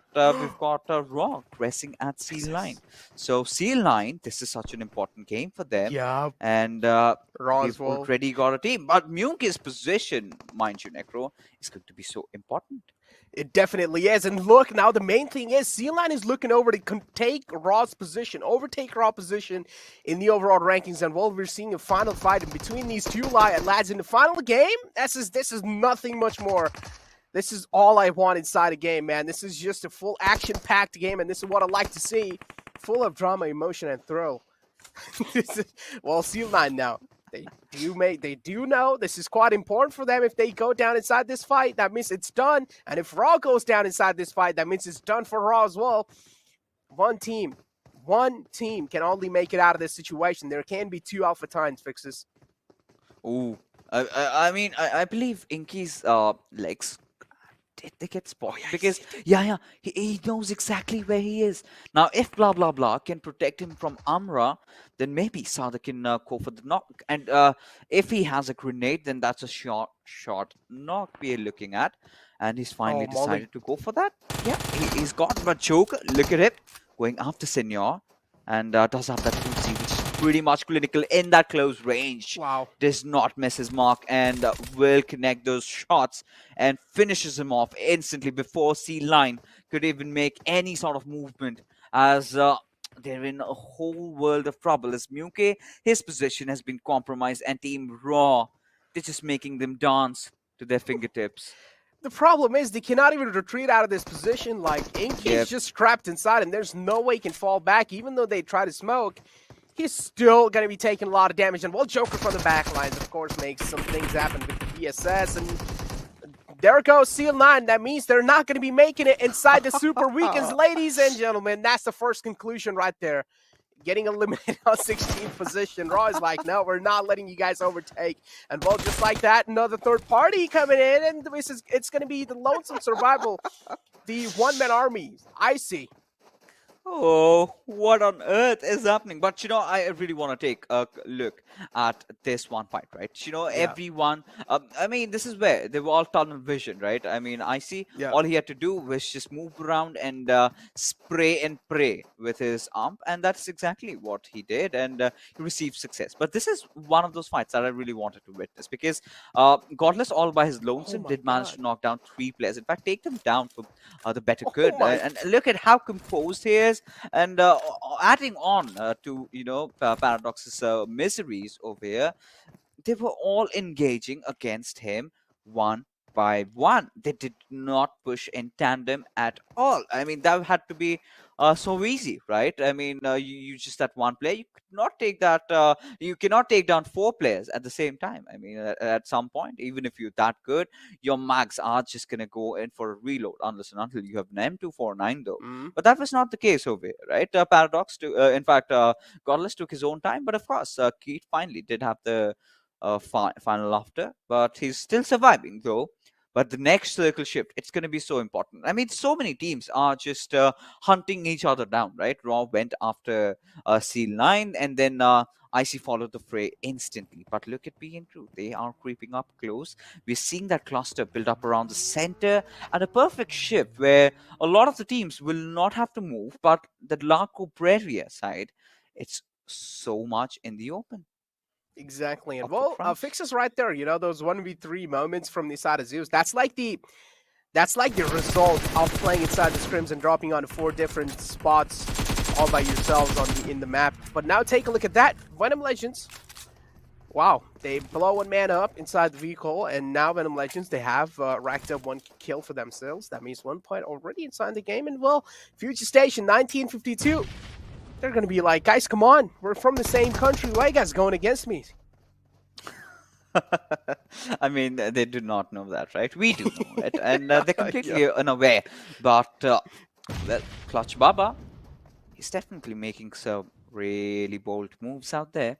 Entry and a perfect range for providing that quintessential cover fire as Nightwing and Steel Shot. They're going to be trying to take him down, and this is a really good approach from their side, right? Entering in from the eastern areas, but now we've got a fight right amongst us as Visible Vibes. They're feeling really confident. Delta X will be lobbing those grenades as Malik has been taken down from elsewhere. Top is going to engage against Reaperbot, who apparently has gotten down as well. But Delta X, look at where he is looking at. Finally spots down, but no Stalwart. They are absolutely everywhere. And this is with Vibes. After a really, really good performance, they've been wiped out in a jiffy. I like how every single team is being so aggressive, and they're realizing this is the final of the game. Teams that have already solidified their spot in the overall rankings in the league days, they know they're going to be qualifying inside Super Weekends. They're just playing it out like YOLO kind of gameplay, and I absolutely love it from their side. But Deadeye's guys, now this is their qualifying game, and if they do not really make or at least gather a lot of points for themselves, they need to at least rack up a lot of kill points at the same time. A decent amount of positioning points to at least have a little bit of chance to still qualify inside. And with that being said, Future Station 1952 as well, they're taking quite a bit of dig on to Venom Legends. Nightwing's position's quite good. He's separated out from the pack. 2-1 split coming out from their side, and Entry is the man who goes down pretty much first inside the squad, and that's what. But this time he's second, so I'm kind of happy. I really like how Steel Shot went in for that fight, right? Yeah. The confidence is needed.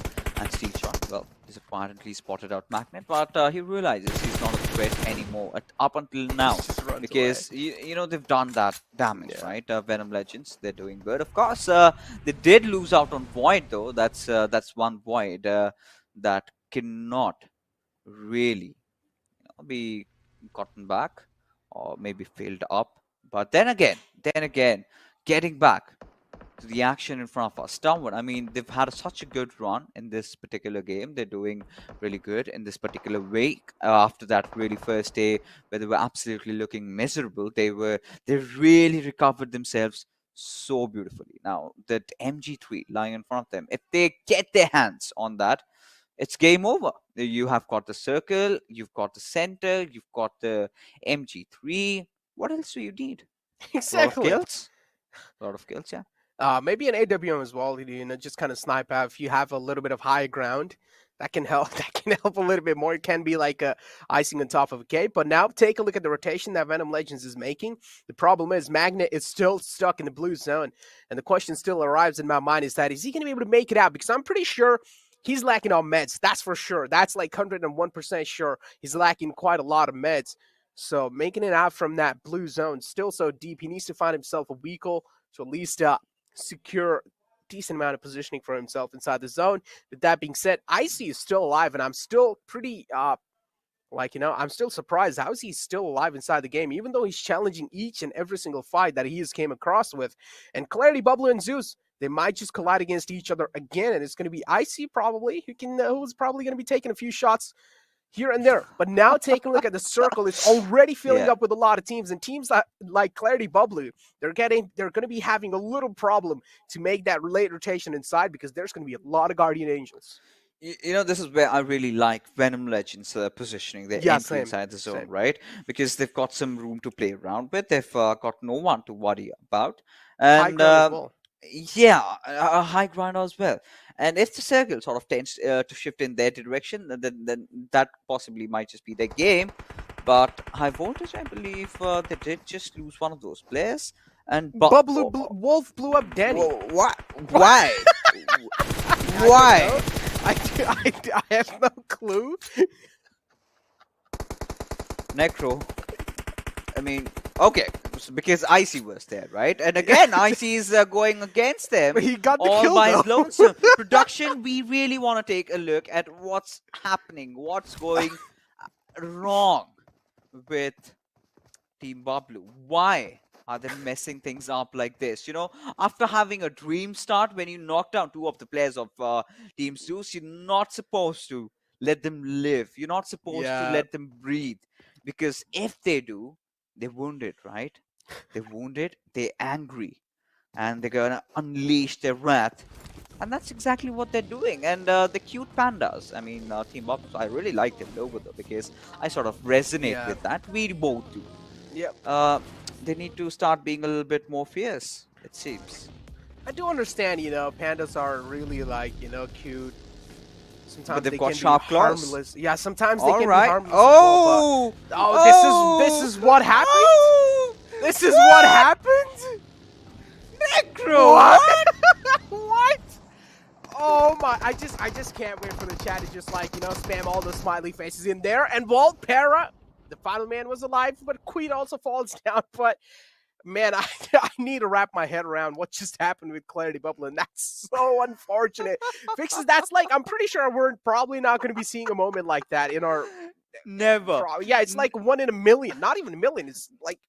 See, I don't even know. Hey, we've witnessed two dangerous incidents, right? One with Stalwart, you remember, around that Milta Power area. They were using the glider and they just ran in and, well, they were revived. But this was not the case with Team Bablu. But I see he's still holding all by his lonesome as Zibyan has fallen down. And this is the perfect opportunity. If IC has to strike, that was a cue, right? Now it's gone. Now it's gone because he's rather opted to play it a little bit safe. 6 kills already for him.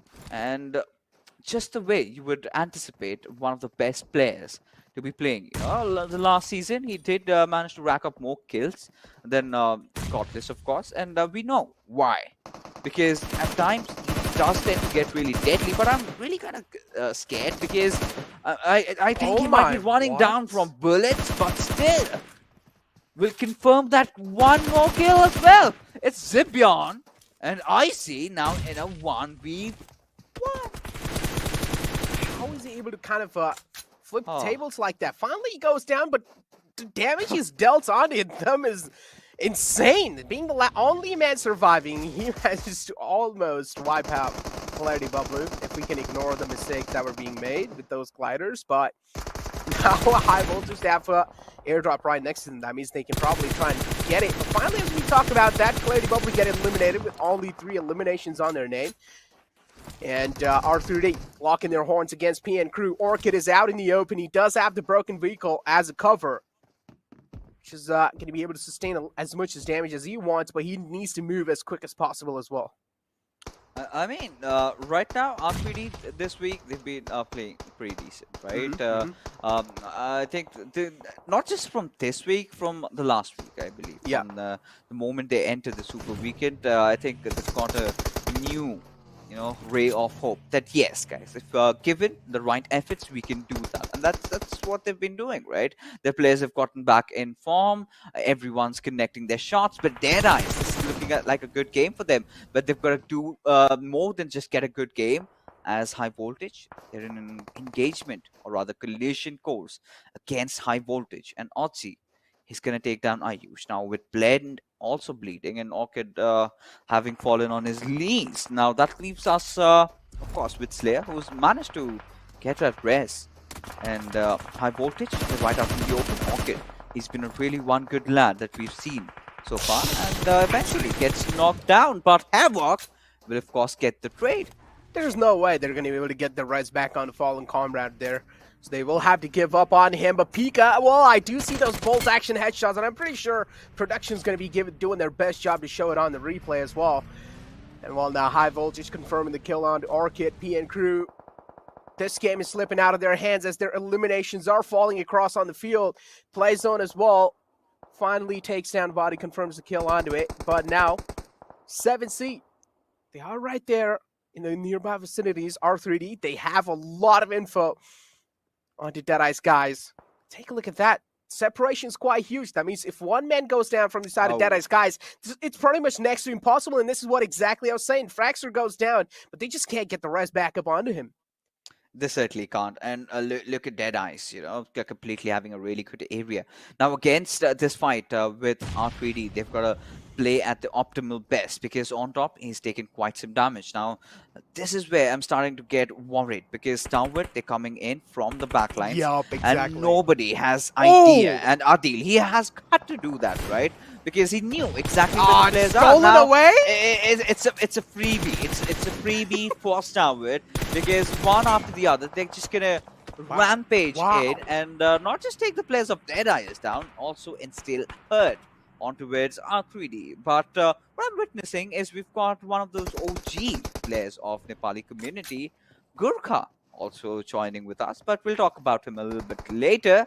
Because now R3D, of course, they're going to get that res back up. But Slayer, from the backlines, he might act as a menace.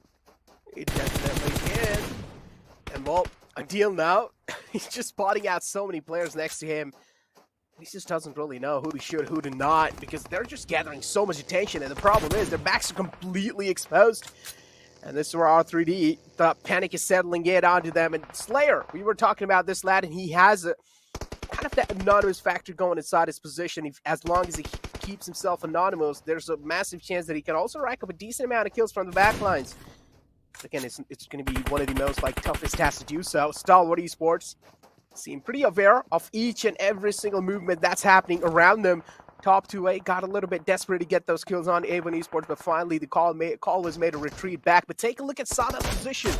He seems like he's right behind R3D, or actually, my bad, Stalwart Esports. And finally, A1 Esports find the opening on R3D.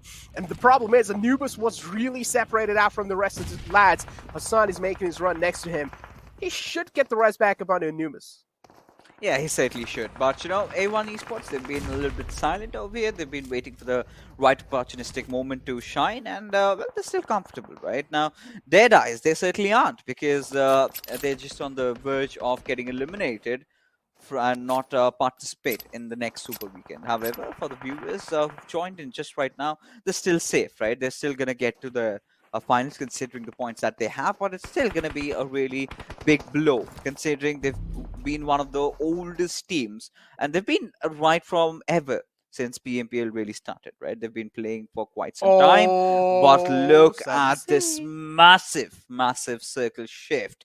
And T2K, 7C, both these teams, they're going to enjoy their sweet position as Frankie, he's going to lob in a lot of shots at high voltages direction, but it's going to be Adil who gets those kills confirmed.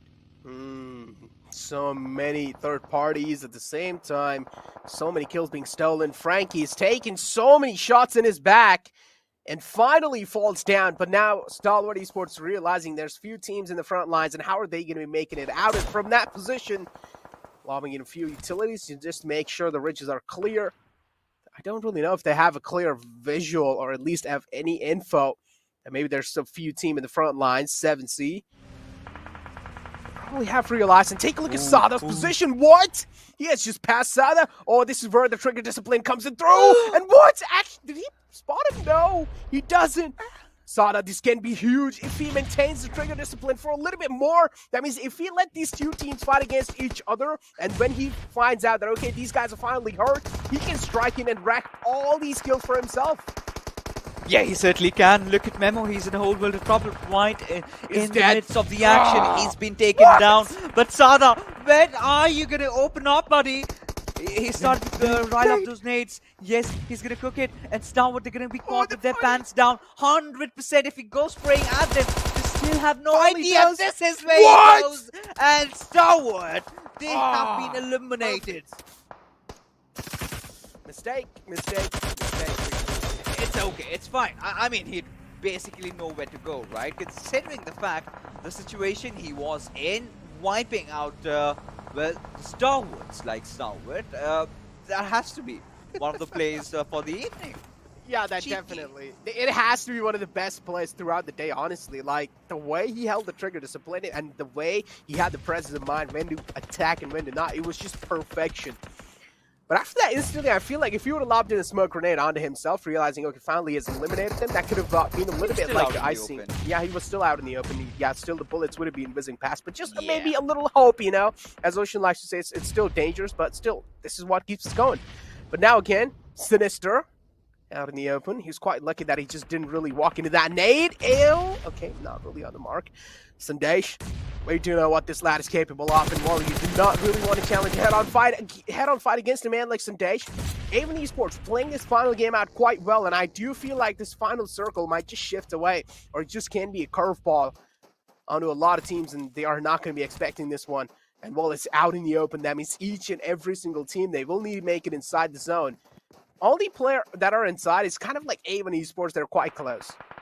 Oh, they certainly are. And considering how the fights are going to be panning out, I really want to see what Sandesh and Suyok make out of this particular game, right? Because they're well split apart from each other, but R3D, they've been impressing us. Now, at times when you would expect a lot of bigger things from Bablu, this is where R3D show their grit, show their determination. Oh, Sandesh, all right, he's got buttery fingers, buttery fingers. It's fine, it's fine. If you slip, as long as he does not get knocked out, it's fine. I can certainly live with that. But those bombardment is still going on over here. But Sinister does find that knock onto its Hassan. Now, A1 Esports having this high ground advantage for themselves, they're going to be capitalizing it on so much, right? But at the same time, I mean, this one Molotov is going to flush Ale out of this position, but no, it's 6-9 boy gets that knock onto it. Sandesh as R3D are going to be ramming in as we've got the final 3 teams alive right in front of us. That's a huge fight that 6-9 boy just won over there. That's going to be helping them ABCDE Esports to secure that zone for so much. R3D getting blown up. Actually, they're just getting blown up by that lead that's coming across right onto them. And their bodies are getting filled up with that as well. Now Anubis being the final man alive. Joker still crawling on his knees Anubis to at least get the rest back up onto Joker. That's not really going to be that easy of a job, but finally, kills get confirmed by 6-9 boy, playing his position to perfection. And ABCDE Esports, they're the only team with a massive man advantage inside this entire lobby. That means the chance of them winning the game as well is quite huge. Ale needs to find the right opportunity to strike, and this is what he's looking for. But the problem is he can also get backstab from Anubis. There's just so many things happening at the same time. Now, over here, they need to at least have a little bit of telepathic communication with Anubis, but no is going to be the answer. I thought maybe we can try and work it around together, to take down the big mammoths, at least for now, but that's not the case. Well, R3D is going to be happy with the points they've gotten themselves. Yeah, and there you go, the final kill, and with this, they're going to, of course, get the chicken dinner, and look at him. Okay. Good fashion. Where's Dante's goggles, right? He does that. He's gonna wear that, but no, maybe for the Super Weekends. That's what he saved it for. And today, so far, has of course been a Bangladeshi domination, and I believe Goddess Durga has of course bestowed her blessings on all these lads right out there. Of course, it's festivity out there, and everyone's gonna enjoy. I mean.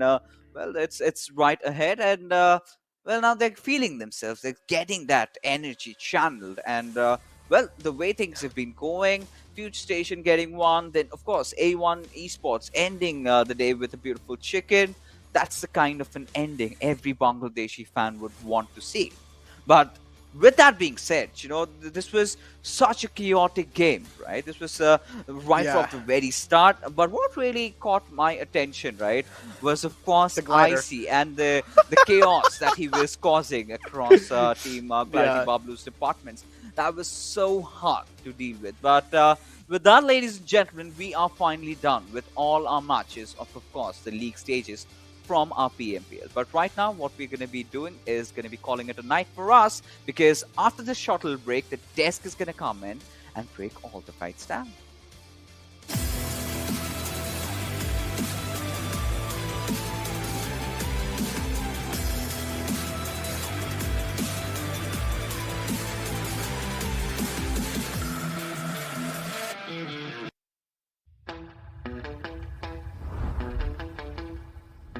Keeping it real. I'm calling shotgun, wanna see my baby run. Oh, what's the word on the sea?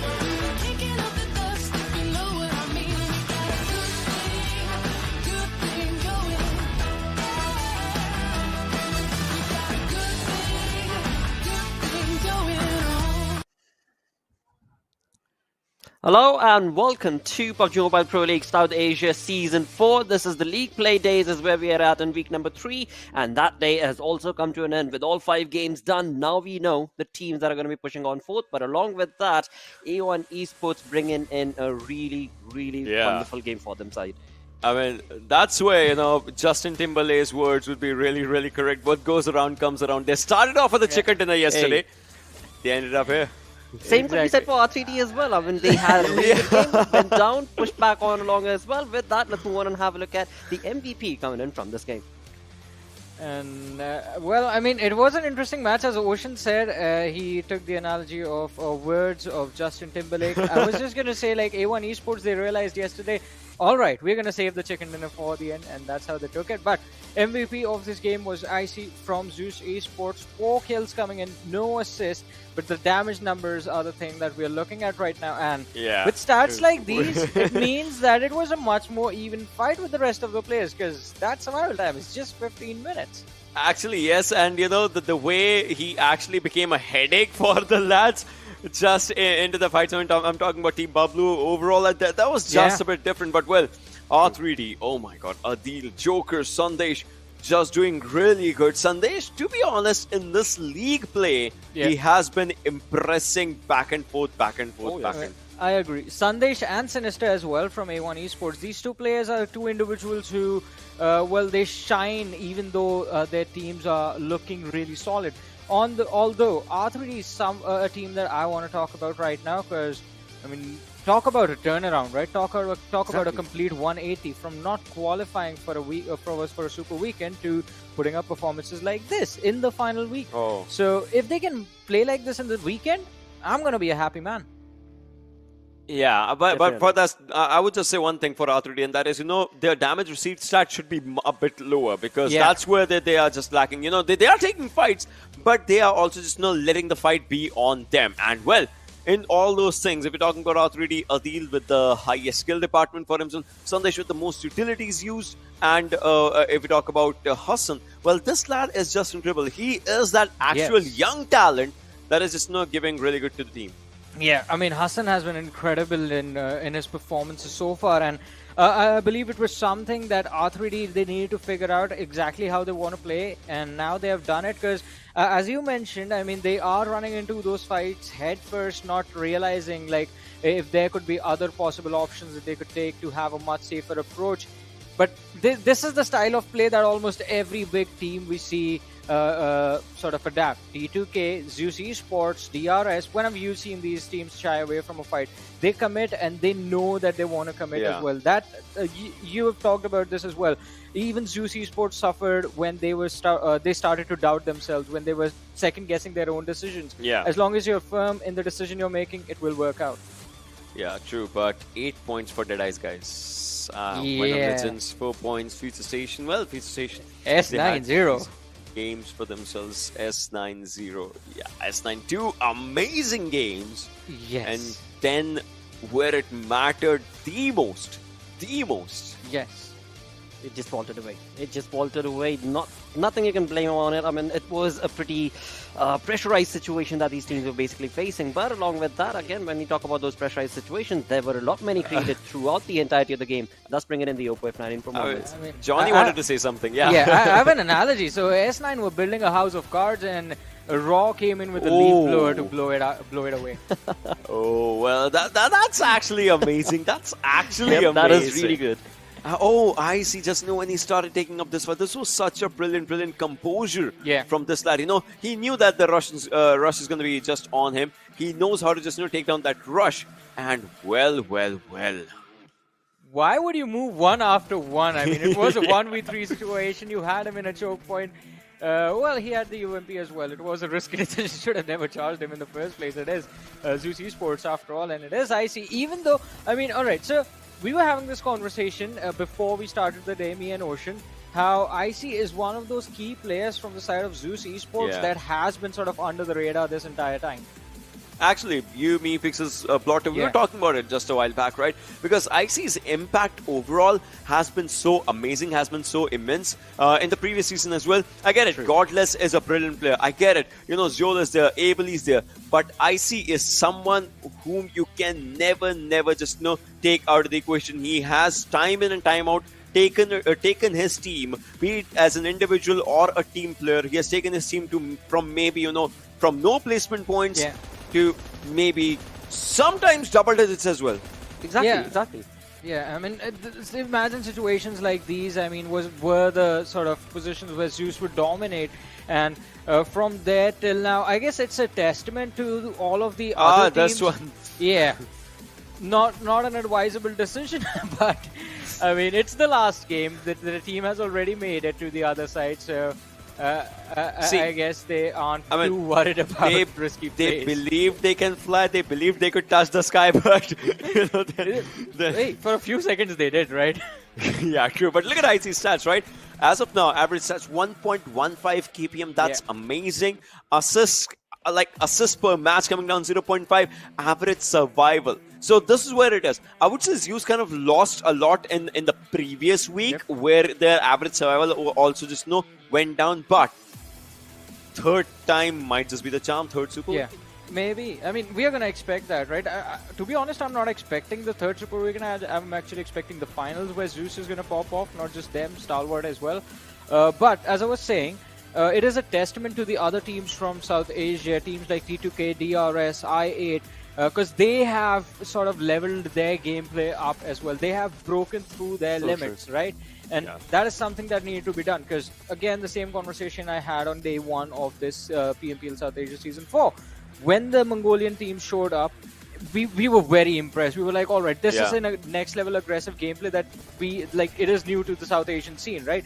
And that is what teams also themselves realized, and they're like, all right, what we were doing is not going to work out anymore. If we're going to face off against these guys more often, we need to improve ourselves, and these teams have done it. A1 Esports as well throughout this tournament. I mean, they had a very slow start, but A1 Esports, they have definitely with every single game made sure that they're working on their plays, they're working on their communication, and well, the results are looking better. Yeah, and we see so many high peaks in this draft, to be honest, which I would say is a good thing, but bad on a lot of things. All right, there are a few teams that are getting good kills and damage stats for themselves, and there are other teams who are suffering because of it. I'm talking about FS, Paradox, Visual Vibes, Seal9, PN Crew as well. PN Crew, well, I'm really happy they are making it for the first time in their Super Weekend department. They can get, well, $1,000 if they keep on playing in the same composure of those chicken dinner stats for themselves. But for that, you know, the actual action for the team, it's definitely going to start from the first day of the Super Weekend. Absolutely, and with that, we move on to the storyboard with the overall rankings, where we will have a look at the teams. Of course, this is the third Super Weekend, the final Super Weekend before the marathon moves on into the finals, where top 16 are going to be qualifying, and in that, well, yeah, it's been a tough situation. And again, I mean, Ocean, dude, you kind of pointed it out. I'm telling you have a really... Exactly, you've got some magical wand happening there. And yeah, not one, but three big names are not going to be part of this Super Weekend. Yeah, I mean, spoilers, it just comes down to me. So that's what I'm saying, you know. I should not. I should be at the castles this summer. I just feel that now. I should not say things. Yeah, in my real life as well. That a little more. In my real life as well, I should not. I should stop saying things stuff. What a play! But, this is the highest cutoff, actually. Exactly. That's, I mean, interesting. The cutoff this time is 46. And in the very last game, Raw were like, alright guys, time to get a little serious, I guess. True. Because, I mean, the first team they take out is the team that was challenging them. I mean, yeah, but High Voltage is making up for this Super Weekend, right? High Voltage did not make up for the previous time. 7C will be playing their second, R3D will be playing their second, PN Crew will be playing their first. So, a lot of pressure on PN Crew for sure, because, you know, they are starting their points from zero, but I'm pretty sure they don't care about 0 points. Yeah, all they care about is chaos that they can create to the lobby, but DE. And the $1,000. Yeah.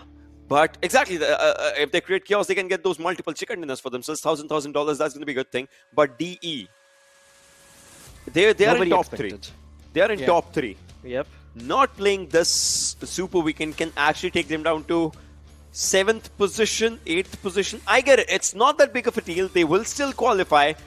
But missing out, they are missing out on maybe potential chicken dinners, because we remember first Super Weekend, the team had a lot of second positions. Second Super Weekend, they do get a chicken dinner at the end. And then this happens. I mean, a team that's sitting in the top 3 of the overall standings, a team that's tied up with DRS Gaming in the overall standings of the Super Weekends, is the team that won't be playing the final Super Weekend. Okay, spoiler. Along with them,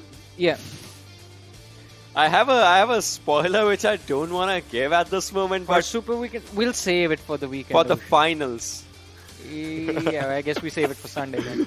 Yeah, we should. I think we should. Yeah. I mean, that's like a release date for Ocean spoilers then. But as I was saying, coming back to the conversation, Venom Legends is also a surprise because they had a pretty decent day yesterday. They started today with them being, well, right on the border of the 16th position. But still, I expected them to at least move forward, not drop down to the 19th, because I mean, they were doing well. They did well in the Super Weekend. They did well yesterday. But today, again, the House of Cards was destroyed. Absolutely. On the other front, I mean, a team that was looking really good today, based on the different games that they were part of, it is going to be R3D.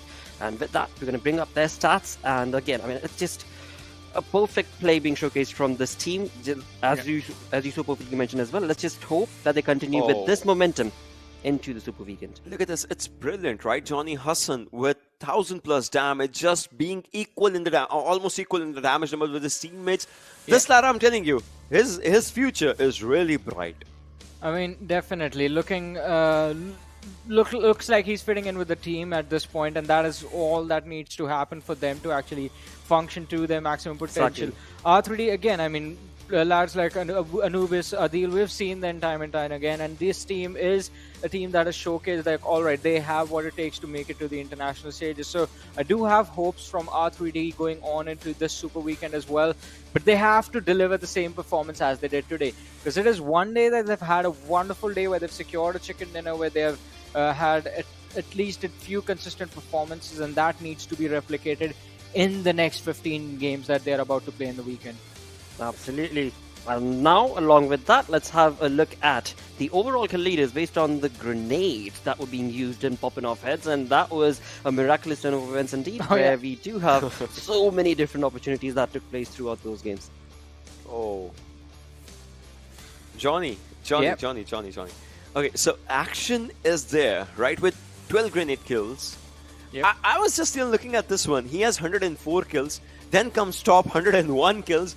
But the second lad, and that is Mafia Ninja, has 64 kills, out of which 11 are from grenades. Think about the so this is the efficiency of the way you use your utilities. Yeah, and I mean, it's also, along with that, I believe it also comes down to how these teams like to play. Stalwart Esports do more often rely on their own aggression. The players are going to run in first and then think about, hey, can utilities be used in the place instead? Whereas DRS, we know the cautious approach of DRS. I mean, they are notorious for it. There is hardly a flaw in the armor that they build around a building that they're in that you will be able to crack. So it is quite incredible to see how efficient, as you mentioned, Mafia Ninja has been with the utilities. But, I mean, the clash on the weekend now, it is going to be incredible.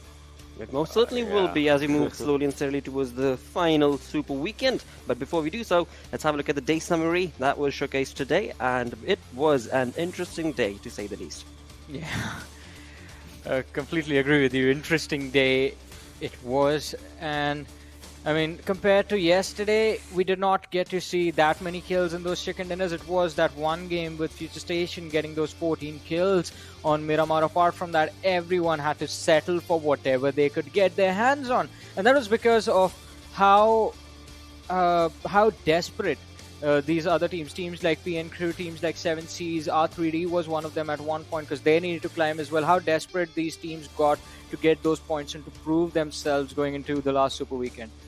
Absolutely, and talking about the last Super Weekend, let's get, of course, reacquainted with the 16 teams that will be participating in this final, the third Super Weekend of PMPL South Asia Season 4, where we do have, well, the likes of PN Crew tuning in, and the only question is, will they get a chicken dinner?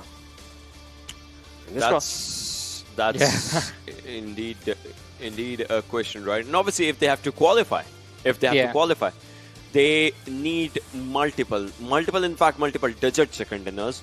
They need to have, obviously 8 to 10 chicken dinners, to be honest. And that marker has not been reached yet by a lot of teams, right? Yep. Because again, I mean, during the league play days, we've seen teams bring in a little bit of a YOLO strat when they're just approaching different fights. But then as soon as you jump into the likes of Super Weekends, that is when actual action begins. And that is where, of course, all the strats that are being saved up during these league plays are definitely being showcased. And that's, of course, what's going to make the battleground that much more difficult to survive. And then to get a chicken dinner on top of that, it's not easy, or rather it's easier said than done. But with that, we do reach the end of our league play days. Big thanks, of course, to all of you for tuning in. And if you have tuned in, well, have you clicked that red button? Do not forget to subscribe to the channel, and not only the channel right here on YouTube, but also go ahead and extend that love to Instagram, Twitter, and Facebook as well. Because again, when it comes to those Super Weekends, you want to tune in on time, as there will be a lot of giveaways that will be taking place. And as you're doing that, you can very well go ahead and follow these guys as well as the casters on their Instagrams and all the other social media platforms. If you have any questions, go ahead straight off, DM them, and I'm sure they're going to be happy to, well, help you out in all of those inquiries as well. But with that, we do, like I said, reach the end of our league play days. A big thanks to our sponsor, Oppo F19 Pro, for making it all happen. All right, Ocean, Warren, we will be tuning in, of course, on Friday. Until then, take care. Bye-bye.